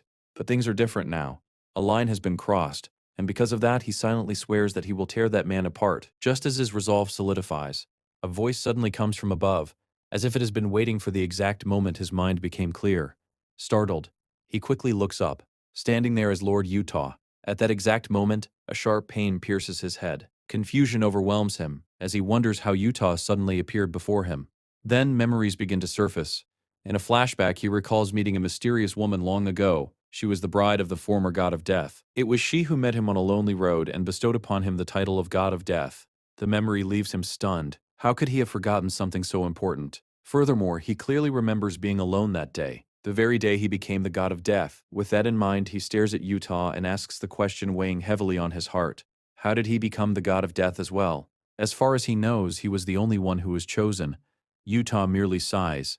He places one hand on Lord Ha's head and the other on his face before slowly removing his mask. There is nothing but disdain in his eyes. He calls him pathetic. Pathetic for not understanding his own power. Pathetic for believing he can protect her while remaining so ignorant. Then Utah reveals an even greater mystery. There has always been only one messenger, yet now there are two. How could such a thing exist? The answer is simple. They are one and the same. Those words strike Lord Ha like lightning. He freezes where he stands, unable to comprehend what he has just heard. Does that mean he and Lord Utah are actually the same person? Utah confirms it without the slightest hesitation. The shocking truth leaves Lord Ha speechless. However, the conversation soon shifts toward Hyojo. It quickly becomes clear that both of them share the same goal. They want him dead. Lord Ha admits it openly. He wants to kill Hyojo because that man caused his lady's death twice, and continues to place her in danger. He cannot allow this to continue any longer. Despite the confusion still lingering in his mind, he believes that Utah must feel the same way, and because of that, he asks for his help. He asks for strength. But before he can finish speaking, Utah cuts him off. The answer is cold and merciless. He will fail. Alone, he cannot defeat Hyojo. The words shake him deeply. Failure? How could that be? If Utah also wishes to kill Hyojo, then does he intend to simply leave him alive forever? Especially when Yanwu can never find happiness as long as that man continues to exist. But Utah's response carries a painful truth. They have already tried to kill him before, and they failed. The revelation stuns him. When did that happen? Why can't he remember? Suddenly, another memory bursts forth. He sees a fierce sword fight from the past. During the battle, Lord Hyojo questioned his relationship with Yan Wu, and yet he never gave a clear answer. The memory feels distant and fragmented. A terrible pain explodes inside his head. He clutches it tightly and groans, struggling to understand what is happening to him. Meanwhile, Utah offers him help, but only under one condition. Once everything is over, Yan Wu must be abandoned. A promise must be made. However, before Lord Ha can respond, Utah disappears without warning. Wait, he calls out. He desperately wants to continue the conversation. But no answer comes. Silence surrounds him once again, and he is left alone with his thoughts. Meanwhile, inside the safe house, Yonu slowly wakes up. Lord Ha is already sitting beside her. Seeing her open her eyes, he gently asks if she is feeling better. Yet Yonu immediately sits up and shifts the concern toward him. Is he all right? Was he injured anywhere? Lord Ha softly takes her hand and asks why she acted so recklessly. Hyojo is targeting her. The mere thought of something happening to her terrifies him. But before he can continue, Yonu interrupts him. She tells him that she only wanted to save him, and even if the same situation happened again, she would make the exact same choice, because a life without him means nothing to her. Those words strike deeply. Unable to hold back his emotions, Lord Ha pulls her into a tight embrace. He confesses that he survived because of her, and from the bottom of his heart he thanks her. In return, Yonu simply smiles in relief. As long as he is safe, that is enough for her. But the peaceful moment does not last. Lord Ha's expression hardens. He declares that he intends to kill Hyojo. Until now, he restrained himself because Yonu did not want revenge. But he can no longer stand by and do nothing. The desire for revenge now burns inside him as well. Yonu remains silent for a moment. Then she gently places her hand over his. She admits that she feels the same way. As she thinks back on everything that happened inside Hyojo's fortress, doubt slowly creeps into her heart. Was she too weak? Did her weakness place him in danger? The fear of losing him becomes overwhelming. And although she longs for revenge, memories of her second life suddenly return. Back then, she also tried to kill Hyojo, and she failed. Because of that failure, her entire family was slaughtered. The memory hits her like a nightmare. Suddenly, her eyes widen. What if history repeats itself? What if she loses her family again? What if she loses him as well? Fear grips her heart, and for the first time in a long while, she has no idea what she should do next. Meanwhile, as Yonyu speaks, Lord Ha quietly recalls the mysterious words he heard earlier about their past failure. Little by little, he begins to understand the source of her fear. Seeing the anxiety in her eyes, he gently places a hand on her face and tells her not to cry. Even so, his own heart remains heavy. He still does not know the full truth, and the uncertainty surrounding his past continues to weigh on him. At the same time, inside the safe house, the former god of Death's bride slowly wakes up. She sits upright and immediately apologizes for interrupting them. Then with a gentle smile, she expresses her gratitude. Although it came late, she still wants to thank them properly for saving her life. Her words draw everyone's attention. Yonu studies the woman carefully, immediately recognizing who she is. The woman calmly greets her and remarks that this is their first official meeting. She then asks if Yonu is feeling well. Yonu nods, and the woman smiles in relief. However, she soon admits that she overheard their conversation, and rather than pretending otherwise, she boldly reveals something unexpected. She believes she can help them. The statement catches both Yonu and Lord Ha off guard. How could she possibly help? Sensing their confusion, the woman begins to explain, the two of them are currently being hunted by the king of the underworld. Even though they desperately wish to kill him, fighting him head-on is simply too dangerous. Therefore, she proposes another path. They should escape to the surface. The suggestion shocks both of them.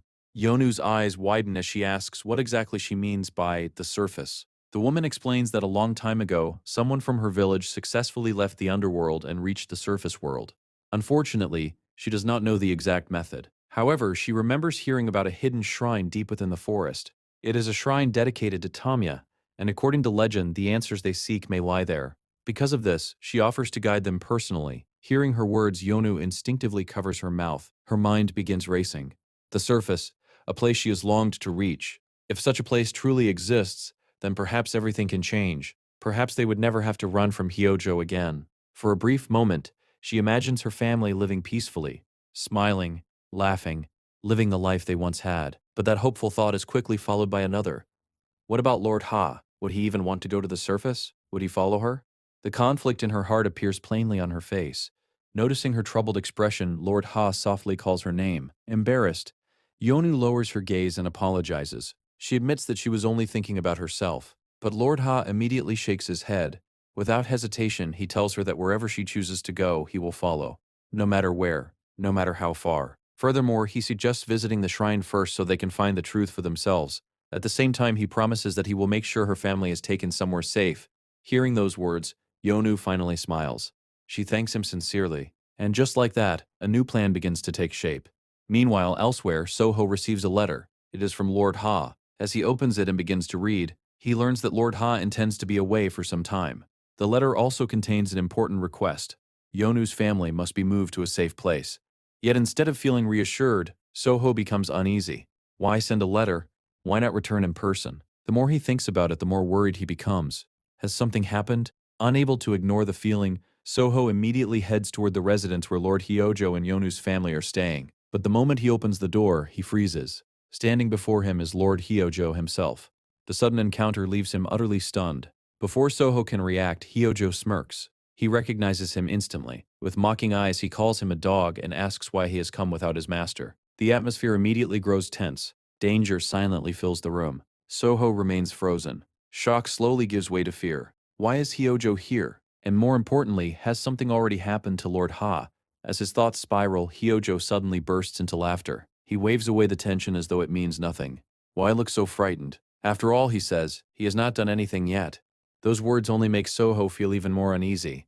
Then Hyojo steps closer. He has a message for Yan Wu. Her family is being treated very well. For now, but his tone suddenly darkens. If she does not return to the castle within 3 days, she will never see them again. There is no mistaking his intentions. He is holding her family hostage. Meanwhile, far away from the castle, Yan Wu, Lord Ha, and the former god of Death's bride continue their journey through the darkness. As they walk, Yan Wu cannot hold back her curiosity. She asks how the woman discovered such a hidden place. After all, she has searched desperately for a way to reach the surface, yet she never once heard about a shrine. The woman smiles softly. She explains that on the first night she spent with her husband, Tamya appeared in her dream. It was he who revealed everything to her. The answer surprises Yan Wu, but the woman quickly changes the subject. Instead, she asks about the relationship between Yan Wu and Lord Ha. Immediately, both of them blush. Yan Wu hurriedly explains that nothing has happened between them yet. However, another question soon follows. Is it truly necessary for the god of death and his bride to become one in order to prove their bond? And what if nothing changes afterward? What if she is not really his bride at all? The woman simply smiles. If she truly holds that role, she says, then deep within her heart, she already knows the answer. The god of death's bride is not chosen by force. She is his soulmate, the one person he is destined to love. That bond cannot be created artificially. It is something that naturally exists within their hearts. Then she reveals another secret. When the god of death and his bride sleep together, his power slowly begins to pass into her. As time goes on, she awakens a special ability, the spirit eye. With this power, she gains the ability to see spirits and even perceive the colors of people's souls. Normally, every soul is white. However, only the god of death and his bride possess black souls, and that black soul carries a great responsibility. The bride must eventually find the next person destined to inherit the power. Only then can the burden be passed on. But if she fails, if she cannot find the next god of death before the power fully consumes her, she dies. The revelation leaves both Yan Wu and Lord Ha speechless. A heavy silence falls over them. Lord Ha is the first to react. Shock fills his face. How could such a cruel fate exist? No one ever told him that the bride had to risk her life. Yan Wu is equally shaken. She asks what would happen if the bride died before finding the next god of death. The former bride answers calmly. If that happens, the power returns to Tamya. It is the punishment he established long ago. The answer only angers Lord Ha. Why must the bride suffer like this? Why should she be forced to gamble her life for a power that is not even hers? The woman explains that the god of death passes his burden to the next generation, and by becoming his bride, she shares not only his love, but also his punishment.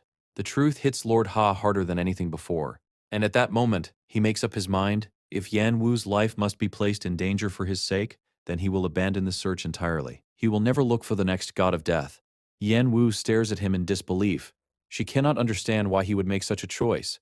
But Lord Ha's expression remains unwavering. He would rather remain the god of death, forever, than risk losing her. As a result, confusion fills Yan Wu's heart and she questions him once again. Why would he give up his greatest wish so easily? Lord Ha gently shakes his head and explains himself. His desire to stop being the god of death was never supposed to come at the cost of her life. All he ever wanted was a normal future, a life where he could grow old beside the woman he loves, laugh with her, and eventually die with her by his side. He never wished to outlive her. He never wanted to spend eternity alone after losing her. The sincerity in his voice makes the atmosphere grow heavy. Yet just then, the former god of death's bride suddenly bursts into laughter. The unexpected reaction catches both of them off guard, and they immediately turn toward her. Realizing their surprise, she quickly apologizes. She explains that their conversation reminded her of her husband. Long ago, he said the exact same thing. He also refused to put her in danger. Because of that memory, she gently suggests putting this matter aside for now. After all, if they truly discover a way to reach the surface, then perhaps all of these worries about the god of death will no longer matter. Her words ease the tension. Lord Ha nods in agreement. With a small smile, he takes Yan Wu's hand and suggests they keep moving forward. Meanwhile, as they approach an ancient building hidden deep within the forest, the former god of death's bride gradually slows her steps. Quietly, she reflects on everything that has happened. It feels as though her role in their story has finally come to an end. She sincerely thanks them for their kindness and tells them she hopes they find what they have been searching for. Soon afterward, Lord Ha and Yan Wu step inside the building, and the moment they cross the threshold, every bell inside begins to ring. Not one, not two, all of them. The sudden chorus echoes throughout the shrine, filling the sacred space with an almost mystical atmosphere. Both of them freeze in surprise. Then a priest appears. He calmly surveys them before declaring that only those chosen by Tamia are allowed to enter this place. Yet somehow an uninvited guest has arrived. Hearing this, Yan Wu quickly steps forward. She apologizes for entering without permission and explains their situation. They are being hunted by the king of the underworld. As long as he refuses to let them go, they can never live peacefully in that world. Then she asks the question that brought them here. Is it true? Did someone really ascend to the surface from this place? The priest nods. Those who reached the surface, he explains, were personally sent there by Tamia. The answer instantly fills Yan Wu with hope. Excitedly, she asks if they can go as well. The priest's expression remains calm. If their desire is genuine, he says, Tamia will grant their wish. The words are enough. Joy immediately lights up Yan Wu's face. She turns toward Lord Ha and excitedly calls out to him. He smiles in return. Of course they will go together. And quietly, almost shyly, he admits something. He wants to see the blue sky she has always talked about. Those words fill Yan Wu's heart with warmth. In her mind, she begins to imagine the future. A future where Hyojo no longer threatens them. A future where they return to their families. A future where they finally live in peace. But just as her happiness begins to grow, everything changes. Without warning, the priest reaches out and grabs Lord Ha. His eyes focus solely on him. Then he asks a simple question. Does he truly intend to go to the surface as well? Lord Ha does not hesitate. He firmly declares that he will go. He intends to leave the underworld together with Yan Wu. However, instead of approval, the priest responds with a cold smile. He calls Lord Ha foolish, greedy, and warns him that one day, ruin will come because of that greed. Immediately, anger flashes across Lord Ha's face. Greed? Ruin? What do those words even mean? How can the priest throw around such accusations so casually? Yet the priest does not explain. Instead, he asks a question of his own. Why does Lord Ha believe he can go to the surface at all? The atmosphere immediately grows tense. Then, in a sharp tone, the priest calls him shameless. The accusation strikes deeply, and suddenly Lord Ha understands. It is because he is the god of death. If he leaves the underworld, there will be no one left to guide or protect the countless wandering souls. That duty belongs to him. And according to the priest, the fate bestowed by Tamia cannot be defied. If he truly understands this truth, then he should never return to the shrine with the same request. For a moment, Lord Ha remains silent. Yan Wu anxiously watches him, but instead of giving up, he slowly smiles. It is a faint smile, yet behind it lies unwavering resolve. Why must it be him? Was becoming the god of death truly a punishment? And if it is, what crime did he commit to deserve such a fate? He refuses to obey blindly, no matter who decided it. His resolve only grows stronger. He declares that he will decide his own fate, and the only fate he accepts is the one standing before him. As he says those words, he tightly holds Yan Wu's hands. The sight catches the priest's interest. A faint smile appears on his face. Then he calmly asks something strange. Was that decision truly his own? Or is he simply choosing without remembering? Those words immediately create confusion. Something is missing. Something important. The priest laughs softly, as though he has discovered a hidden secret. Then he offers to reveal the truth. Does Lord Ha want to know why he became the god of death? He goes on to explain that his lost memories may not have vanished naturally. Perhaps they were sealed away. Perhaps they were buried because the pain was so unbearable that he could no longer endure it. The words hang heavily in the air. The past suddenly feels closer than ever. Yet the priest quickly waves the matter aside. In the end, he says, "It does not really matter." Instead, he stretches out his hand toward Lord Ha and gestures for him to come closer. Immediately, the atmosphere changes. This is a challenge. A test. The priest calmly tells him to see whether he can endure what is about to happen. And the very next moment, Lord Ha collapses. Yan Wu's eyes widen in horror. She rushes to his side and desperately calls his name. There is no response. Panicked, she turns toward the priest and demands to know what he has done. But the priest remains perfectly calm. There is no need to worry, he says. Lord Ha is simply dreaming. Although it is a very long dream, his answer does nothing to ease her fears. She quickly asks if he will wake up soon. The priest simply shrugs. That depends entirely on him. He may awaken quickly, or he may never wake up again. The answer hits Yan Wu like a thunderbolt. Fear overwhelms her. She cries out in distress, unable to accept such uncertainty. Meanwhile, the bells throughout the shrine continue ringing endlessly. Their sound only adds to the tension. Then suddenly, she hears a familiar voice. A familiar name. Startled, she turns around. Standing there is Soho. His sudden appearance surprises her. He quickly approaches and anxiously asks what happened to Lord Ha. Yan Wu explains everything. The priest said he has fallen into a dream, a very long dream. After listening, Soho checks her condition first, making sure she is not injured. She reassures him that she is unharmed. However, as she begins asking why he is there, her words suddenly stop. She notices his injured hand. The sight immediately fills her with dread. Seeing her reaction, Soho lowers his eyes. He explains that he went to bring her family to safety, but by the time he reached her house, it was already too late. A terrible feeling grips Yan Wu's heart. She is afraid to hear the rest. But Soho tells her anyway. Lord Hyojo left a message. If Yan Wu does not return to him within 2 days, her family will be killed. The threat strikes her like a nightmare. And suddenly, the danger feels more real than ever. Meanwhile, elsewhere, another scene begins to unfold. Lord Ha slowly opens his eyes. Yet the world before him is completely different. He finds himself riding a horse beneath a bright sky. The air is warm. The streets are lively. People greet him with smiles as he passes. Everything feels peaceful, almost too peaceful. Soon, a beautiful lady approaches him happily. She tells him it has been far too long since she last saw him. His merchant guild has been thriving lately, she says, and everyone knows how busy he has become. She even complains that he rarely attends banquets anymore. Everyone misses him, especially the ladies. Lord Ha smiles charmingly. Taking her hand, he apologizes for making such lovely women wait for him. Then, with practiced elegance, he gently kisses the back of her hand and asks for forgiveness. The gesture immediately causes the young woman to blush. She hurriedly assures him that she is not angry at all. For a moment, everything feels lighthearted, normal. But then, someone catches his eye. Another young woman is quietly leaving the gathering, and for reasons he cannot explain, his attention follows her. The sudden sight immediately captures his attention. For reasons he cannot explain, the young lady feels strangely familiar, as though he has known her for a very long time.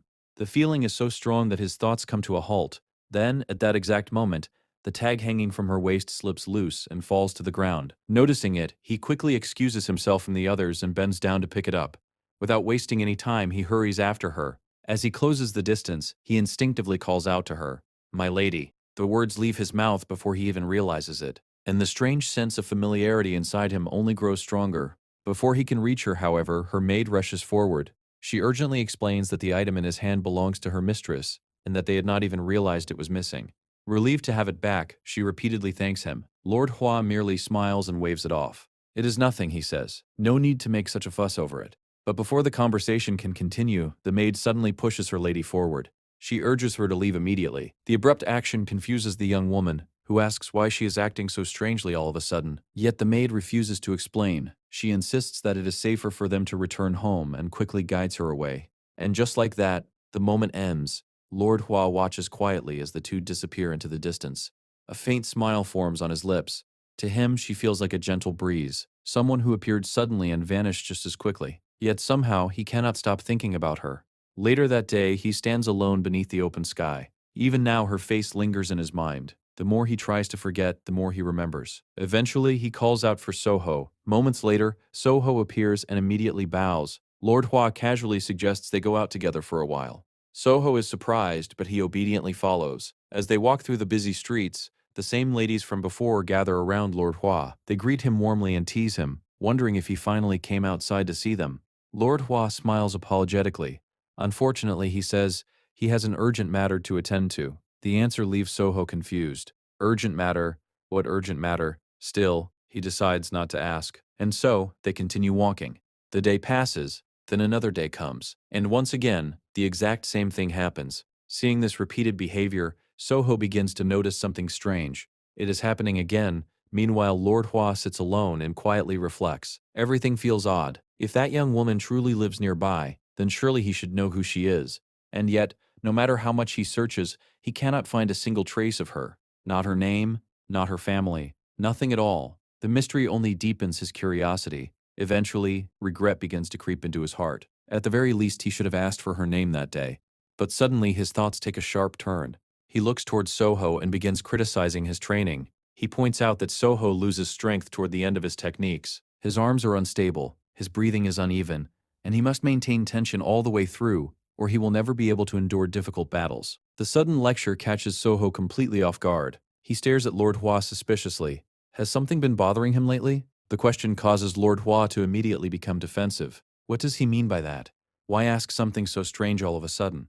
But Soho calmly explains himself. Lately, Lord Hua has been acting differently. He keeps claiming to have urgent matters, yet never explains what they are. He spends his days wandering outside without purpose. And now he is suddenly obsessing over Soho's training and giving detailed advice.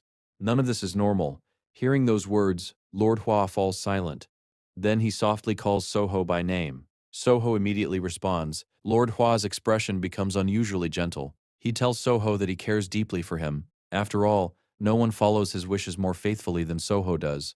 Then he asks him something. Suppose he were ordered to find someone. What would he do?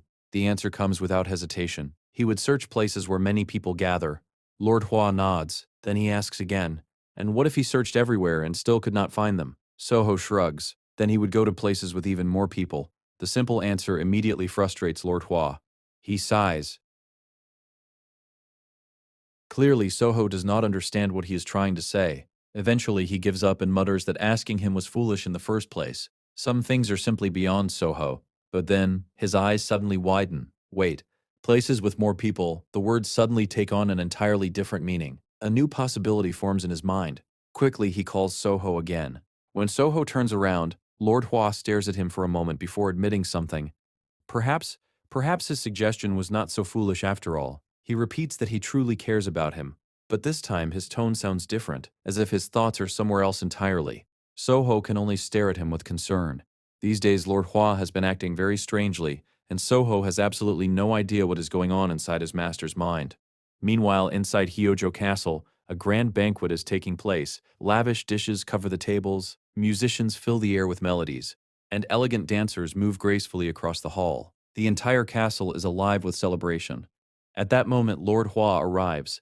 The sight immediately surprises a noble lady standing near the entrance. She remarks that she has never seen him attend one of the castle banquets before. Lord Hua simply smiles. Perhaps, he says, something like this is nice every once in a while. Inside the hall, however, Lord Hyojo sits upon his throne. Despite the lively atmosphere, he looks utterly bored. There is no joy on his face, no interest, nothing. Observing him from afar, Lord Hua finds himself thinking something unexpected. How strange. Even while sitting in the most honored seat, surrounded by wealth, power, and luxury, Hyojo cannot enjoy a single moment. He always looks empty. In a strange way, he almost seems pitiful. Later, Lord Hua leaves the hall and wanders alone through the gardens. He sighs quietly. He came all the way to the banquet hoping to see her, and yet, she is nowhere to be found. Doubt slowly creeps into his mind. Perhaps she dislikes crowds, or perhaps this entire trip was another waste of time. But just as disappointment begins to settle in, he suddenly freezes. There she is, beneath the moonlight, dancing, singing softly to herself. The sight catches him completely off guard. His heart skips a beat. Instinctively, he hides behind a nearby tree and watches in silence. For a moment he simply stares, then he takes a deep breath and softly calls out. But before the words can leave his mouth, another voice reaches his ears. Yan Wu. The voice belongs to Lord Hyojo. Immediately, the young woman turns and runs toward him. Without hesitation, she throws herself into his arms. Hyojo embraces her tightly. He tells her that he has been searching everywhere for her. Then, looking down at her, he asks the question that leaves Lord Hua frozen in place.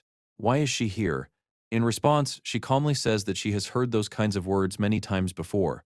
There is no fear in her expression, only quiet acceptance. Seeing this, Hyojo lets out a sigh. What a shame, he says. If she had resembled her daughter even a little, perhaps she could have lived a bit longer.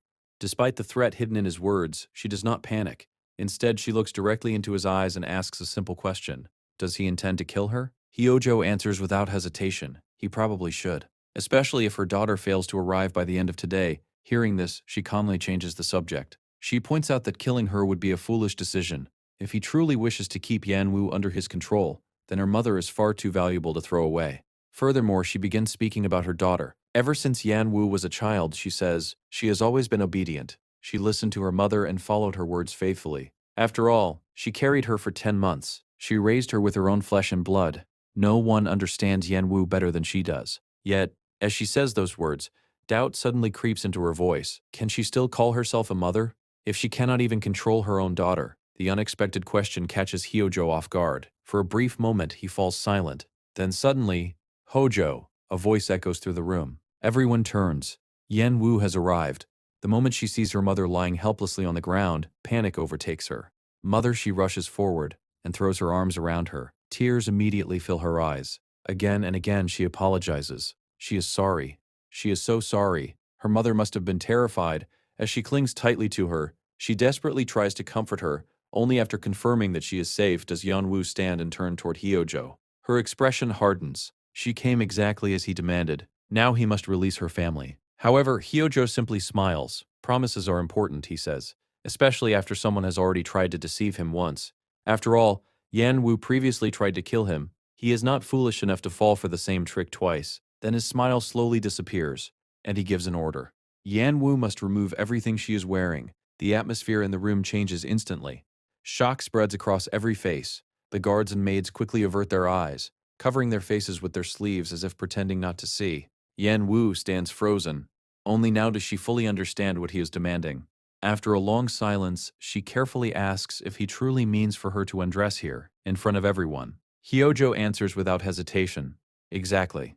The answer causes her hands to tremble. She clenches them tightly, struggling to remain calm. At that moment, her mother suddenly cries out, "This cannot happen. How could they humiliate an unmarried young woman like this?" If nothing else, she begs him to send everyone away. At least protect her daughter's dignity. Hearing her mother's desperate plea, Yan Wu quickly kneels beside her and tries to calm her down. But the atmosphere only becomes more painful. After a moment of silence, Yan Wu slowly stands. She forces a smile and quietly says that she is fine. Then, with trembling hands, she begins removing her clothes one by one. No one dares to speak. The entire room falls silent. But before things can go any further, Hyojo suddenly notices movement. One of the guards has secretly lowered his sleeve to peek. In an instant, Hyojo's expression turns cold. His sword flashes, and before anyone can react, the guard is dead. His body falls to the floor. Hyojo calmly wipes the blood from his blade. That is enough entertainment for today, he says. Then he turns toward Yan Wu. Without warning, he removes his jacket and drapes it over her shoulders. Yan Wu looks at him in surprise. Hyojo clicks his tongue. A woman should not undress so carelessly in front of a man. It is improper. The contradiction in his words leaves everyone speechless. As if nothing unusual happened, he takes her hand. Then he tells her to come with him. He will show her the room where she will be staying. As the two walk away, Yan Wu's mother quietly watches from behind. A soft smile appears on her face. For the first time in a long while, she feels relieved. Meanwhile, elsewhere in the palace, another scene unfolds. Servants carry corpses through a hallway while nobles gather nearby and whisper among themselves. Once again, another body has appeared. And once again, people blame the same woman. The rumors spread endlessly. How many people has she caused to die already? Some whisper that Hyojo is completely enchanted by her. Others claim she secretly met another man outside the estate. Some even swear they saw her in another man's arms. Among the crowd, Quita quietly moves in disguise. He listens carefully to every rumor. The more he hears, the darker his expression becomes. What exactly is happening here? Later, he speaks seriously to Soho. He wants every invitation addressed to him, especially invitations connected to the palace banquets. Soho immediately nods. He understands. As Quita walks away, he quietly repeats the reason to himself. He is only going to the palace to see whether she is safe. Nothing more. At least, that is what he keeps telling himself. Soon afterward, he arrives at the palace. As he walks through the grounds, disappointment slowly settles in. She is not showing herself again today. At this point, even learning whether she is well feels impossible. Then, as he walks farther inside, he overhears several people whispering. They say this place feels frightening. Perhaps they should hurry and leave. Hearing this, Quita slows his steps. He listens more carefully. One person asks why they are so scared. The answer comes immediately. They have heard strange rumors. People say there is a woman who manipulates Hyojo and uses him to kill others. Some claim that merely speaking with her leads to death. Others whisper that a man who was supposed to marry soon also died because of her. Each rumor sounds more absurd than the last. Yet hearing them all together leaves Quita deeply unsettled. What is really going on? Just then, he notices someone nearby. His eyes widen. It is Serre, the maid from back then. Without hesitation, he quickly approaches her. Politely, he asks for a moment of her time. Then he asks whether she remembers him. Serre nods immediately. Of course she remembers. Hearing that, Quita lets out a small sigh of relief. That is good, because there is something he desperately wants to ask. He carefully explains that strange rumors have been spreading about her young lady, and honestly, he is worried. He even wonders whether the incident where he caught her after she stumbled has somehow been twisted into these awful stories. But that is not why he came. He is not here to gossip. He simply wants to know one thing: is she all right? And if his actions somehow cause trouble for her, then he wishes to apologize properly. Serre listens carefully to his words before replying with a worried expression. She explains that Hyojo is an extremely possessive man. The more interest someone shows in Yan Wu, the more dangerous things become for her. Because of that, she gives him a sincere warning. If he truly cares about her, then he should never approach her again. Hearing this, Quita becomes even more concerned. At the very least, he asks, could she let him know how Yan Wu is doing from time to time? He does not wish for anything more. He only wants to know that she is safe. But before Serre can answer, a sudden noise echoes nearby. Both of them immediately turn toward the sound. Serre's eyes widen. My lady, without hesitation, she begins running in that direction while desperately calling out to Yan Wu and asking if she is all right. Meanwhile, Hida remains frozen where he stands. Shock overwhelms him as he watches the scene unfolding before his eyes. A woman rushes forward with a knife in her hand and attempts to stab Yan Wu. But Yan Wu reacts instantly. She raises her bare hand and catches the blade. The sharp edge digs into her palm as the two struggle against each other. Blood begins to drip onto the ground. At the same time, Serre keeps running while shouting her lady's name in panic. Moments later, two guards arrive and immediately restrain the attacker. The woman struggles wildly. She screams at them to let her go. Again and again, she demands her freedom. Then, through tears and rage, she points at Yan Wu. Because of her, her fiancé is dead. Everyone in the underworld knows it. She accuses Yan Wu of manipulating Hyojo and causing innocent people to lose their lives. Serre immediately shouts back. What is she talking about? How could she accuse Yan Wu of such things? But the woman continues screaming. Even if she dies, she says, she will drag Yan Wu down with her. Tears stream down her face as she curses her.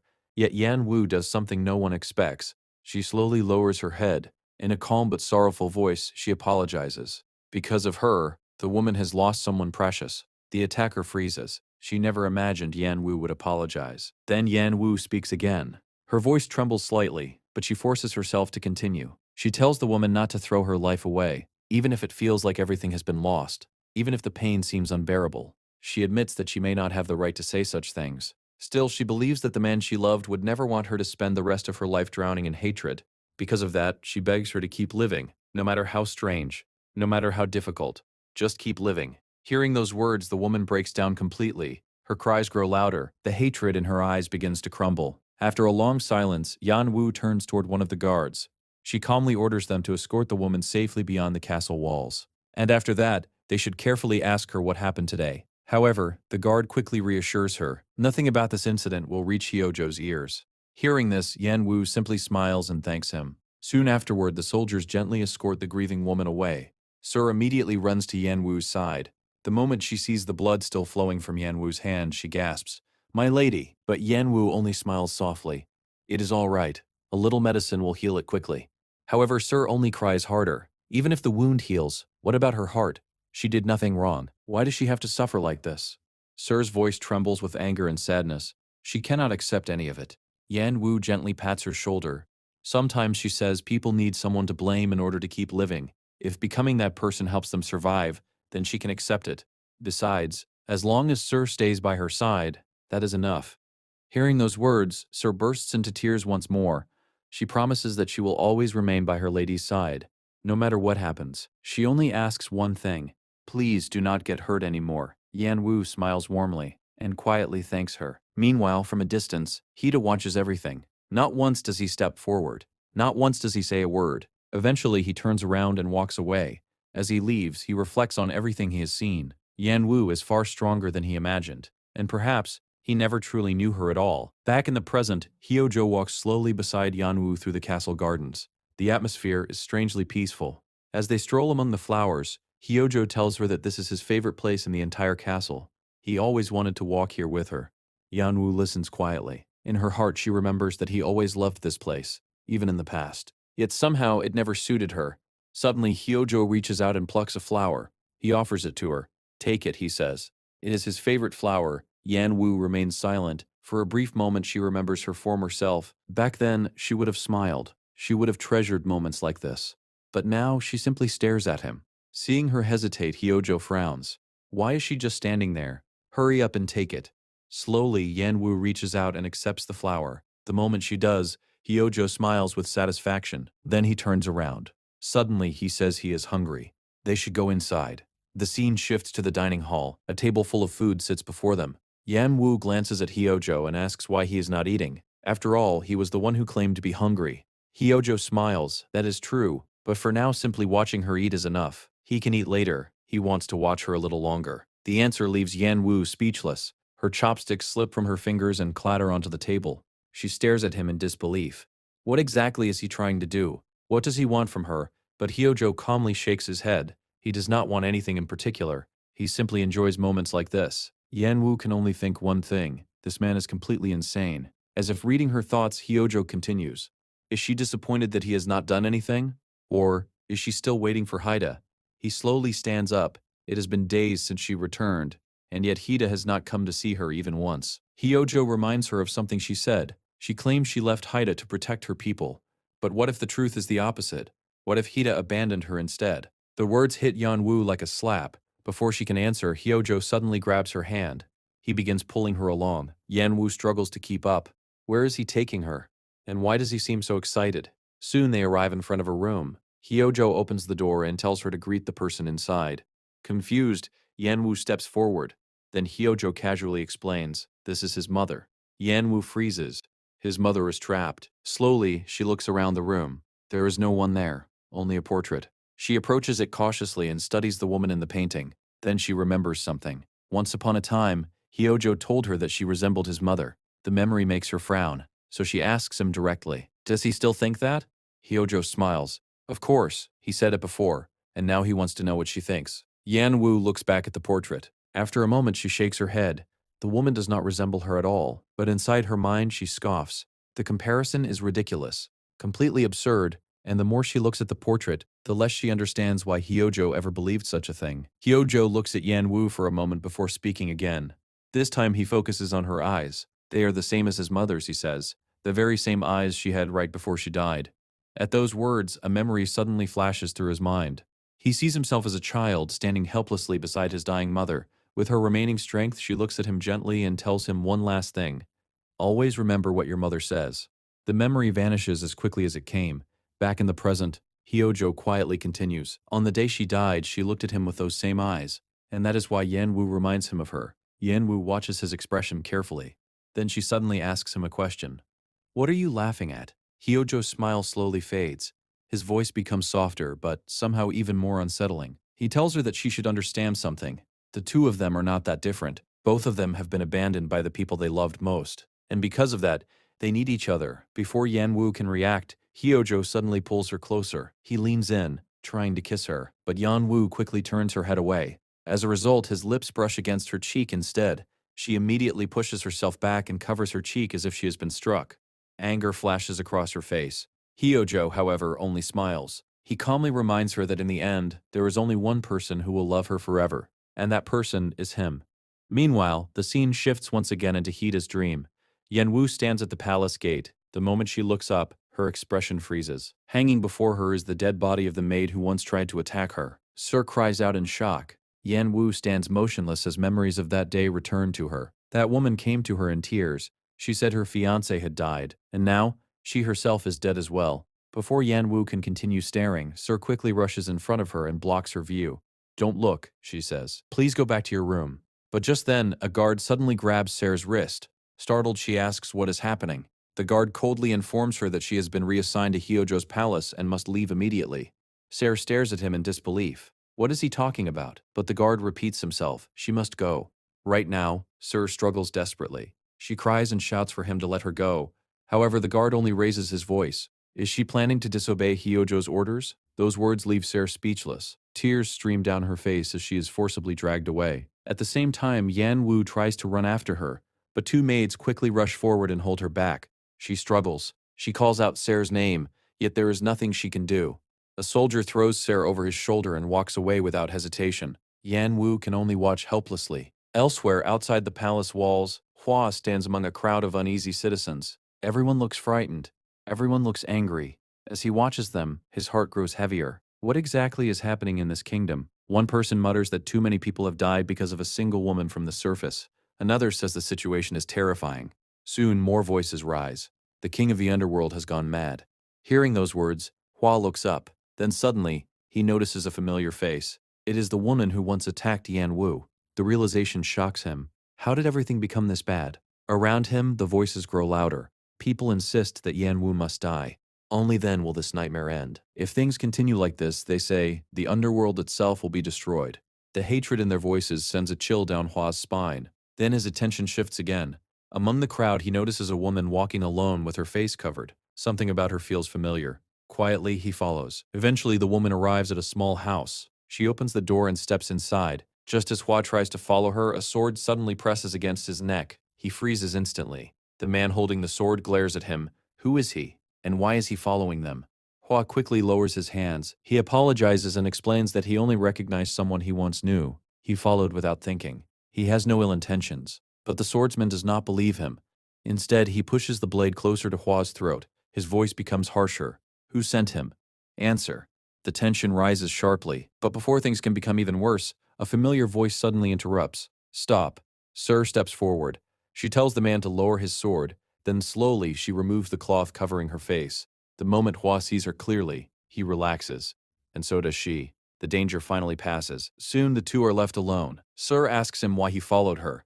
Hua answers honestly, he did everything she asked. When she told him not to care, he tried his best. But despite everything, there is one thing he cannot ignore. He needs to know. Is Yan Wu with her? At those words, Sir's expression darkens. She admits that she does not know how Yan Wu is doing. After all, she herself was thrown out. In fact, she barely escaped with her life.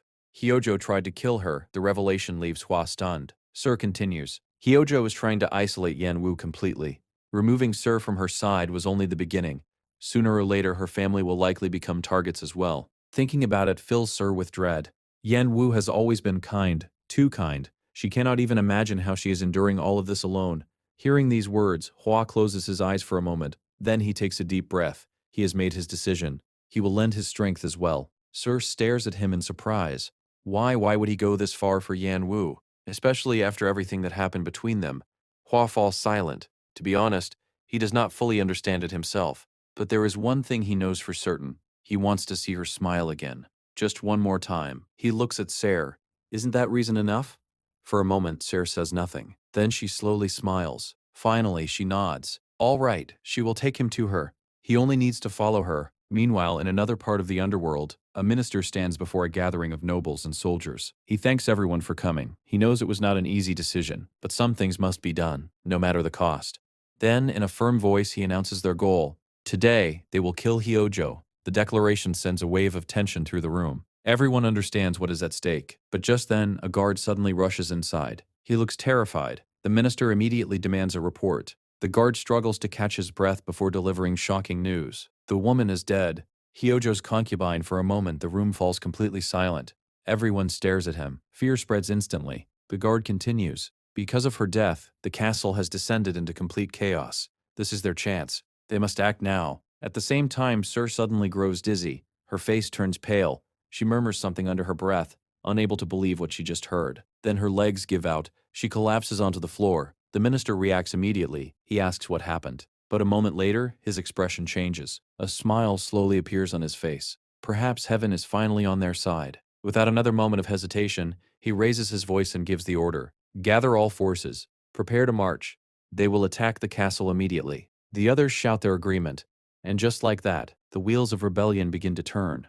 Suddenly, the scene changes. The peaceful atmosphere disappears, replaced by a place consumed by fire and chaos. People are screaming everywhere. They shout that Hyojo must be found, he must be killed.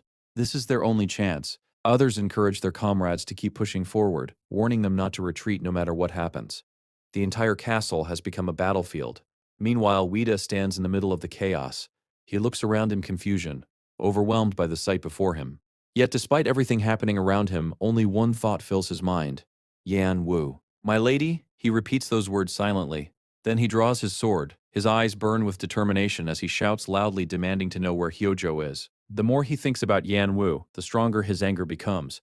He pushes forward through the battlefield, cutting through anyone who stands in his way. He came here for one reason: to save Yan Wu, and he desperately hopes she is still alive. But suddenly, everything changes. A sword pierces straight through his back. The blade tears through his heart. The soldier behind him coldly whispers, "This ends now." Blood pours from Wida's mouth. Yet somehow he refuses to fall. Using the last of his strength, he swings his sword and kills the soldier. Even with the blade still lodged inside his body, he keeps moving, step after step. Again and again, he asks the same question. Where is Hyojo? Where is he? Nothing can stop him now. Eventually, he reaches the inner chambers of the castle, and there he finally sees them. Hyojo and Yan Wu locked in a kiss. For a brief moment, relief fills his heart. She is alive, thank goodness. But the relief lasts only an instant.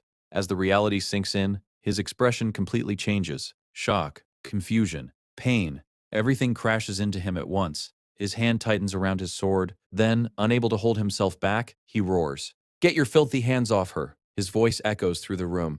Hyojo immediately reacts. He draws his sword and blocks the incoming attack. The clash of steel rings out. His eyes narrow as he looks at the intruder. Who is this man? And why is he interfering? He orders him to stay out of this matter, but Wida does not care. He attacks again. Then in a sudden burst of speed, he slips past Hyojo entirely. He rushes straight to Yan Wu. Dropping to his knees beside her, he gently calls out, "My lady." There is no response. Fear grips his heart. Slowly, he places his hand beneath her nose. Then, he feels it. A faint breath. She is alive. The realization breaks him. A shaky breath escapes his lips. And before he knows it, tears begin streaming down his face.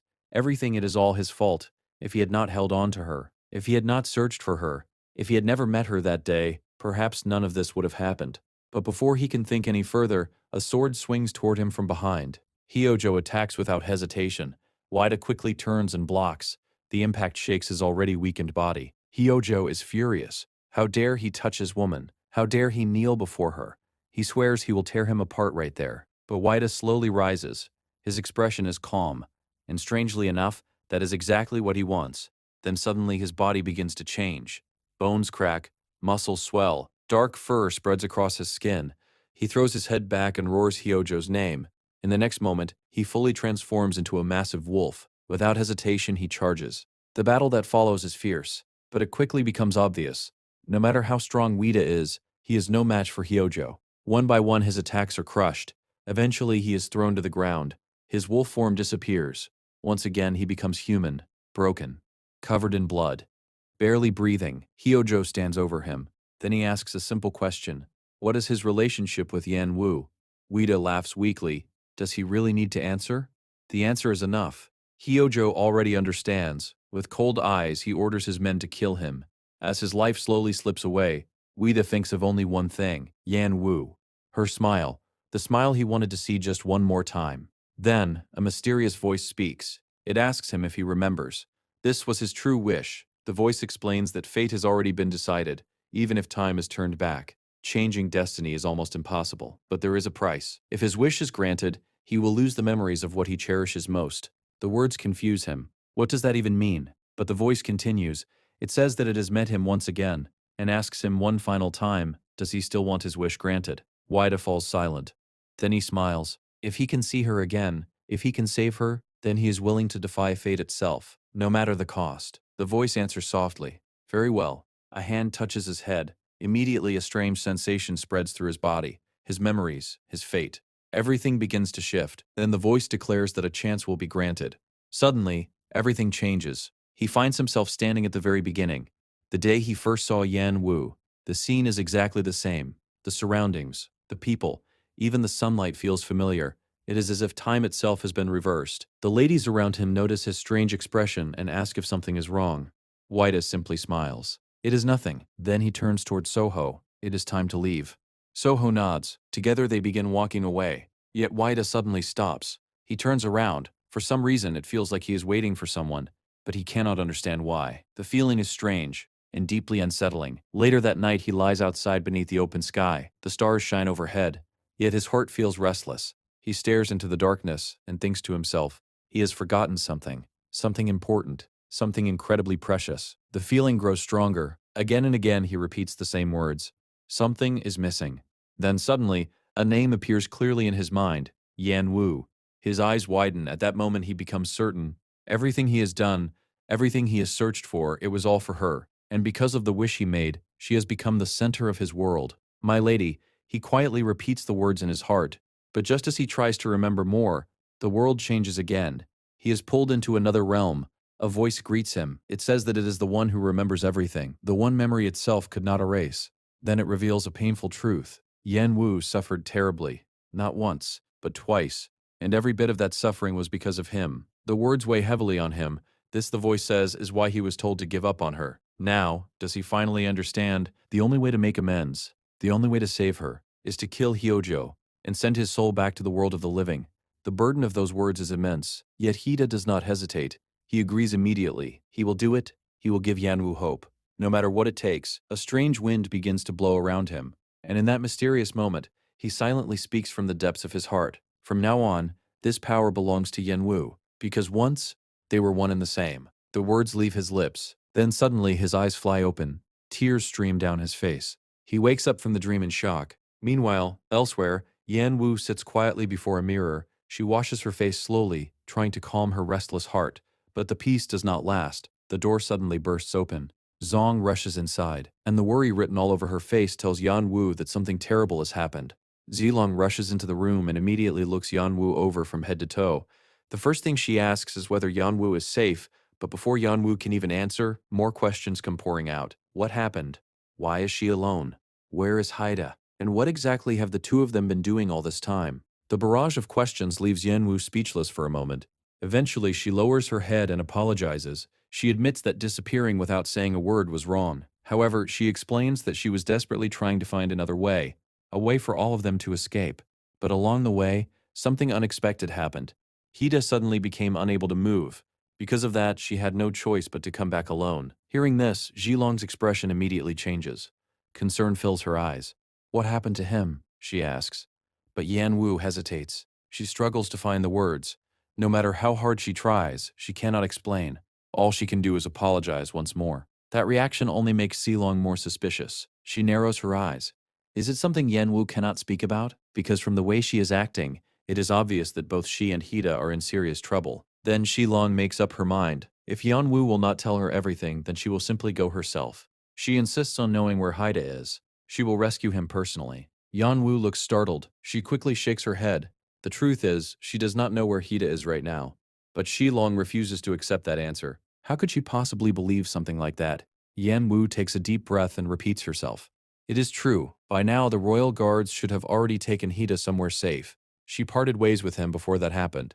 That is why she truly does not know where he is. The explanation only frustrates Zilong even more. She crosses her arms and sighs heavily. So Yan Wu plans to sit here and wait? Wait for a man she loves even though she has no idea where he is? The words sting. Yan Wu lowers her eyes. Seeing that, Zilong finally calms herself. If any news about Hida arrives, she says Yan Wu must tell her immediately. There is no room for argument. After saying those words, Shilong turns around and leaves the room. The door closes behind her, and silence returns. Yan Wu remains standing there alone. Her thoughts grow heavier. Did she make the wrong choice? Should she have told Zilong everything? The questions begin to pile up in her mind. But then, she remembers the priest's warning. Hida is not simply asleep, he is reliving a dream from his past. and he is doing so by his own choice. More importantly, if someone forcibly wakes him before he is ready, there is a chance he could become trapped inside that dream forever. The memory sends a chill through her heart. Suddenly, her hesitation disappears. No, she cannot tell anyone yet. Not until she knows it is safe. Hida's life is hanging by a thread, and if she makes the wrong decision now, she could lose him forever. Because of that, Yan Wu takes a deep breath and steadies herself. No matter how anxious she feels, no matter how desperately she wants to help him, she cannot allow her emotions to control her. This time, she must be patient, and she must choose her next move carefully. Yan Wu sat alone in silence, her mind drowning in confusion as she tried to understand everything that had happened. Suddenly, a soft voice called her name, Yan Wu. She quickly turned around and froze. Standing before her was her mother. Without hesitation, Yan Wu rushed forward and wrapped her arms tightly around her. "Mother, how did you get here? What about Sue and father? Are they all right?" Her mother gently patted her back and nodded. "They're safe. Both of them are doing well." Yan Wu sighed in relief, but her mother's next words instantly shattered that feeling. "Lord Hyo is taking care of them." Yan Wu's eyes widened. "What do you mean? You're talking about the same man who dragged us here and nearly killed us." But her mother suddenly interrupted. "Get a grip, Yan Wu." Her voice was unusually sharp. "When we were being dragged into this place, where was that man you trust so much?" Yan Wu immediately defended him. "Wada is in a difficult situation right now. He can't come yet, but if we wait a little longer, everything will be okay." Her mother shook her head. "It has already been days. If he truly cared about you, he would have come no matter what." Then she asked the question Yan Wu dreaded the most. "What if he abandoned you? What if he ran away?" Yan Wu clenched her fists. "That will never happen." Her answer came without a moment of hesitation. "Please, mother, trust me just this once." Her mother let out a deep sigh. "You foolish daughter." There was sadness in her eyes. "I'm only worried about you." Then she said something Yan Wu never expected. "Tonight, go to Lord Hyojo's bedroom." Yan Wu stared at her in disbelief. "What are you saying?" "It's not what you think," her mother quickly explained.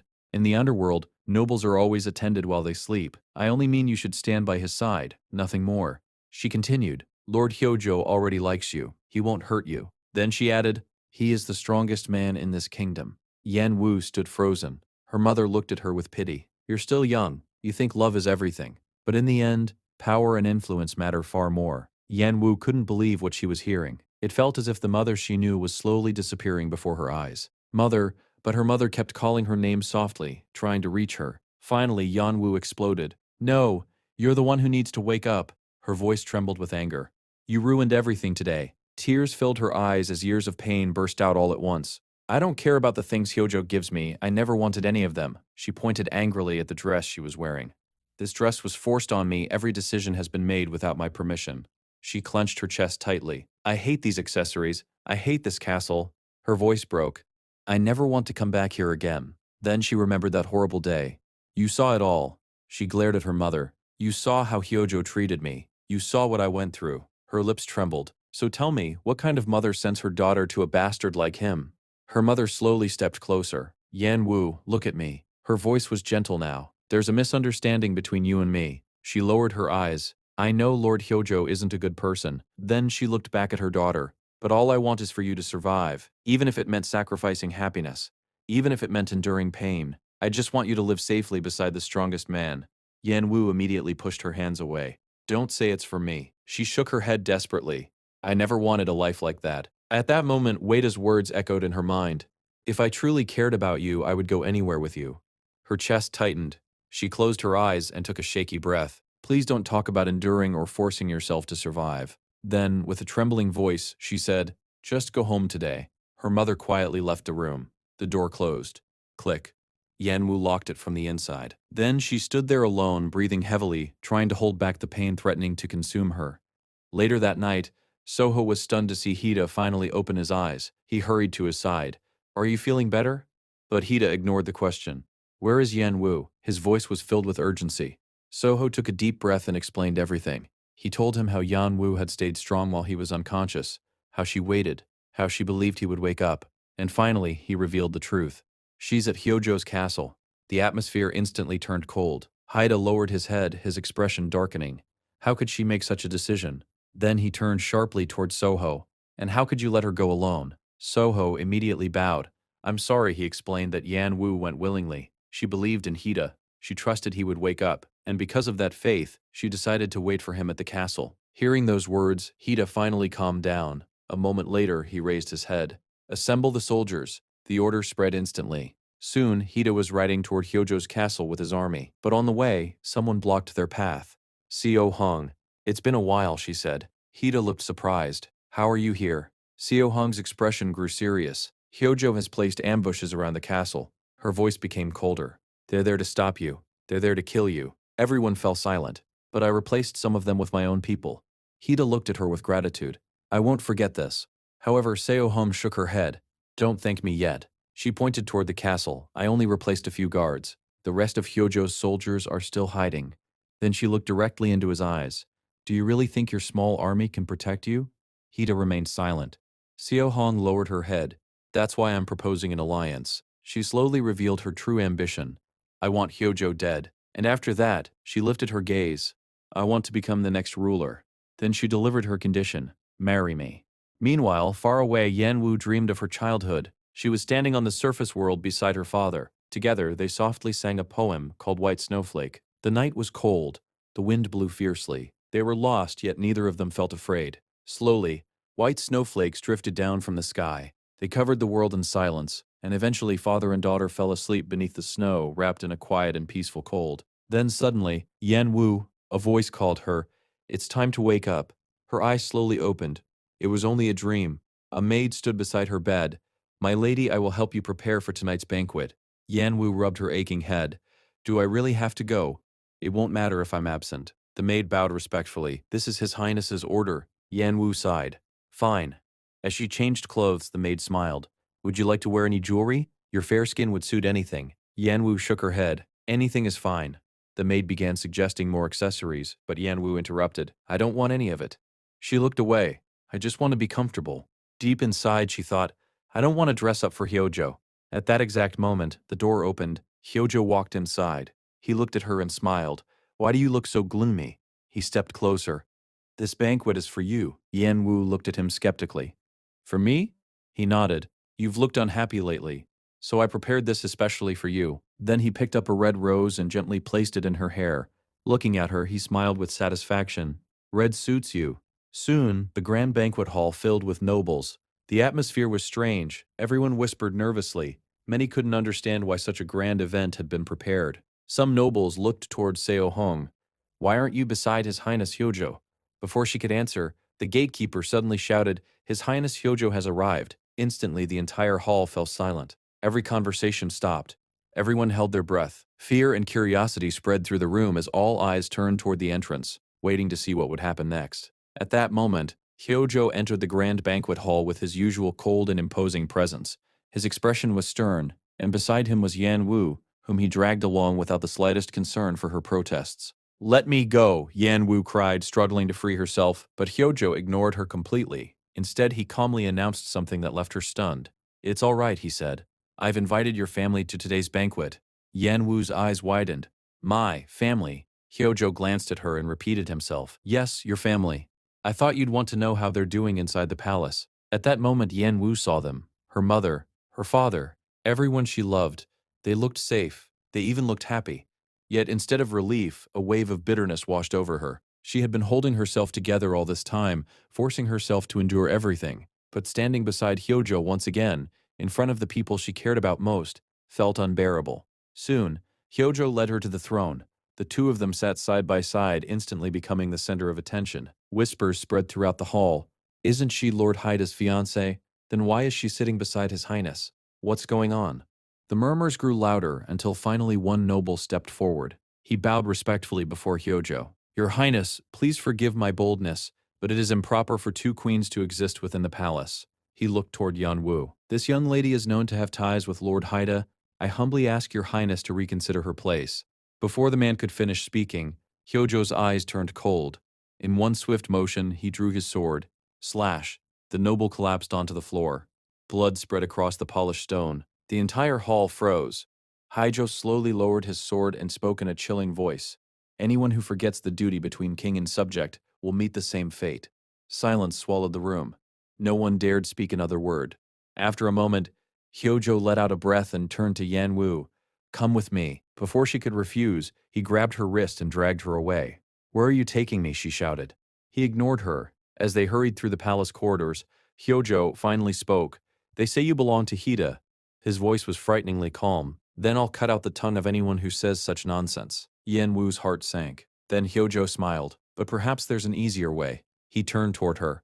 I'll simply create proof that you belong to me. The moment those words left his mouth, terror spread through Yen Wu. She suddenly imagined a burning iron being pressed against her skin. No, she yanked her hand away. Don't come near me. She tried to run, but the guards immediately grabbed her arms and pinned her down. No, let me go. Yan Wu struggled desperately. Meanwhile, Hyojo calmly ordered, bring the branding iron. A servant quickly approached carrying a piece of glowing red iron. The heat alone was enough to make Yan Wu tremble. Hyojo looked at it thoughtfully. It will hurt for only a moment. Then his eyes landed on her chest. The heart seems like a good place. Yan Wu's face turned pale. Nearby, Seo Hong burst into tears. Stop this. She struggled against the soldiers restraining her. Please let me go. But no one listened. The iron moved closer and closer. Yan Wu could feel the scorching heat against her skin. She squeezed her eyes shut. This can't be happening. Just as Hyojo was about to press the iron against her chest, whoosh, an arrow shot through the air. Clang, the burning iron flew away. At the same instant, the arrow pierced straight through Hyojo's palm. Blood splattered across the floor. Hyojo staggered back. What? Before he could react, more arrows rained down from outside. One after another, his guards fell. Chaos exploded throughout the palace. The gatekeeper rushed into the room, pale with fear. Your Highness! He fell to his knees. The Black Wolf is advancing with his troops. Yen Wu's heart skipped a beat. The Black Wolf. Lord Hida. He's here. Hope and fear collided inside her chest. Meanwhile, Hyojo forced a smile. Even with blood dripping from his hand, he suddenly grabbed Yen Wu again. Come with me. But this time, Yen Wu resisted. She bit his injured hand with all her strength. Blood flowed freely as Hyojo jerked his hand back. His expression instantly darkened. Without warning, he grabbed her by the hair. Yen Wu screamed. Let go of me. Hyojo glared at her. I'm not in a good mood. His voice was cold enough to freeze the air, so stop making things difficult. But Yan Wu had already lost her fear. Hida, she shouted with everything she had. Immediately, Hyojo covered her mouth. Shut up. He tightened his grip. Then he looked toward his soldiers. Kill everyone who enters the palace. His eyes showed no mercy. Leave no one alive. He lifted Yan Wu into his arms and hurried away. A nearby soldier hesitated. Your Highness, there are too many enemies. But Hyojo didn't even look at him. Nothing mattered to him except escaping with Yan Wu. Outside, the palace had become a battlefield. Soldiers clashed everywhere. Arrows flew through the air. The screams of the wounded echoed endlessly. Yan Wu struggled helplessly in Hyojo's arms. She couldn't see clearly. She didn't know what was happening, but she kept thinking of one person, Hida. Please be safe. Meanwhile, Hyojo rushed through the chaos, holding her tightly as though he would never let her go. The palace was collapsing into complete disorder. No one could tell who had the upper hand. Then, everything changed. A figure appeared before them. In a single motion, slash, the soldier standing beside Hyojo fell to the ground. The speed was so fast that no one had time to react. For a brief moment, the battlefield fell silent. Yan Wu's eyes widened. She immediately pushed Hyojo's hand away from her mouth. Hida. Relief flooded her voice. Standing before her was the man she had been waiting for. Hida. Hyojo stared at him, then surprisingly he laughed. So this is how it ends. He shook his head bitterly. It's my mistake. His gaze sharpened. That day, instead of stealing the envoy's power, I should have crushed you completely. His killing intent exploded. Without hesitation, he charged forward. At the same time Hida moved, their swords collided with a deafening sound. Clang! The shockwaves spread across the battlefield. Yan Wu stumbled backward. Hyojo narrowed his eyes. So this wasn't really about me after all. But Hida ignored him. Without taking his eyes off his enemy, he shouted, Yan Wu, run! She froze. But go! His voice was firm. If you escape outside, Seohon will be waiting. You need to survive first.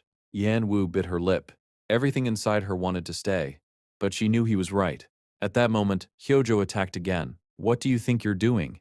His sword cut through the air. I'll catch up to both of you soon enough. The battle grew fiercer.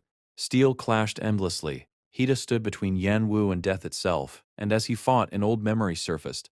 He remembered his first death, the fear, the regret, the helplessness. All of it returned in an instant, but instead of weakening him, the memory only strengthened his resolve. This time, no matter what happened, he would never lose Yan Wu again. Just as Hyojo prepared to repeat the same devastating attack as before, Yan Wu suddenly moved. Without a moment of hesitation, she lunged forward and drove a sharp object straight into his eyes. Ah!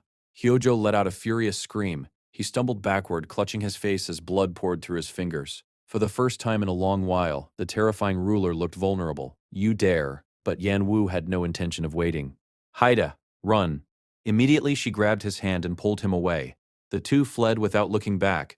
A moment later, Hida transformed into his black wolf form and lowered himself so Yan Wu could climb onto his back. Hold on tightly. Yan Wu wrapped her arms around his neck as the giant wolf raced through the burning battlefield. Guards chased after them, arrows flew overhead. But Hida never slowed down. This way, Yan Wu shouted over the chaos. I know the fastest route. Hida followed her directions without question. As the cold wind brushed against her face, Yan Wu leaned closer and buried her face into his fur. I missed you, she whispered. Hida remained silent, yet his ears twitched slightly. Even while running, his eyes glanced back toward the palace. Far behind them, Hyojo slowly lowered his blood-stained hands. Though unable to see clearly, a smile spread across his face. As expected, his voice dripped with confidence. She really is bold. Then his expression darkened. But does a wolf truly think he can defeat me? Soon, Hida stopped running. He gently lowered Yan Wu to the ground and returned to his human form. Go somewhere safe. He drew his sword. I'll finish this. Without waiting for an answer, he rushed straight at Hyojo. Clang, their swords collided. But the moment Hida struck again, crack, his blade shattered into pieces. Hida's eyes widened. Hyojo grinned. You've grown weaker. He immediately counterattacked. Yan Wu watched in horror. Hida, the battle quickly turned against him. Each strike forced him backward. Blood dripped from his mouth. His breathing became heavier. And then, Hyojo leaped into the air. His sword descended like lightning. A killing blow. Hida, without thinking, Yan Wu ran forward. She threw herself in front of him. No, Hida screamed. He expected to see blood. He expected to lose her. But nothing happened. Yan Wu slowly opened her eyes. She wasn't hurt. Everyone froze. Hyojo's body suddenly trembled. His eyes widened in disbelief. A sword had pierced straight through his chest from behind. Blood dripped from the tip of the blade. The battlefield fell silent. Slowly everyone turned. Standing behind Hyojo was Lord Utah. His hand gripped the sword tightly. Hyojo coughed blood. Then he glared at him. You bastard. Utah smiled faintly. Looks like I finally got you. The moment Hida saw the opening, he immediately shouted, Everyone fire. Arrows rained down. The battlefield exploded back into chaos. Utah pulled out his sword and charged again. This time he intended to finish Hyojo once and for all. But Hyojo suddenly raised his hand. Clang! He caught the blade with his bare palm. Blood spilled instantly. The sword sank deep into his hand, yet he didn't even flinch. Instead, he lifted his head, his expression twisted with rage. In the distance, he saw Seo Hong commanding the troops. His breathing grew heavier. His body began trembling. So, he laughed bitterly. You all think I'm a joke? A terrifying aura erupted from his body. The ground cracked beneath his feet. His muscles expanded. Bones twisted. Fur burst from his skin. And before everyone's eyes, Hyojo transformed into a gigantic bear. The beast towered over the battlefield. Its eyes burned with madness. I'll tear all of you apart. Its roar shook the heavens. Hida immediately transformed into his black wolf form. At the same time, Utah transformed into a magnificent white wolf. Without hesitation, the two wolves charged together. They attacked from opposite directions. Claws, fangs, magic, everything they had. But Hyojo endured it all. His massive paws crashed into them with overwhelming force. Boom. Hida was thrown across the battlefield. Boom. Utah smashed into a stone wall. Both wolves were forced back into human form, bruised, bleeding, barely able to stand. Hyojo slowly approached Hida. The giant bear looked down at him. Then, crunch, he stepped heavily on Hida's chest. Hida coughed blood. I'll start with you. The bear pressed harder. Yan Wu screamed. Stop. She ran toward him. But before anyone could move, boom.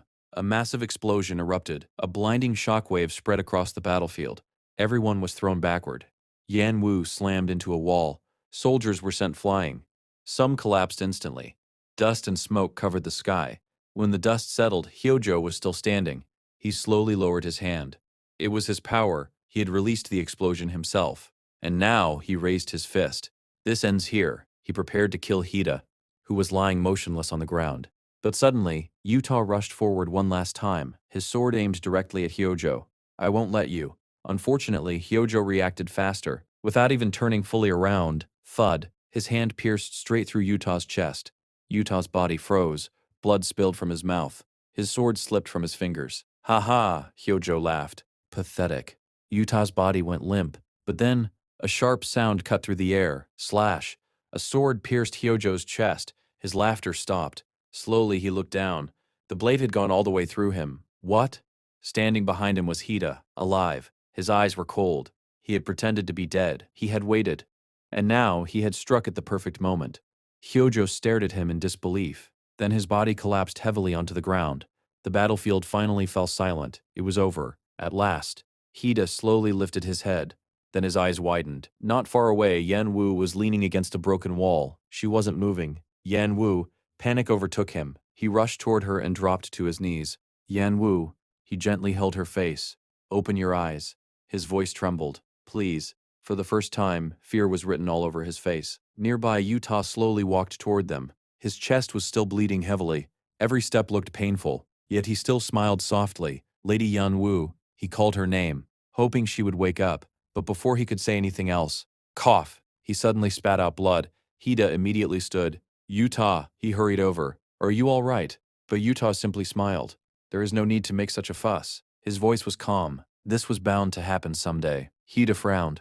What do you mean? For a moment, Yuta remained silent. Then he revealed the truth. We were one person from the beginning. Hida froze. Yuta nodded. Two souls born from the same existence. He lowered his gaze.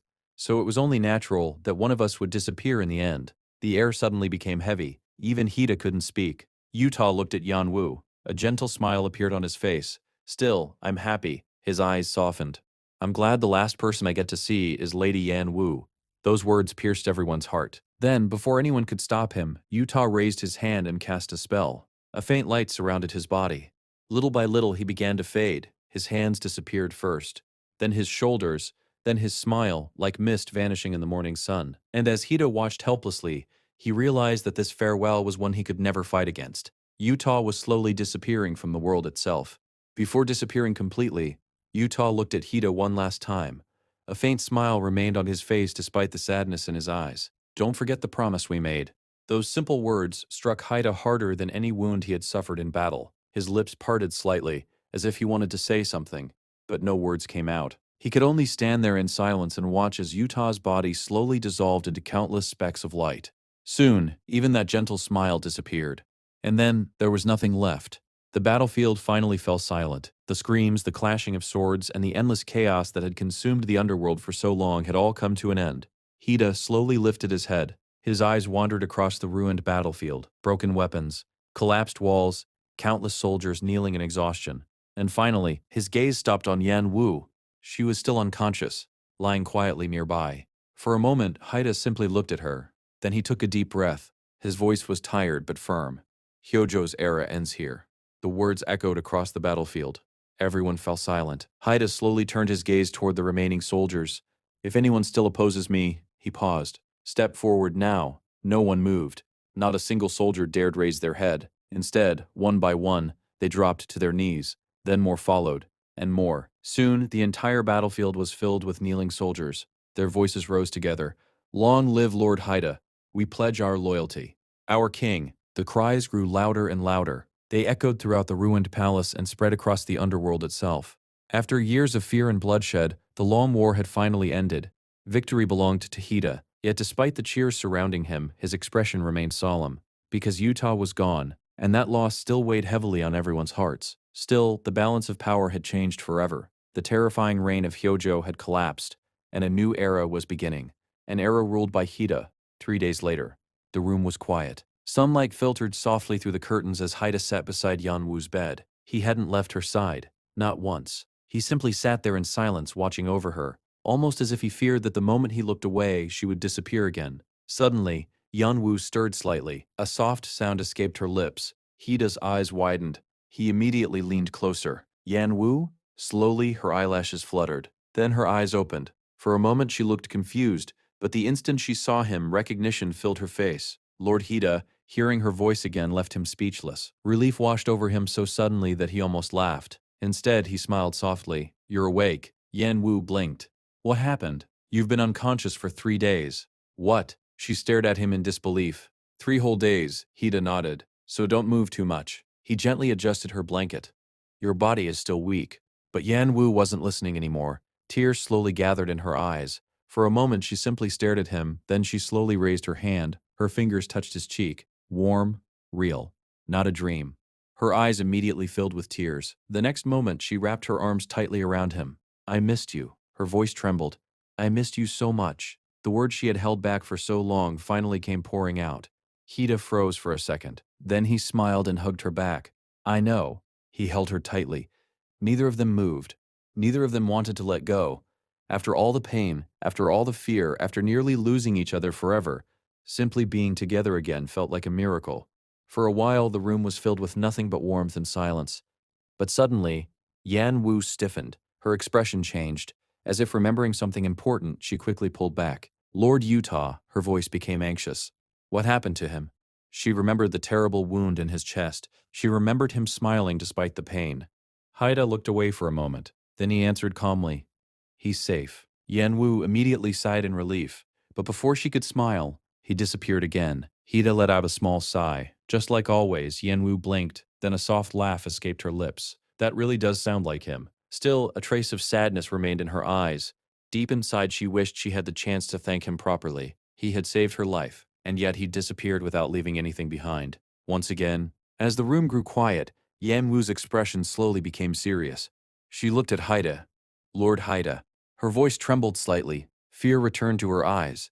What happened to Hyojo? The memories came rushing back instantly. The branding iron, the chains, the fear. Her body shivered. Without realizing it, she tightly grabbed Hida's hand. Even now, even after everything was over, the shadow Hyojo left behind still lingered deep inside her heart.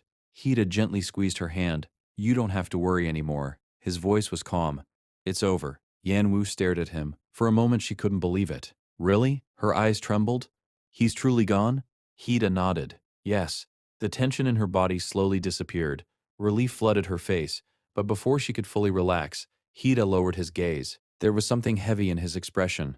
Yan Wu. She looked at him. From the seriousness in his eyes, she immediately knew something was wrong. He remained silent for a moment. Then he finally spoke. From now on, I'll stay in the underworld. Yan Wu blinked. What? Haida looked straight at her. This is my fate.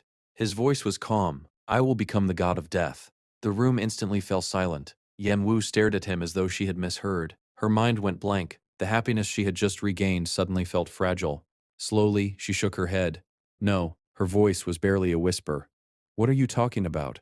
She looked at him in disbelief, unable to understand why after finally finding each other again, fate was threatening to separate them once more. Before Utah disappeared completely, he looked at Hida one final time. The light surrounding his body was fading rapidly, yet his expression remained calm. Hida, he said softly, don't forget the promise we once made together. Those words struck deeper than any blade. He lowered his head. His lips trembled slightly, but no answer came. He simply stood there in silence, watching as Utah's body slowly dissolved into countless fragments of light. And then, he was gone. Completely. For a long moment, Hida didn't move. The battlefield around him had finally grown quiet. The screams had faded. The clash of swords had ended. Only the cold wind remained, blowing across the ruins of the palace. Slowly, Hida lifted his head and looked around. The soldiers who had survived the war stood silently waiting. Then his eyes returned to Yan Wu. She was still unconscious, peacefully asleep, unaware that everything had finally ended. Hida looked at her for a moment before turning back to the crowd. His voice was calm, yet carried undeniable authority. Hida slowly swept his gaze across the battlefield. If anyone still stands against me, he declared, step forward now. Silence. No one moved. Instead, one soldier suddenly dropped to his knees. Then another, and another. Soon the entire battlefield was filled with kneeling guards. Long live Lord Haida. We pledge our loyalty, our king. Their voices echoed throughout the palace. The cheers grew louder. Again and again they shouted his name. The long and bloody struggle had finally come to an end. The terrifying rule of Hyojo had collapsed forever, and before everyone's eyes, a new era began.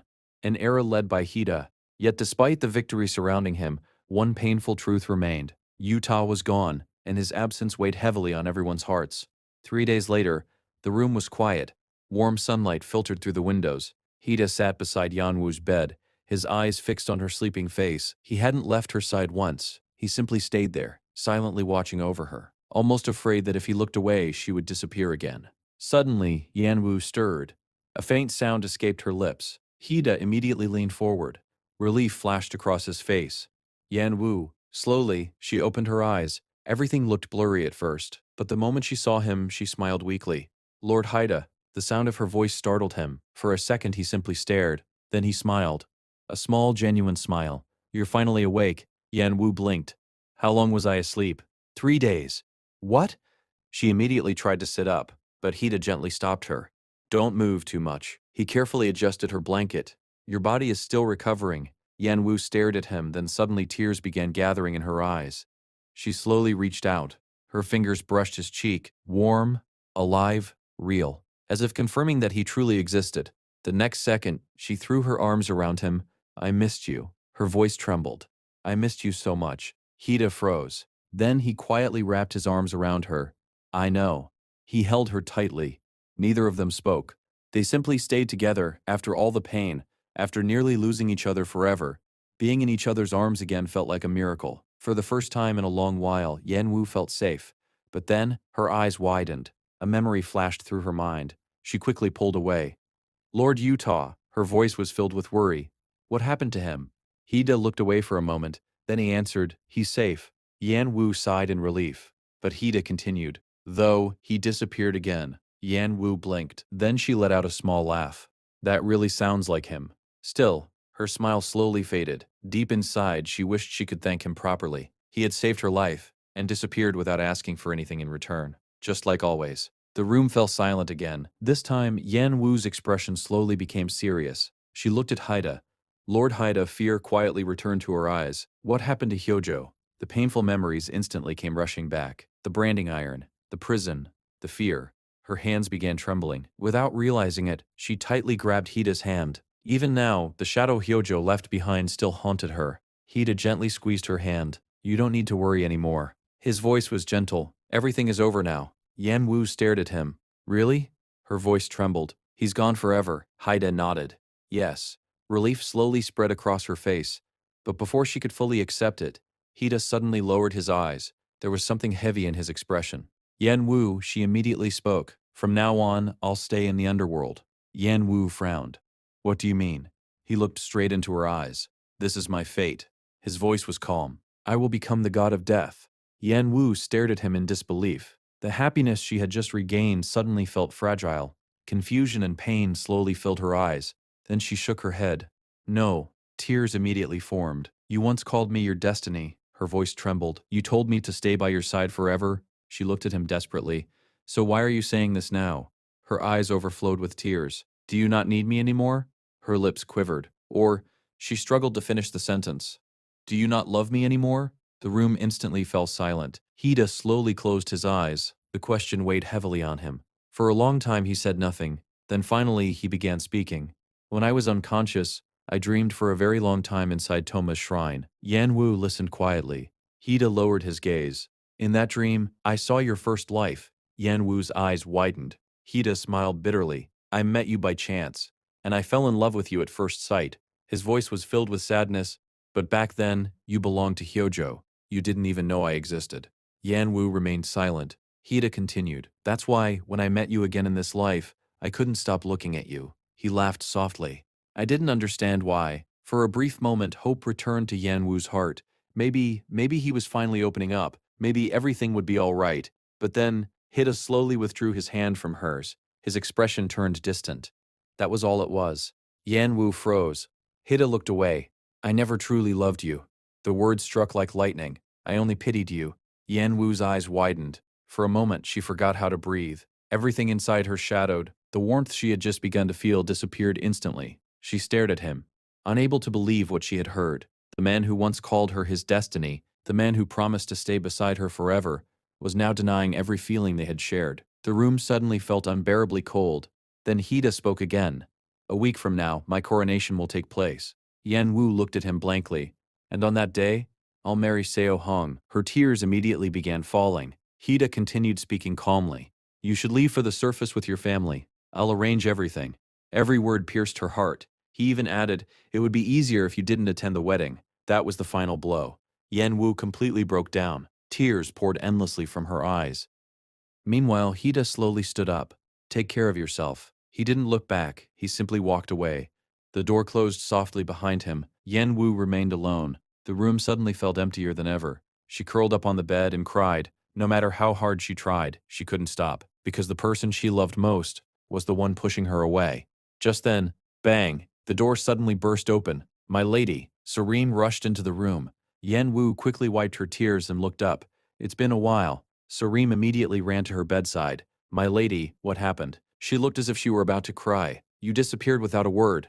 I heard rumors you were imprisoned in Hyojo's castle, and after you came back you stayed unconscious for days. She clutched Yan Wu's hands tightly. I was so worried. Yan Wu stared at her in surprise. Guilt slowly filled her heart. I'm sorry. She lowered her head. I should have written to you. But everything became so chaotic. Saram shook her head. I'm just glad you're alive. Yan Wu smiled weakly.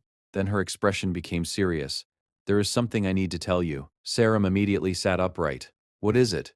Yan Wu gathered her courage, then quietly confessed, Lord Haida and I were parting ways. Saram's eyes widened.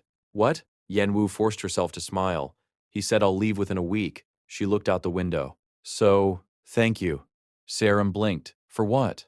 Yan Wu smiled sadly. For being my friend. Without you, I would have been so lonely here. Then she looked back at her.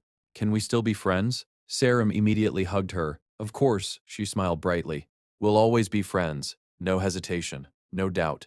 Yan Wu closed her eyes. For the first time that day, her heart felt slightly lighter. Later that afternoon, her family finally came to visit. The moment Sue saw her awake, she rushed inside. Sister, she jumped onto the bed. Are you all right? You scared me. You were asleep for 3 whole days. I'm so glad you're awake. Yan Wu smiled gently. Before she could answer, her mother softly called her name. Yan Wu. Her voice was full of concern. But Sue suddenly grinned. Brother-in-law should have taken better care of you. She crossed her arms. After all, you'll become the lady of this castle soon. And I heard the wedding is next week. Their mother immediately scolded her. Sorry, but only a second later, her cheerful smile returned. Sister, she pointed excitedly at Yan Wu's clothes. Can I wear a dress that pretty too? Their mother laughed. Of course, I'll prepare everything for you. But before she could finish, Mother, Yan Wu's voice trembled. Everyone turned toward her. Tears slowly gathered in her eyes. I'm not getting married. The room instantly fell silent. Sue blinked. What?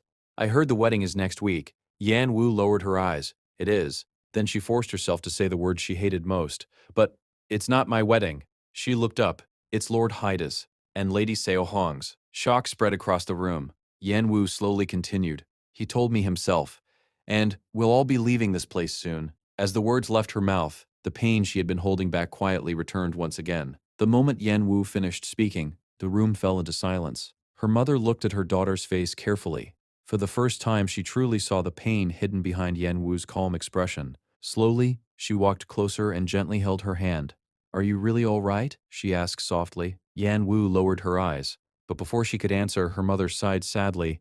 I warned you before. Her voice carried no anger, only regret. It was never because I doubted you. She squeezed Yan Wu's hand. I simply couldn't trust that man. A bitter smile appeared on her face. Somehow, I always feared it would end this way. Then she lightly tapped her daughter's forehead. You never listen when it matters most. Yan Wu smiled weakly. So, her mother looked at her seriously. What will you do now? Yan Wu took a deep breath. Then she answered firmly. We'll go back. Her mother blinked. Back to the surface. Yan Wu nodded. All of us. She looked at her father, then her mother, and Seo Wu. We'll leave the underworld together. For a moment, no one spoke. Then Seo Wu suddenly jumped to her feet. What? Her eyes sparkled with disbelief. You found a way back? Yan Wu smiled faintly. Yes. There was sadness in her smile, and I don't think we have any reason to stay here anymore. Hearing those words, the room slowly grew quiet. Everyone understood.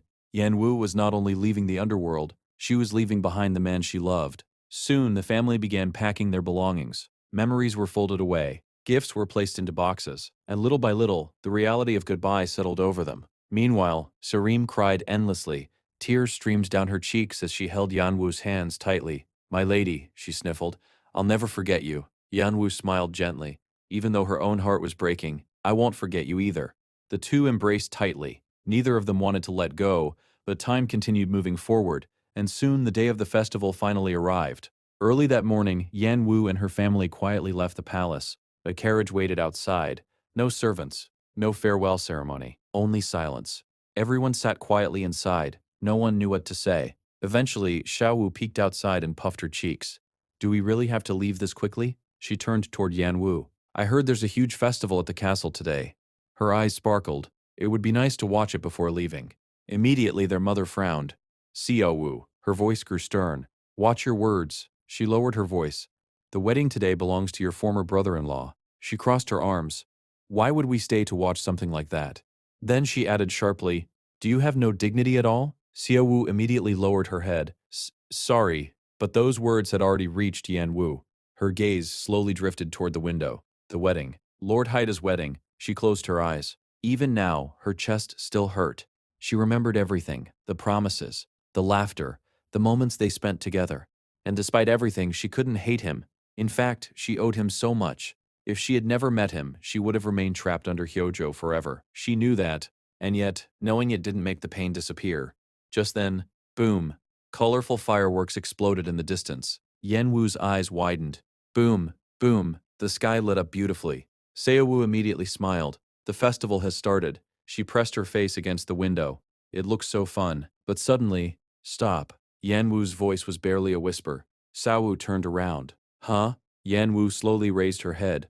Stop the carriage. Everyone stared at her. What? Their mother looked confused. Yan Wu suddenly stood up. Stop the carriage. Her voice was louder this time. Urgent. Desperate. The coachman immediately pulled the reins. The carriage came to an abrupt halt. Everyone looked at Yan Wu in confusion. Sao Wu blinked. Did you forget something? Their mother quickly asked. Yan Wu was already opening the door. She stepped outside, then turned around. Her eyes were full of tears. I'm sorry. Her voice trembled. But I don't think I can leave. The words stunned everyone. Xiao-Wu immediately stood up. What are you talking about? Yan Wu forced a smile. Please take care of mother and father. Her sister's eyes widened. Wait, where are you going? But Yan Wu didn't answer. Instead, she ran, as fast as she could, back toward the castle, back toward the festival, back toward the man she loved. The wind whipped through her hair. Her heart beat wildly. Tears blurred her vision. She didn't care anymore. Maybe Hida never loved her. Maybe everything he said was true. Maybe his feelings had always been pity. But she still loved him, and she couldn't run away from that, even if it hurt. Even if he rejected her, she wanted to stay by his side, just a little longer. That was enough. As she ran, one thought filled her mind. Lord Haida, wait for me. At last she reached the castle. The festival grounds were crowded. Music filled the air. Fireworks exploded overhead. People cheered happily.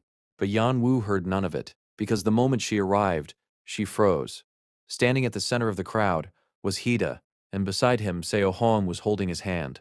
The sight struck her harder than she expected. For a moment, her mind went blank. Are the rumors true? Are they really getting married? Her eyes widened, her chest tightened painfully. She couldn't move.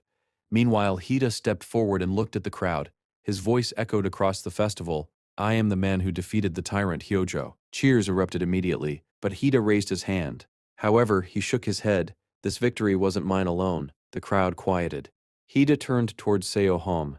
There is someone who spent years preparing for this moment. His voice was filled with respect. Someone who walked a lonely path in silence. He looked at her. Seo Hong. Murmurs spread instantly. Hida continued. She endured everything. She waited patiently. And because of her courage, the underworld was finally freed from Hojo's cruel rule. The crowd gasped. Seo Hong looked genuinely surprised.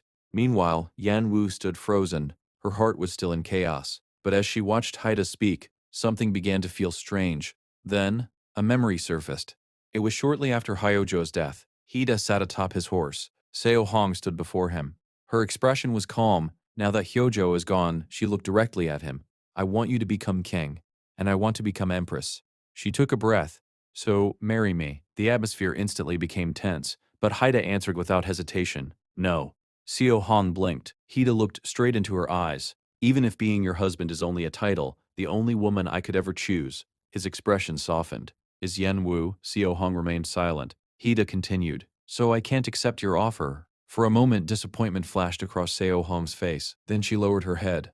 I thought you were someone who could be persuaded. A small laugh escaped her lips, but I suppose I was wrong. She turned around. Let's pretend this conversation never happened. She started walking away. But, wait. Haida stopped her. Seo Hong looked back. Hida slowly stood. His eyes were serious. If you want the throne, he paused. I'll give it to you. Seo Hong's eyes widened. Hida smiled faintly, not as someone's wife. He looked at the kingdom spread out before them, but as the ruler of the underworld itself. And in that moment, everything Yan Wu thought she knew about Haida's decision suddenly began to change. The moment Hida made his offer, Xiao Hong stopped walking. For a few seconds, she simply stared at him. Then, slowly, a smile appeared on her face. It wasn't the smile of a woman who had won a man's heart.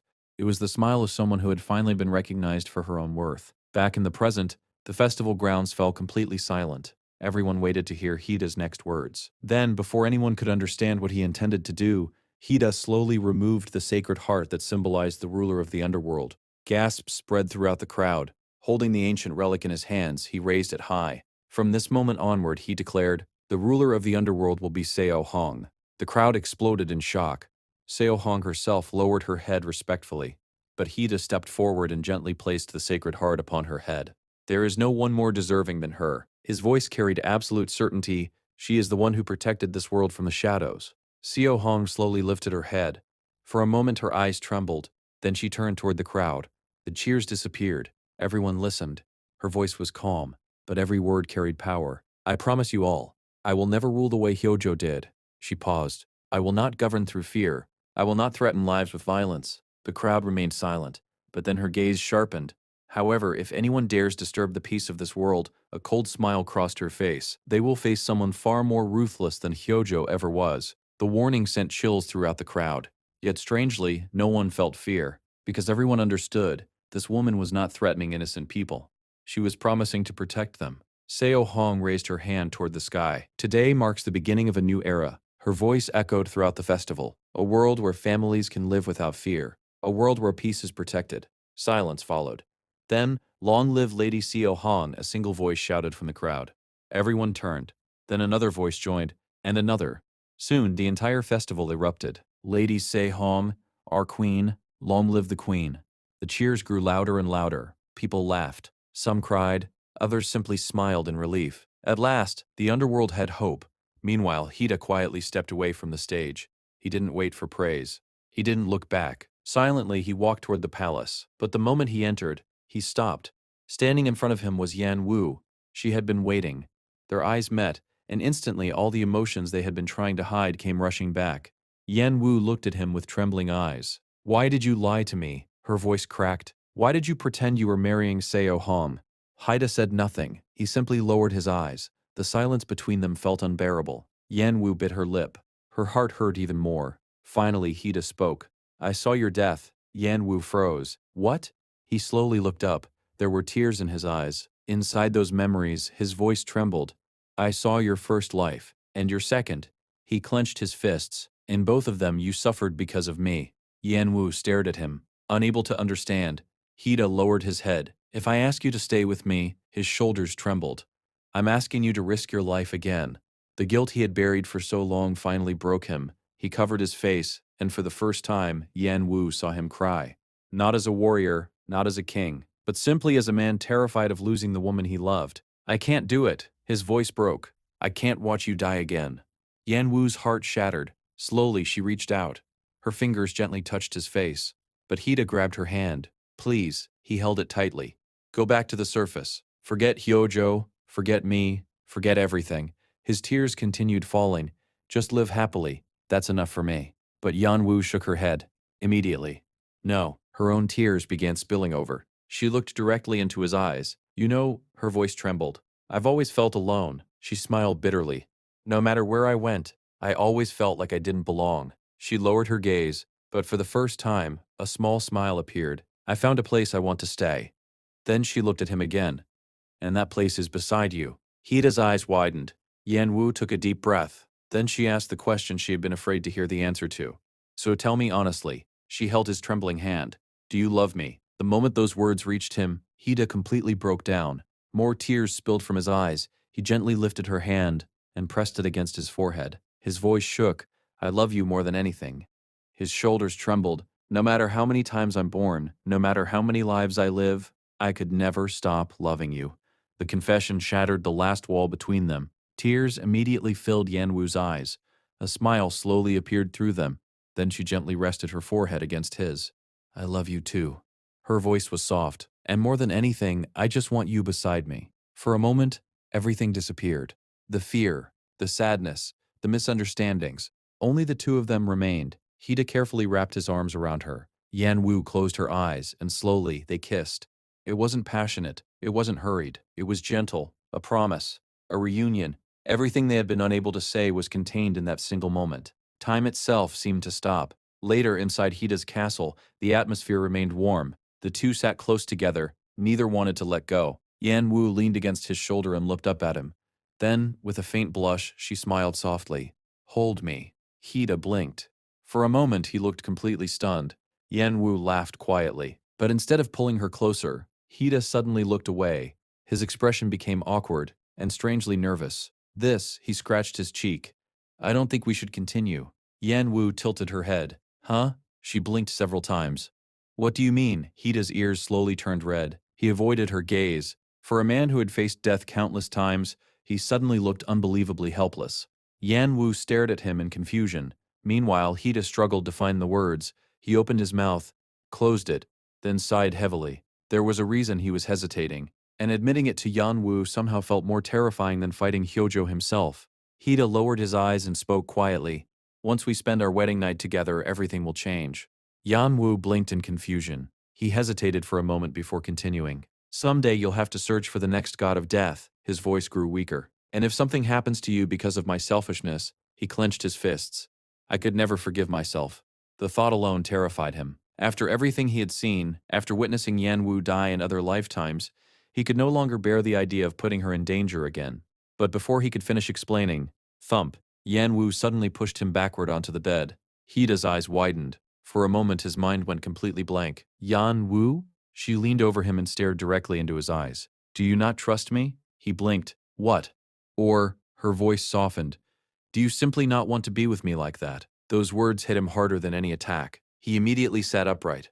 "Of course not." His reaction was so quick that Yan Wu almost laughed. "There is no way I wouldn't want you." His face instantly turned red. In fact, he lowered his voice. "That could never happen." He quickly looked away, embarrassed by his own honesty. More seriously, he added, "Your safety means more to me than anything. That's why I'm acting like this." His expression softened. "So please, don't misunderstand me." Yan Wu stared at him for a moment, then her anger slowly disappeared. A gentle smile appeared on her face. She reached out and held his hand. "Hida," he looked at her. "You once told me that the god of death is immortal?" He nodded silently. Yan Wu lowered her gaze. "Then, I want to grow old with you." Hida froze. She squeezed his hand tightly. "I don't want to become old and leave you behind." Her voice trembled. "I can't bear the thought of you spending eternity alone." She looked up at him. "So no matter what happens, I'll find the next god of death myself." Her eyes shone with determination. "All I ask," she smiled softly, "is that you trust me?" Hida stared at her, completely speechless. He had spent so long trying to protect her, trying to push her away, trying to carry every burden alone. Yet somehow, this woman always found a way to break through every wall he built. Slowly, he covered her hand with his own. Then he laughed helplessly. "You're really too much for me." Yan Wu tilted her head. "What?" Hida shook his head with a smile. "In the end, I can only do whatever my lady wants." Immediately, Yan Wu frowned. She lightly hit his shoulder. "Don't call me that." Hida blinked. "Huh." She looked away shyly. "Call me by my name." For a moment, Hida simply stared at her. Then his expression softened. He gently brushed her hair behind her ear. "Yan Wu." The way he said her name sent warmth rushing through her chest. She smiled, and slowly rested her forehead against his. That night, the distance between them finally disappeared. The fear, the hesitation, the sadness. Everything they had hidden inside their hearts melted away. For the first time in a long while, they simply allowed themselves to be happy. Meanwhile, far away from the castle, Yan Wu's family continued their journey. The carriage rolled quietly through the empty roads of the underworld. Inside, Sao Wu sat with puffed cheeks. Their father remained silent, and their mother stared outside the window with an unreadable expression. Suddenly, the carriage stopped. Everyone looked around. "Huh?" Sao Wu blinked. "Why did we stop?" Without answering, their mother quietly stepped down. "Mother." Their father frowned, but she ignored him. She simply walked forward. There was something strange about her expression, almost desperate. Before anyone could stop her, she pushed open a giant wooden gate. Creak. The moment the doors opened, Seiwu gasped. "This is Tona's shrine," an ancient place hidden deep within the underworld. Inside the shrine, a man sat quietly. He didn't even bother looking at them. Instead, he spoke coldly. "Another uninvited guest." His eyes remained closed. "This place is only for those with permission. Leave." But Yan Wu's mother didn't move. Instead, she stepped forward and bowed. My daughter told me that if I came here I could find the path back to the surface. Her voice trembled. So please, she lowered her head, send us back. The man finally opened his eyes. He stared at her for a moment, then calmly said, I know the way. Hope flashed across her face, but the next words crushed it. Why should I tell you? Siowu instantly exploded. What kind of answer is that? She pointed at him angrily. Isn't sending people back your job? Why are you refusing to help us? The man merely looked away, as if he couldn't care less. Before Seowu could continue shouting, her mother stopped her. Then she calmly asked, What do you want? The man remained silent. Finally, he answered, Bring me the person who guided you here. His eyes narrowed.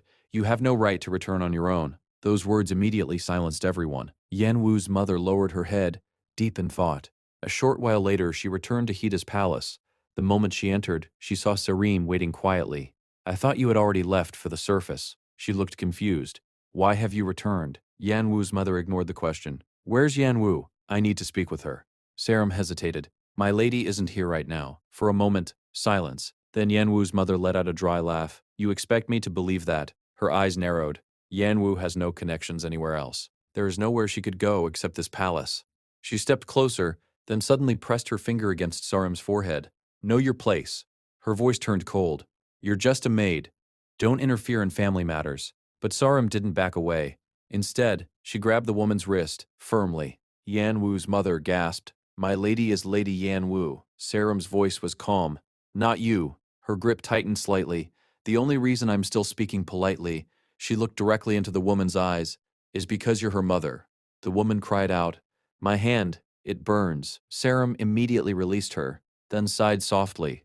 Those are the words I've wanted to say for a long time. She bowed politely. But because you're my lady's mother, I'll remain respectful. She straightened herself. Lady Yan Wu looked exhausted, so I thought it best to let her rest. I'll tell her about your visit once she wakes. But instead of calming down, Yan Wu's mother became even angrier. Holding her aching hand, she turned and stormed away. Back outside, Yan Wu's father quickly approached her. Where have you been? He looked worried, but she didn't answer. Instead, she began muttering to herself. Yan Wu, her expression slowly twisted. Her breathing became erratic. Suddenly, she clutched her head tightly.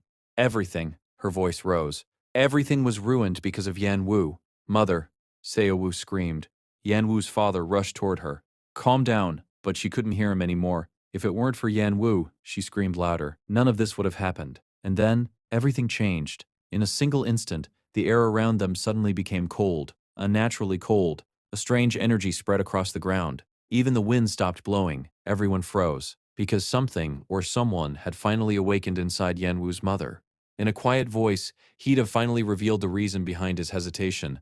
Once we spend our wedding night together, he said, your fate will become tied to mine completely. Yan Wu looked at him in confusion. Hida lowered his gaze. Someday you'll have to search for the next god of death. His expression darkened. And if something terrible happens to you because of my selfish desire to keep you by my side, he couldn't continue. The fear inside him was too great. He had already seen Yan Wu suffer across different lifetimes. He could not bear the thought of becoming the reason for her pain again. But before he could finish explaining, Yan Wu suddenly pushed him backward onto the bed. Ha! Hida looked up at her in complete shock. Yan Wu leaned over him with a determined expression. Do you not trust me? What? Or, her cheeks turned slightly red. Do you simply not want to be with me like that?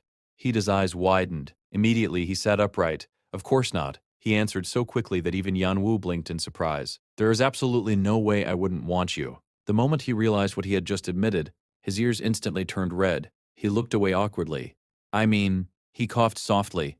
What I'm trying to say is, he sighed. Your safety means more to me than anything. His expression became serious once again.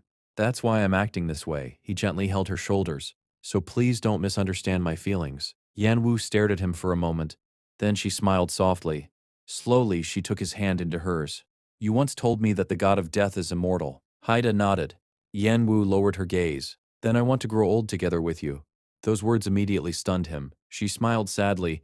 I don't want to live my whole life knowing that one day I'll disappear and leave you alone. Her fingers tightened around his hand. I can't bear the thought of you spending eternity in loneliness. Then she lifted her eyes and looked directly at him. So no matter what happens, I'll find the next god of death. Her voice was filled with determination.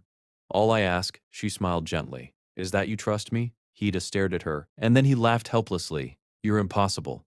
Yan Wu pouted. What does that mean? He shook his head. It means he covered her hand with his own. In the end, I can never refuse anything my lady wants. Immediately Yan Wu frowned. No. She looked away shyly. Don't call me my lady anymore. A small smile appeared on her face. Call me by my name. For a moment, Hida simply looked at her. Then his expression softened.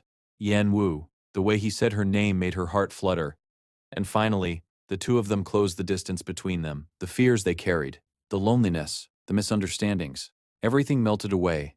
For the first time in a very long while, they allowed themselves to simply be happy. Meanwhile, far away from the palace, Yan Wu's family continued traveling in silence. The carriage rolled slowly through the quiet roads of the underworld. Suddenly, it stopped. Seo looked around. Huh. Everyone exchanged confused glances. But before anyone could ask anything, their mother quietly stepped outside. Mother? She didn't answer. Instead, she walked forward alone. There was something strange about her expression, almost desperate. Soon she stopped before a giant stone gate. Without hesitation, she pushed it open. Boom! The ancient doors slowly creaked apart. Seu gasped. Toma's shrine? Inside the shrine sat a lone man. He didn't even bother looking at them. Instead, he coldly said, "Another uninvited guest." His eyes remained closed. This shrine only welcomes those with permission. Leave. But Yan Wu's mother didn't move. Instead, she stepped forward and bowed deeply. My daughter said, her voice trembled, that if I came here, I could find the path back to the surface. She lowered her head even further. So please, send us home. The man finally opened his eyes. For a moment, he stared at her, then calmly answered, I know the way. Hope flashed across her face, but his next words immediately crushed it.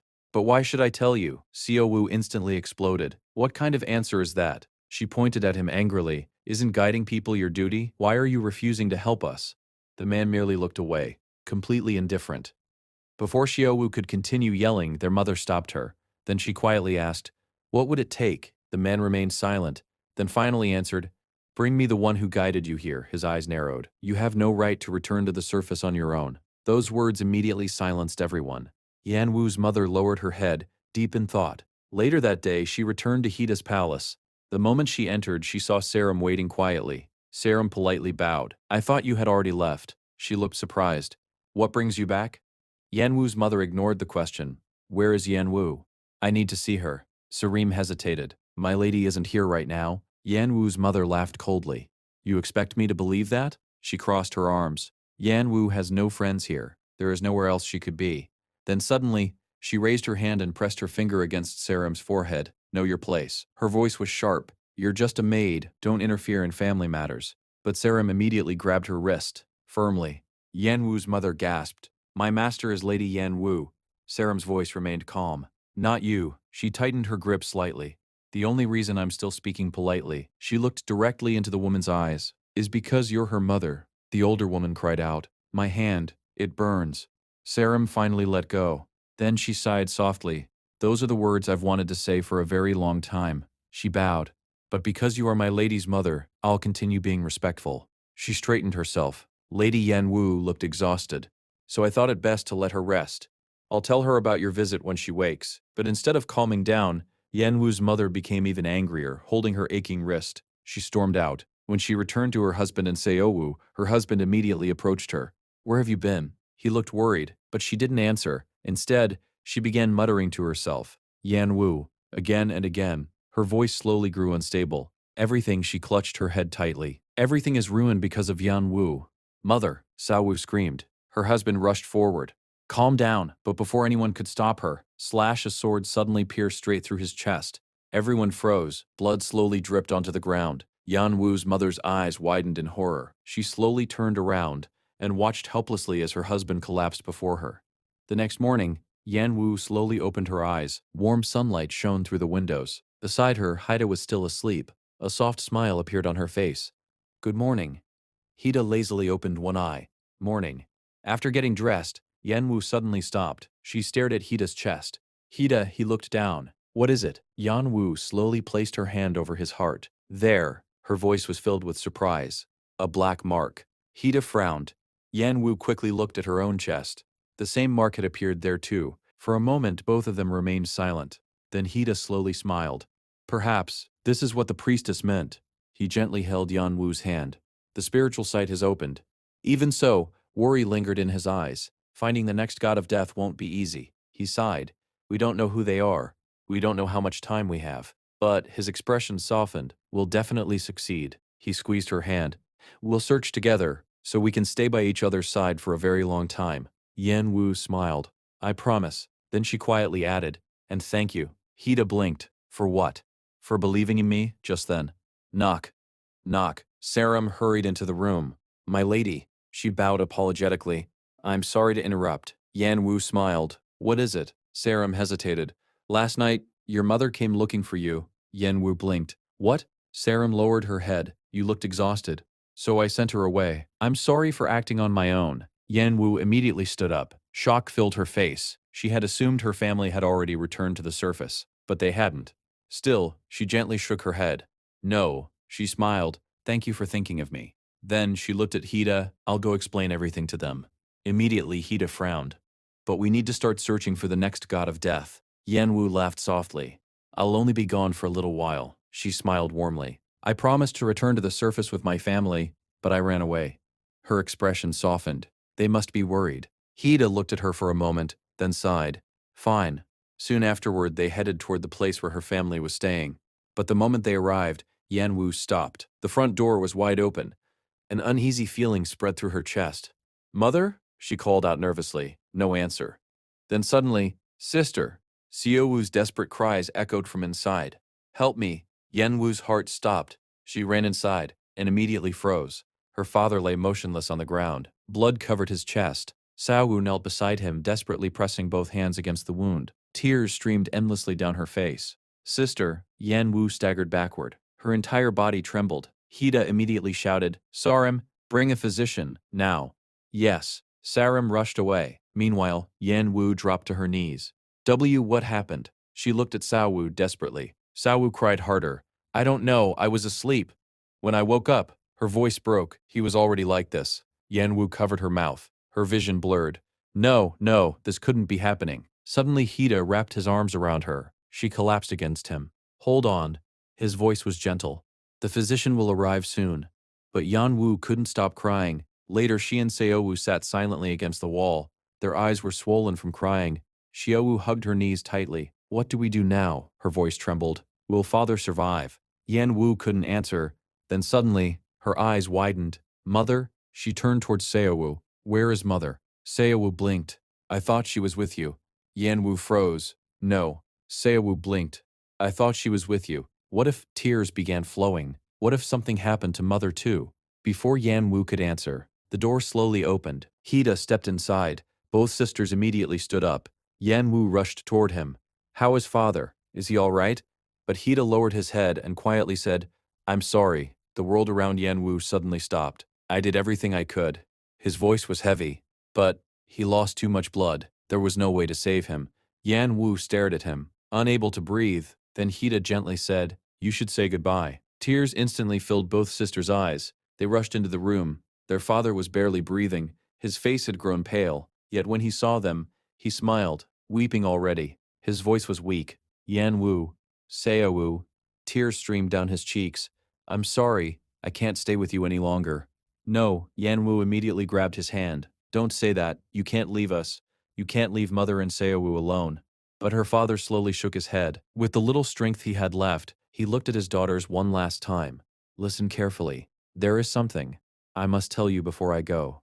And as he began speaking his final words, the room filled with unbearable sorrow, because everyone knew this would be the last time they would ever hear his voice. Later, the two sisters stood silently in front of their father's portrait, surrounded by an unbearable sadness. The atmosphere was so heavy that Sue could no longer hold back her emotions.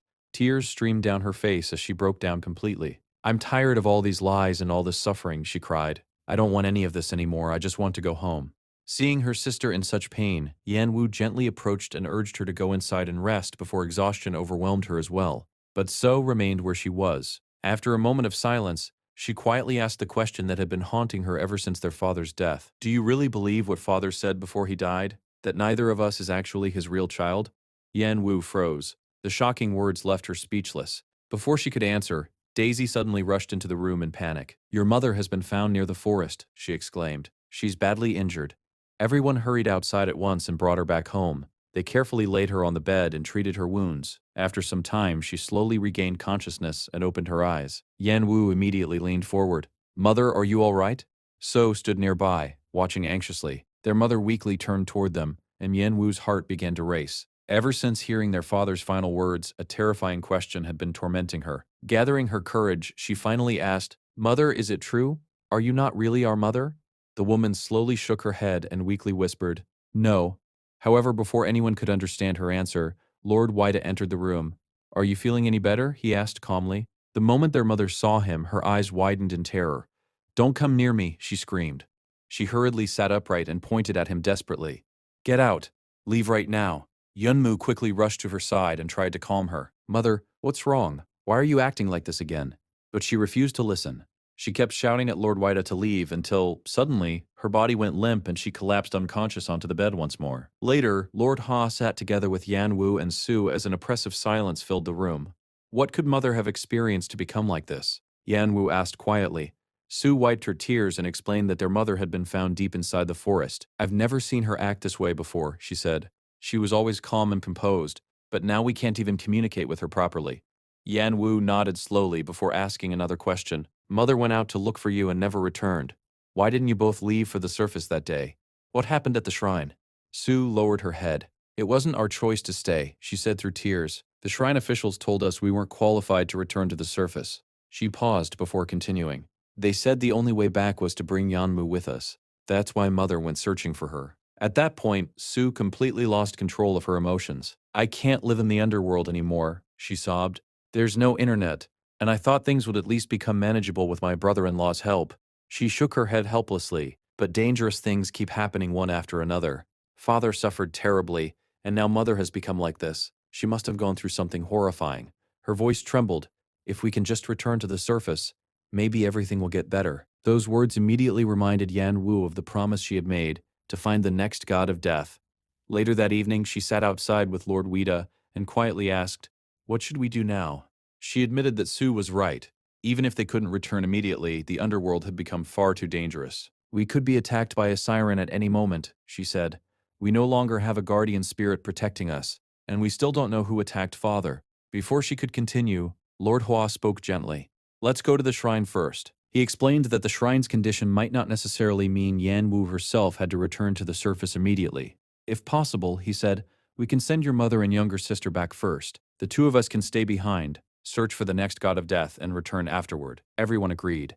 Soon they boarded a chariot and began their journey toward the shrine. However, throughout the ride, Yan Wu's mother continued behaving strangely. She trembled constantly and muttered desperate pleas for someone to save her. Her frightened voice filled the carriage with unease. Unable to watch her suffer any longer, Yan Wu moved closer and gently placed a hand on her shoulder. "Don't worry," she said softly. "We'll return to the surface very soon. Please try to relax." But the tension inside the carriage only grew stronger. Suddenly, her mother widened her eyes and quickly covered her mouth. Yan Wu immediately sensed something was wrong. "Stop the carriage," she shouted. The carriage came to an abrupt halt. Before anyone could react, her mother rushed outside and ran toward a tree beside the road. She bent over and began vomiting violently. Yan Wu hurried after her. "Mother, are you all right?" Lord Hua also stepped out of the carriage. "If you're feeling unwell, we can rest for a while," he said gently. But the moment Yan Wu's mother saw him approaching, terror instantly returned to her face. "Don't come near me," she screamed. She stumbled backward while clutching her head tightly with both hands. "Stay away from me." Her voice shook with fear, as if she were desperately trying to escape horrifying memories trapped deep within her mind. Seeing her mother trembling in terror, Yan Wu quickly stepped closer and desperately tried to calm her down. "It's all right," she said softly. "Everything is fine. Lord Haida would never hurt us. He's only here to help." But her mother's fear did not fade. Instead, she slowly looked up at Yan Wu with trembling eyes filled with desperation. "Please save me," she begged. "Make him disappear from my sight. I can't bear to see him anymore." Those words struck Yan Wu deeply. For a moment, she stood there in silence, unable to understand why her mother hated Lord Haida so much. Yet seeing the pain in her eyes, she finally nodded. "All right," she whispered. "I won't let him come near you." Her mother let out a sigh of relief. "Thank you," she said quietly. Then after hesitating for a moment, she added, "Can I go to the restroom for a while?" "Of course," Yan Wu replied. "We'll wait for you in the carriage." Just as she was about to turn back, however, her mother suddenly grabbed her hand. "I'm scared," she pleaded. "Please come with me." Yan Wu glanced toward the carriage before nodding. "Okay, I'll go with you." Together, the two of them walked into the forest. At first, Yan Wu didn't think much of it, but the deeper they went, the quieter everything became. Soon, she felt uneasy. We should stop here, she suggested. Going any farther could be dangerous. Her mother shook her head. There are still people nearby. Reluctantly, Yan Wu followed her farther into the woods. After walking for a while, she stopped again. Mother, we've gone too far. This time, her mother slowly turned around. A strange smile appeared on her face. Do you really think so? She asked softly. Yan Wu froze. Before she could understand what was happening, her mother suddenly shoved her forward and jumped after her. The ground beneath them vanished. They had fallen off a cliff. Yan Wu crashed onto the rocky ground below, and a sharp pain shot through her body. Groaning, she struggled to sit up, her mind spinning in confusion. Why would her mother do this? Before she could gather her thoughts, a familiar voice spoke behind her. Are you hurt? Yan Wu's eyes widened. She knew that voice. Slowly, she turned around. The moment she saw the man standing there, her entire body froze. Lord Hugh, she whispered. Fear instantly spread across her face. What are you doing here? Then she noticed something strange. A black presence floated around his chest like a dark soul, and he was dressed entirely in black. The sight immediately reminded her of the priestess's words. Ordinary people possessed white souls.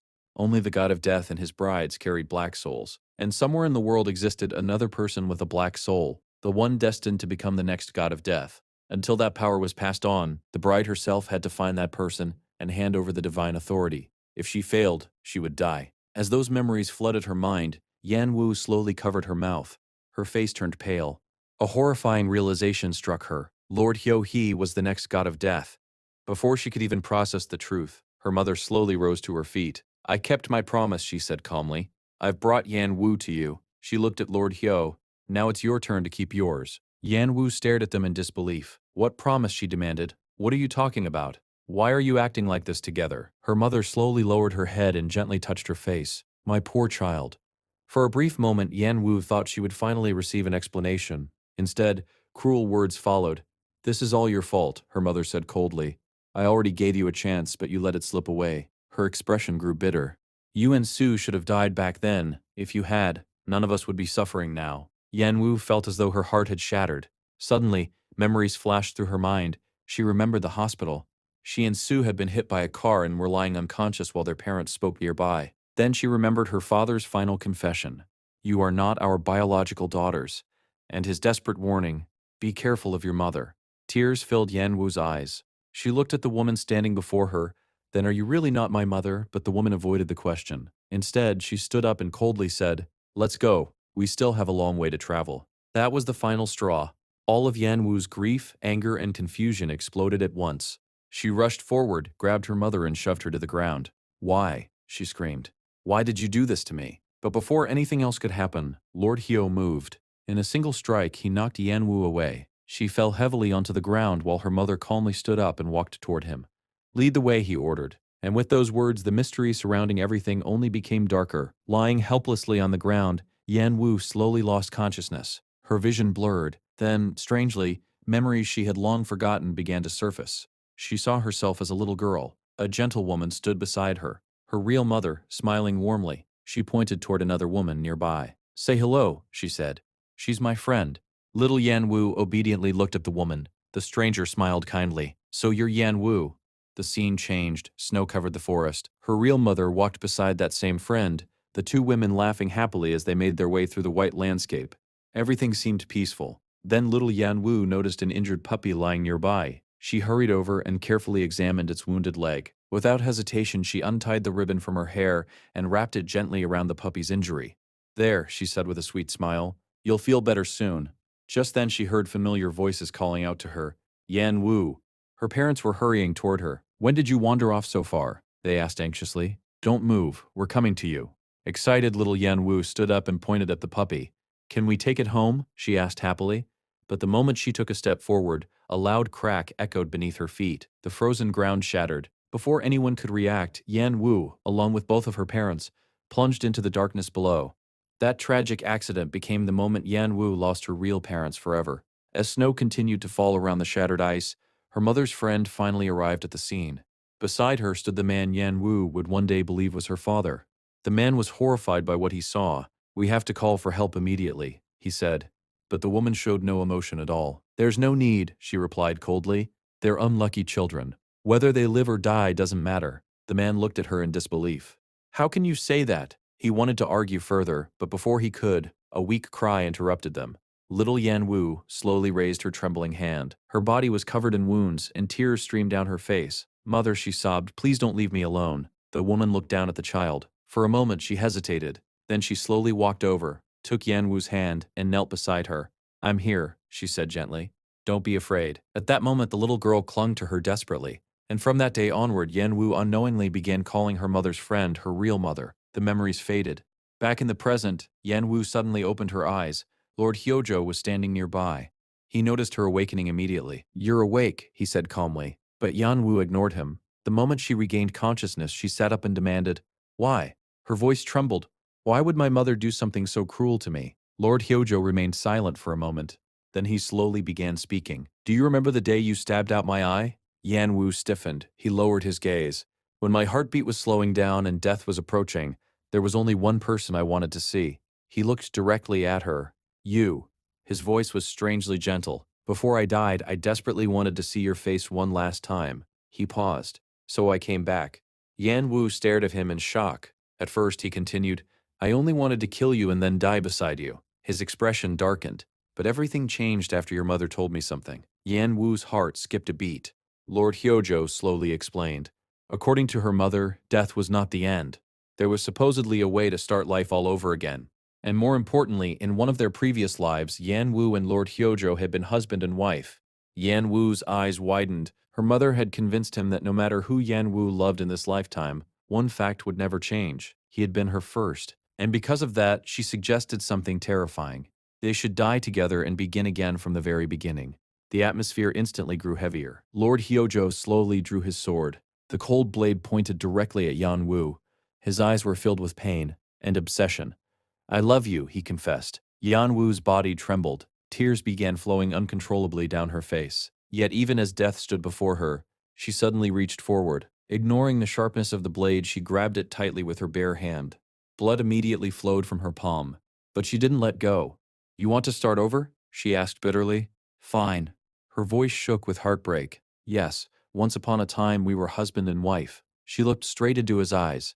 But no matter how many times our lives begin again, the ending never changes. More tears rolled down her cheeks. Every single time you kill the people around me. And in the end, she paused. I die while running away from you. Lord Hyojo's expression slowly stiffened. Yan Wu tightened her bleeding grip. So listen carefully. No matter how many lives we are forced to live, my answer will never change. She shook her head. I will never love you again. Silence filled the room. Then, unexpectedly, Lord Hyojo smiled. A calm, terrifying smile.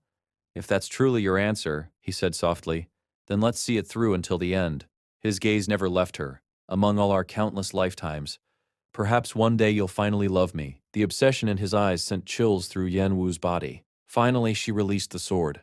Blood dripped from her injured hand, and in that exact instant, boom, a powerful strike slammed directly into Lord Hyojo. He was sent flying backward before crashing violently into a wall. Blood spilled from his mouth. Yan Wu's eyes widened. Standing before her was Lord Hyo. Without hesitation, he charged forward. Lord Hyojo quickly regained his footing. Their swords collided instantly. Clang! A deafening sound echoed through the entire place. The two men exchanged blows at terrifying speed. Neither of them showed any intention of retreating. Every strike carried the determination to end everything once and for all. Meanwhile, Yan Wu stood frozen. The sound of clashing steel echoed endlessly around her. The battle became increasingly violent. Sword energy tore through the surroundings, walls cracked, the ground trembled. And still, neither man backed down. Then, just as it seemed the fight had reached its limit, Lord Hyojo suddenly changed direction. Instead of attacking Lord Ha again, he leaped straight toward Yan Wu. His killing intent was unmistakable. Everything happened in an instant. As he rushed toward her, his voice remained eerily calm. We'll meet again. A faint smile appeared on his lips. In the next life, believing that death had finally come for her, Yan Wu slowly closed her eyes and silently accepted her fate. Yet the killing blow never arrived. Instead, Lord Hua rushed forward at the last possible moment and pulled her tightly into his arms. He shielded her with his own body, refusing to let Lord Hyojo's sword touch her again.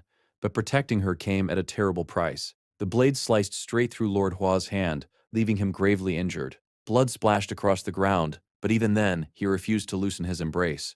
Yan Wu stared at him in horror, Meanwhile, Lord Hyojo merely looked at the wound and smiled. Now the board is finally fair, he said. His gaze shifted toward Lord Hua's injury. I lost an eye, and now you've lost an arm. Doesn't that make this game more entertaining? He laughed darkly. Shall we have some fun now?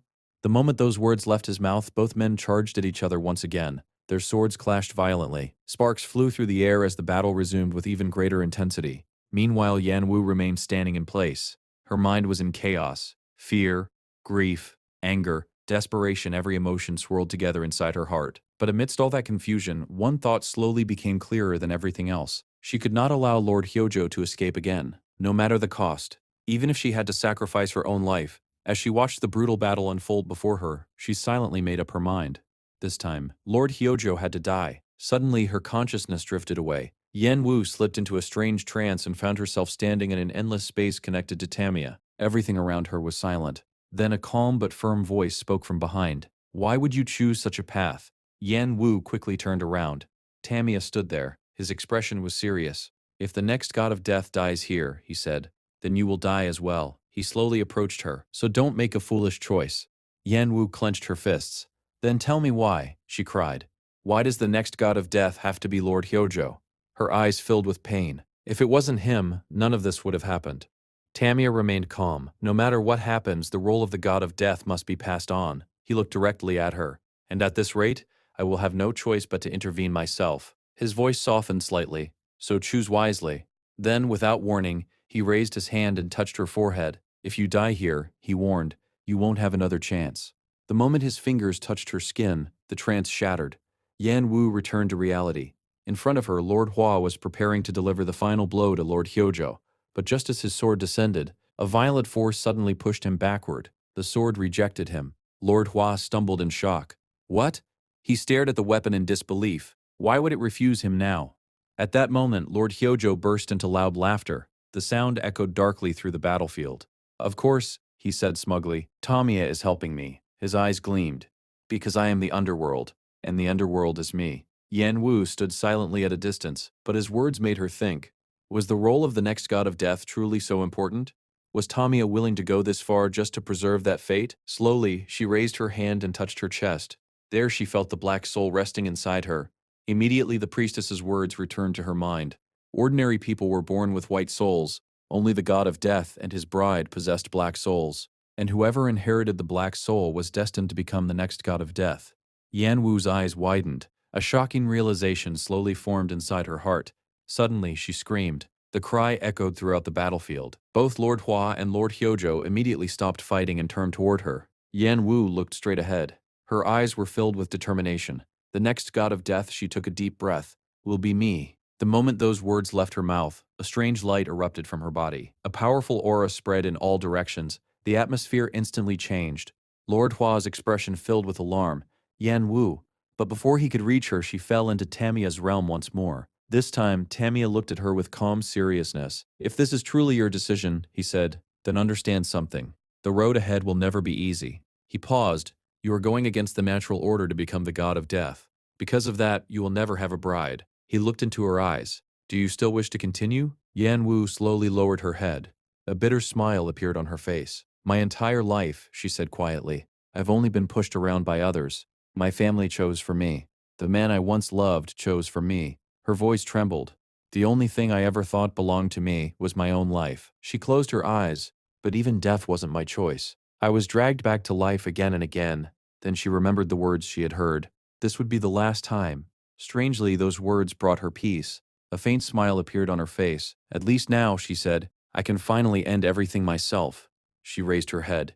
And that's why I choose this path. Tamiya looked at her quietly. Then he nodded. If this is your wish, then it is my command. At that moment, reality itself seemed to tremble. Back in the real world, Yan Wu's body began to transform. A tremendous power surged through her, the power of the white wolf. And at last Yan Wu became the new god of death. Lord Hua stared at her in complete shock. What is happening to you? He asked. Yan Wu looked at him calmly. I'm all right now. But why would you do this? He asked desperately. A trace of guilt appeared in her eyes. I'm sorry, she whispered. I couldn't tell you beforehand. Nearby, Lord Hyojo suddenly burst into laughter. His eyes shone with fascination. You never stop surprising me. He slowly stood up. Even at the very end, he stared at her new form. How did you obtain such power? Yanwu stood tall. For the first time her voice carried absolute confidence. I am now the god of death of the underworld. She looked directly at him. You once said we should die together.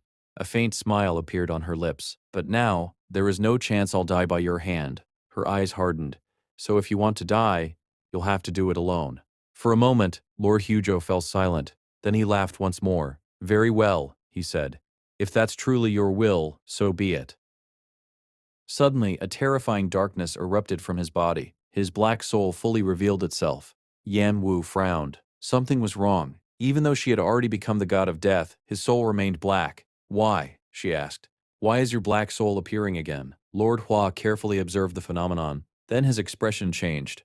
This is the rampage of a dead soul, he explained. It's one of the common signs of a black soul losing control. However, his eyes narrowed. But in his case, it's different. He looked toward Lord Hyojo. He's not being consumed. He's consuming another soul. Yan Wu's heart skipped a beat. Lord Hua continued. He devoured his own guardian spirit. And because of that, he has become a complete black soul.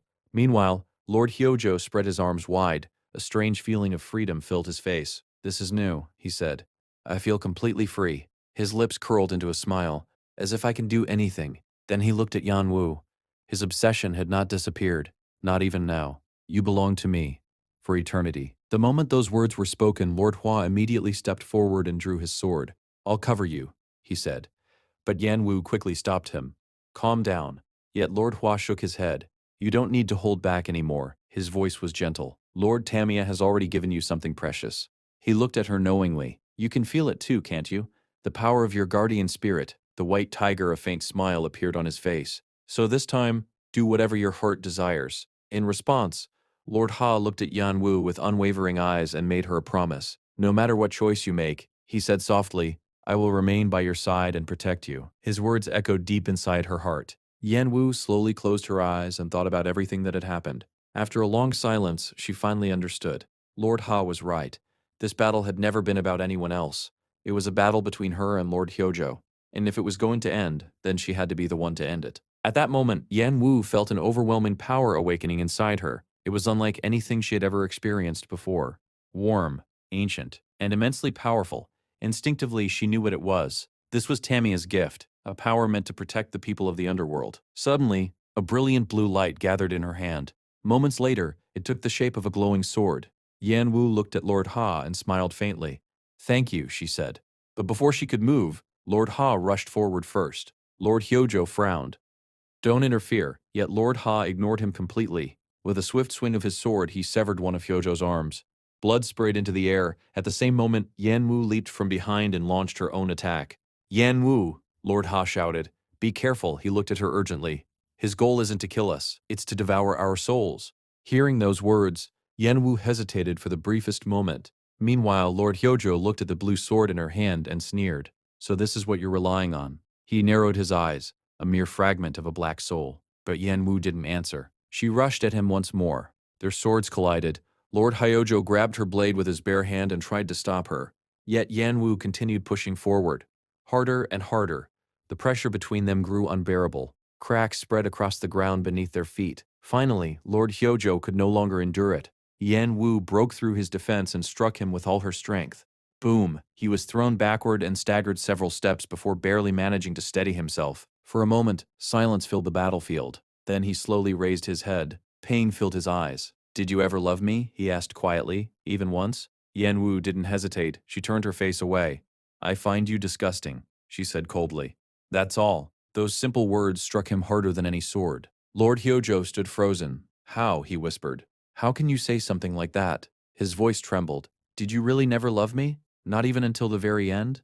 Then a strange expression crossed his face. A bitter smile. Perhaps you really are like your mother. The moment he said those words, his eyes suddenly lost focus. Memories rushed back to him. He saw himself as a child, standing before his mother. She looked down at him coldly. As the crown prince, you must always remember what I say. Young Hyojo looked up at her innocently, but her next words shattered him. You are a cursed child, a child nobody ever wished to be born. Her eyes were empty. You are a cursed prince. Those became her final words, because moments later she took her own life in front of him. The memory played over and over inside his mind, and gradually the light disappeared from his eyes. His expression became hollow, empty. Then suddenly, he vanished. Without a trace, the battlefield fell silent. Only the cold wind remained. Yan Wu stared at the place where he had been standing. It was over. Slowly, she turned toward Lord Ha. A small smile appeared on her lips. "It's really over now," she said. But instead of smiling back, Lord Ha lowered his head. "I'm sorry." Yan Wu blinked. "Sorry?" She looked confused. "Why are you apologizing?" Lord Ha closed his eyes. "Because of my greed." His voice was filled with regret. "You became the god of death because of me." He clenched his injured hand. "And that night, we should never have spent our first night together." Yan Wu's eyes widened. "If I hadn't been selfish, you wouldn't have become like this." His voice grew quieter. "You're not truly all right." But Yan Wu slowly stepped closer. Then she gently touched his face. "I'm fine," she said softly. "It wasn't just your greed. It was mine too." Her eyes became distant. "We may never reach the end together." She paused. "But even so, I can still stay by your side. I can still watch over your final moments." A gentle smile appeared on her face. "And that's the happiness I've chosen." Lord Ha's eyes trembled. Slowly, he smiled. Then he pulled her into his arms. Holding her tightly, he made a promise. "In this life, for as long as I'm allowed, I'll live only for you." He rested his chin gently against her head. "And in the next life, and every life after that, my existence will belong only to you." He closed his eyes. "This is my promise." Yan Wu quietly held him back. For a brief moment, the pain and suffering of countless years seemed to disappear. But peace never lasts forever. Not long afterward, the woman who had pretended to be Yan Wu's mother slowly opened her eyes. She coughed weakly and sat upright. Yan Wu was already standing beside her. "You're awake," she said calmly. The woman looked at her in shock. "Yan Wu," her voice trembled. "My daughter." But Yan Wu immediately stopped her. "Don't call yourself my mother." Her words were cold and firm. "Not anymore." The woman froze. Yan Wu stared at her without emotion. "I remember everything now. You were my real mother's friend. You watched my parents die, and you did nothing." Her voice slowly grew heavier. "Then you took me in. You pretended to be my mother. And in the end, you even tried to kill me and Sue." She clenched her fists. "Why? Why did you do all of this?" The woman lowered her head. For a moment she remained silent. Then she suddenly shook her head. "I had no choice." Tears gathered in her eyes. "You don't understand." She looked up at Yan Wu. "Your real mother." Her voice trembled with hatred and fear. "She was a terrible person." Before the woman could continue speaking, Yan Wu suddenly raised her sword. With a swift motion, the blade sliced through the blanket beside the woman, leaving a deep cut behind. The message was clear. Yan Wu was no longer interested in excuses. "I was foolish," she said coldly. "I thought that if I waited long enough, the truth would eventually reveal itself." She slowly stepped closer. "Do you remember my previous lives?" The woman looked at her nervously. I don't know what you're talking about." Yan Wu's expression did not change. "Then let me ask you something." She looked around the room. "Can you guess where we are?" The woman shook her head. "I have no idea." Yan Wu let out a bitter laugh. "This is the place where I was once imprisoned." The woman's face instantly turned pale. Yan Wu continued speaking. "Because of Hyojo, I was abused. I was locked away, and when I begged for freedom, she looked directly into the woman's eyes. You told me that life in the Imperial Palace wasn't so bad." Her voice grew colder. "You said it was only slightly uncomfortable. You told me to endure it. For the sake of the family." Every word felt like a blade. Slowly, Yan Wu walked to the bedside. Then she bent down slightly and spoke in a calm voice. "You always wanted comfort, so I'll give you exactly that." The woman stared at her in shock. "You'll live in a rich and luxurious room. You'll have everything you could ever want." Yan Wu paused. "But you'll spend the rest of your life alone." The woman's eyes widened. "No." Yan Wu turned around and began walking toward the door. Panic immediately filled the woman's face. "Yan Wu," she tried to get up. "I'm sorry. Please don't leave me. I was wrong." But Yan Wu didn't look back. She opened the door, then quietly stepped outside and closed it behind her. The woman's desperate cries echoed from inside the room. Yet Yan Wu stood silently. For some reason, she felt no satisfaction, only emptiness. Just then, a familiar voice came from her side. "I thought you would destroy her." Yan Wu turned her head. She smiled faintly. "But you chose not to." Yan Wu looked away. "I don't want revenge anymore." She folded her arms. "But I also refuse to keep suffering." Shi Hong nodded slowly. Then she stretched out her hand. "Do you remember what I said before?" Yan Wu looked at her. "We could become good friends." Shi Hong smiled. "And now, I'll be relying on you, God of Death." Yan Wu couldn't help but smile. "That depends on what you do from now on." The two women looked at each other. Then Yan Wu walked away. Outside, near the carriage, several familiar faces were waiting. Su, Serum, and Lord Ha. The moment Yan Wu saw them standing there, something inside her finally relaxed. Without hesitation, she ran forward, straight into Seram's arms. She hugged her tightly. At that moment, it felt as if the burden she had carried for countless years had finally been lifted. Standing beside these people for the first time, she truly felt like she had a family. And perhaps it was finally time to become one. Not long afterward, Lord Haida and Yan Wu decided to marry. During the ceremony, Lord Haida picked up a cup of wine and made a solemn vow. I, Haida, swear upon my life before all who stand witness. His eyes never left hers. For the rest of my days, and even beyond death, I will always remain by your side. Yan Wu smiled through tears. Time moved forward. Later that night, the two of them stood alone inside their room. Lord Haida lit the candles one by one while Yan Wu watched him quietly. She shook her head in disbelief. I still can't believe it. After everything they had endured, we're really married now. Lord Haida laughed softly. I can't believe it either. He slowly walked toward her. Their eyes met, and soon they shared a gentle kiss. But Yan Wu suddenly pulled away. Wait. She walked over to a nearby chest and carefully opened it. Inside was a ribbon, the same ribbon she had once seen long ago. She picked it up and turned toward him. I found this while cleaning your room. The moment Lord Haida saw it, his expression changed. He gently took it from her. This belonged to the person who saved my life. Yan Wu blinked. Lord Haida smiled faintly. Long ago, I once visited the overworld. He looked at the ribbon in his hand.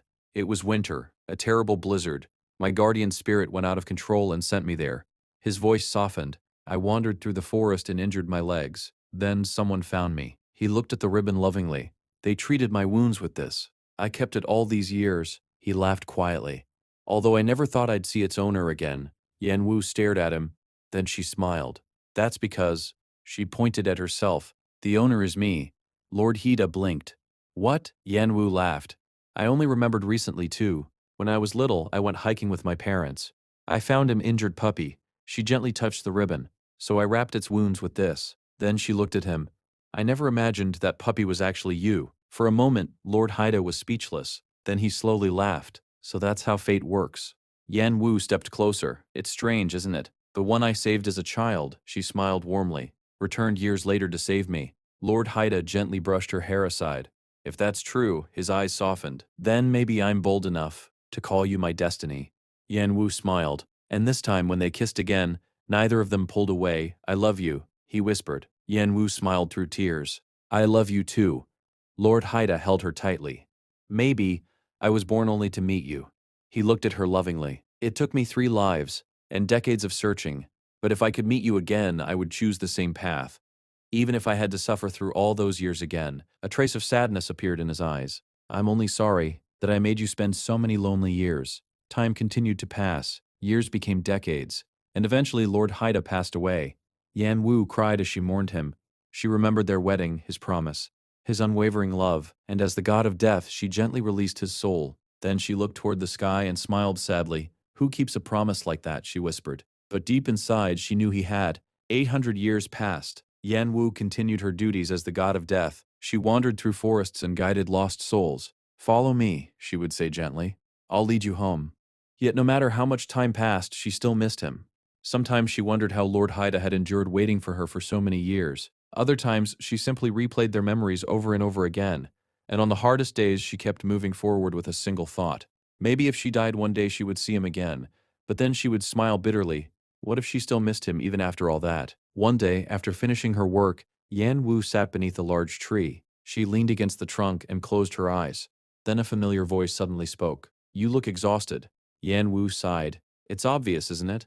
Tamia chuckled. You've become quite comfortable around me. Yan Wu rolled her eyes. I've listened to your voice for 800 years. It would be strange if I was still afraid. Then she looked up. Isn't this enough? Can't you let me die already? Tamia immediately shook his head. No. Yan Wu frowned. Why not? If you disappear, he replied, there will be no one left to become the next Reaper. You must find your successor first. Yan Wu snorted. You once told me I wouldn't have a bride, and I refused to accept anyone except Lord Haida. Suddenly, her body floated into the air. What? Yan Wu flailed her arms. What's happening? Where are you taking me? Tamia smiled mysteriously. This, he folded his arms, is a small gift I prepared for you. Yan Wu glared at him. At least explain before she could finish speaking, she suddenly disappeared. A moment later, thud, she crashed onto the ground. Ouch! Yanwu immediately sat up and rubbed her head. Who throws people around like this? She grumbled loudly. Immortal doesn't mean painless. Just then, footsteps approached. Yanwu looked up. A young man dressed neatly stood nearby. He looked around in confusion. Where am I? The moment Yanwu saw him, her eyes widened. Lord Haida? The young man blinked. Are you talking to me? Suddenly, his black hair slowly turned white. Yanwu froze. In an instant, she remembered his words from long ago. Maybe I'm bold enough to call you my destiny. Tears slowly filled her eyes. Then she smiled. A warm, beautiful smile. She walked toward him. You're from the overworld, aren't you? Without waiting for an answer, she laughed softly. Then she stretched out her hand. Welcome, she paused, and smiled even brighter. Welcome to the underworld. And with that, their story, filled with love, loss, pain, and countless lifetimes, finally came to a beautiful end.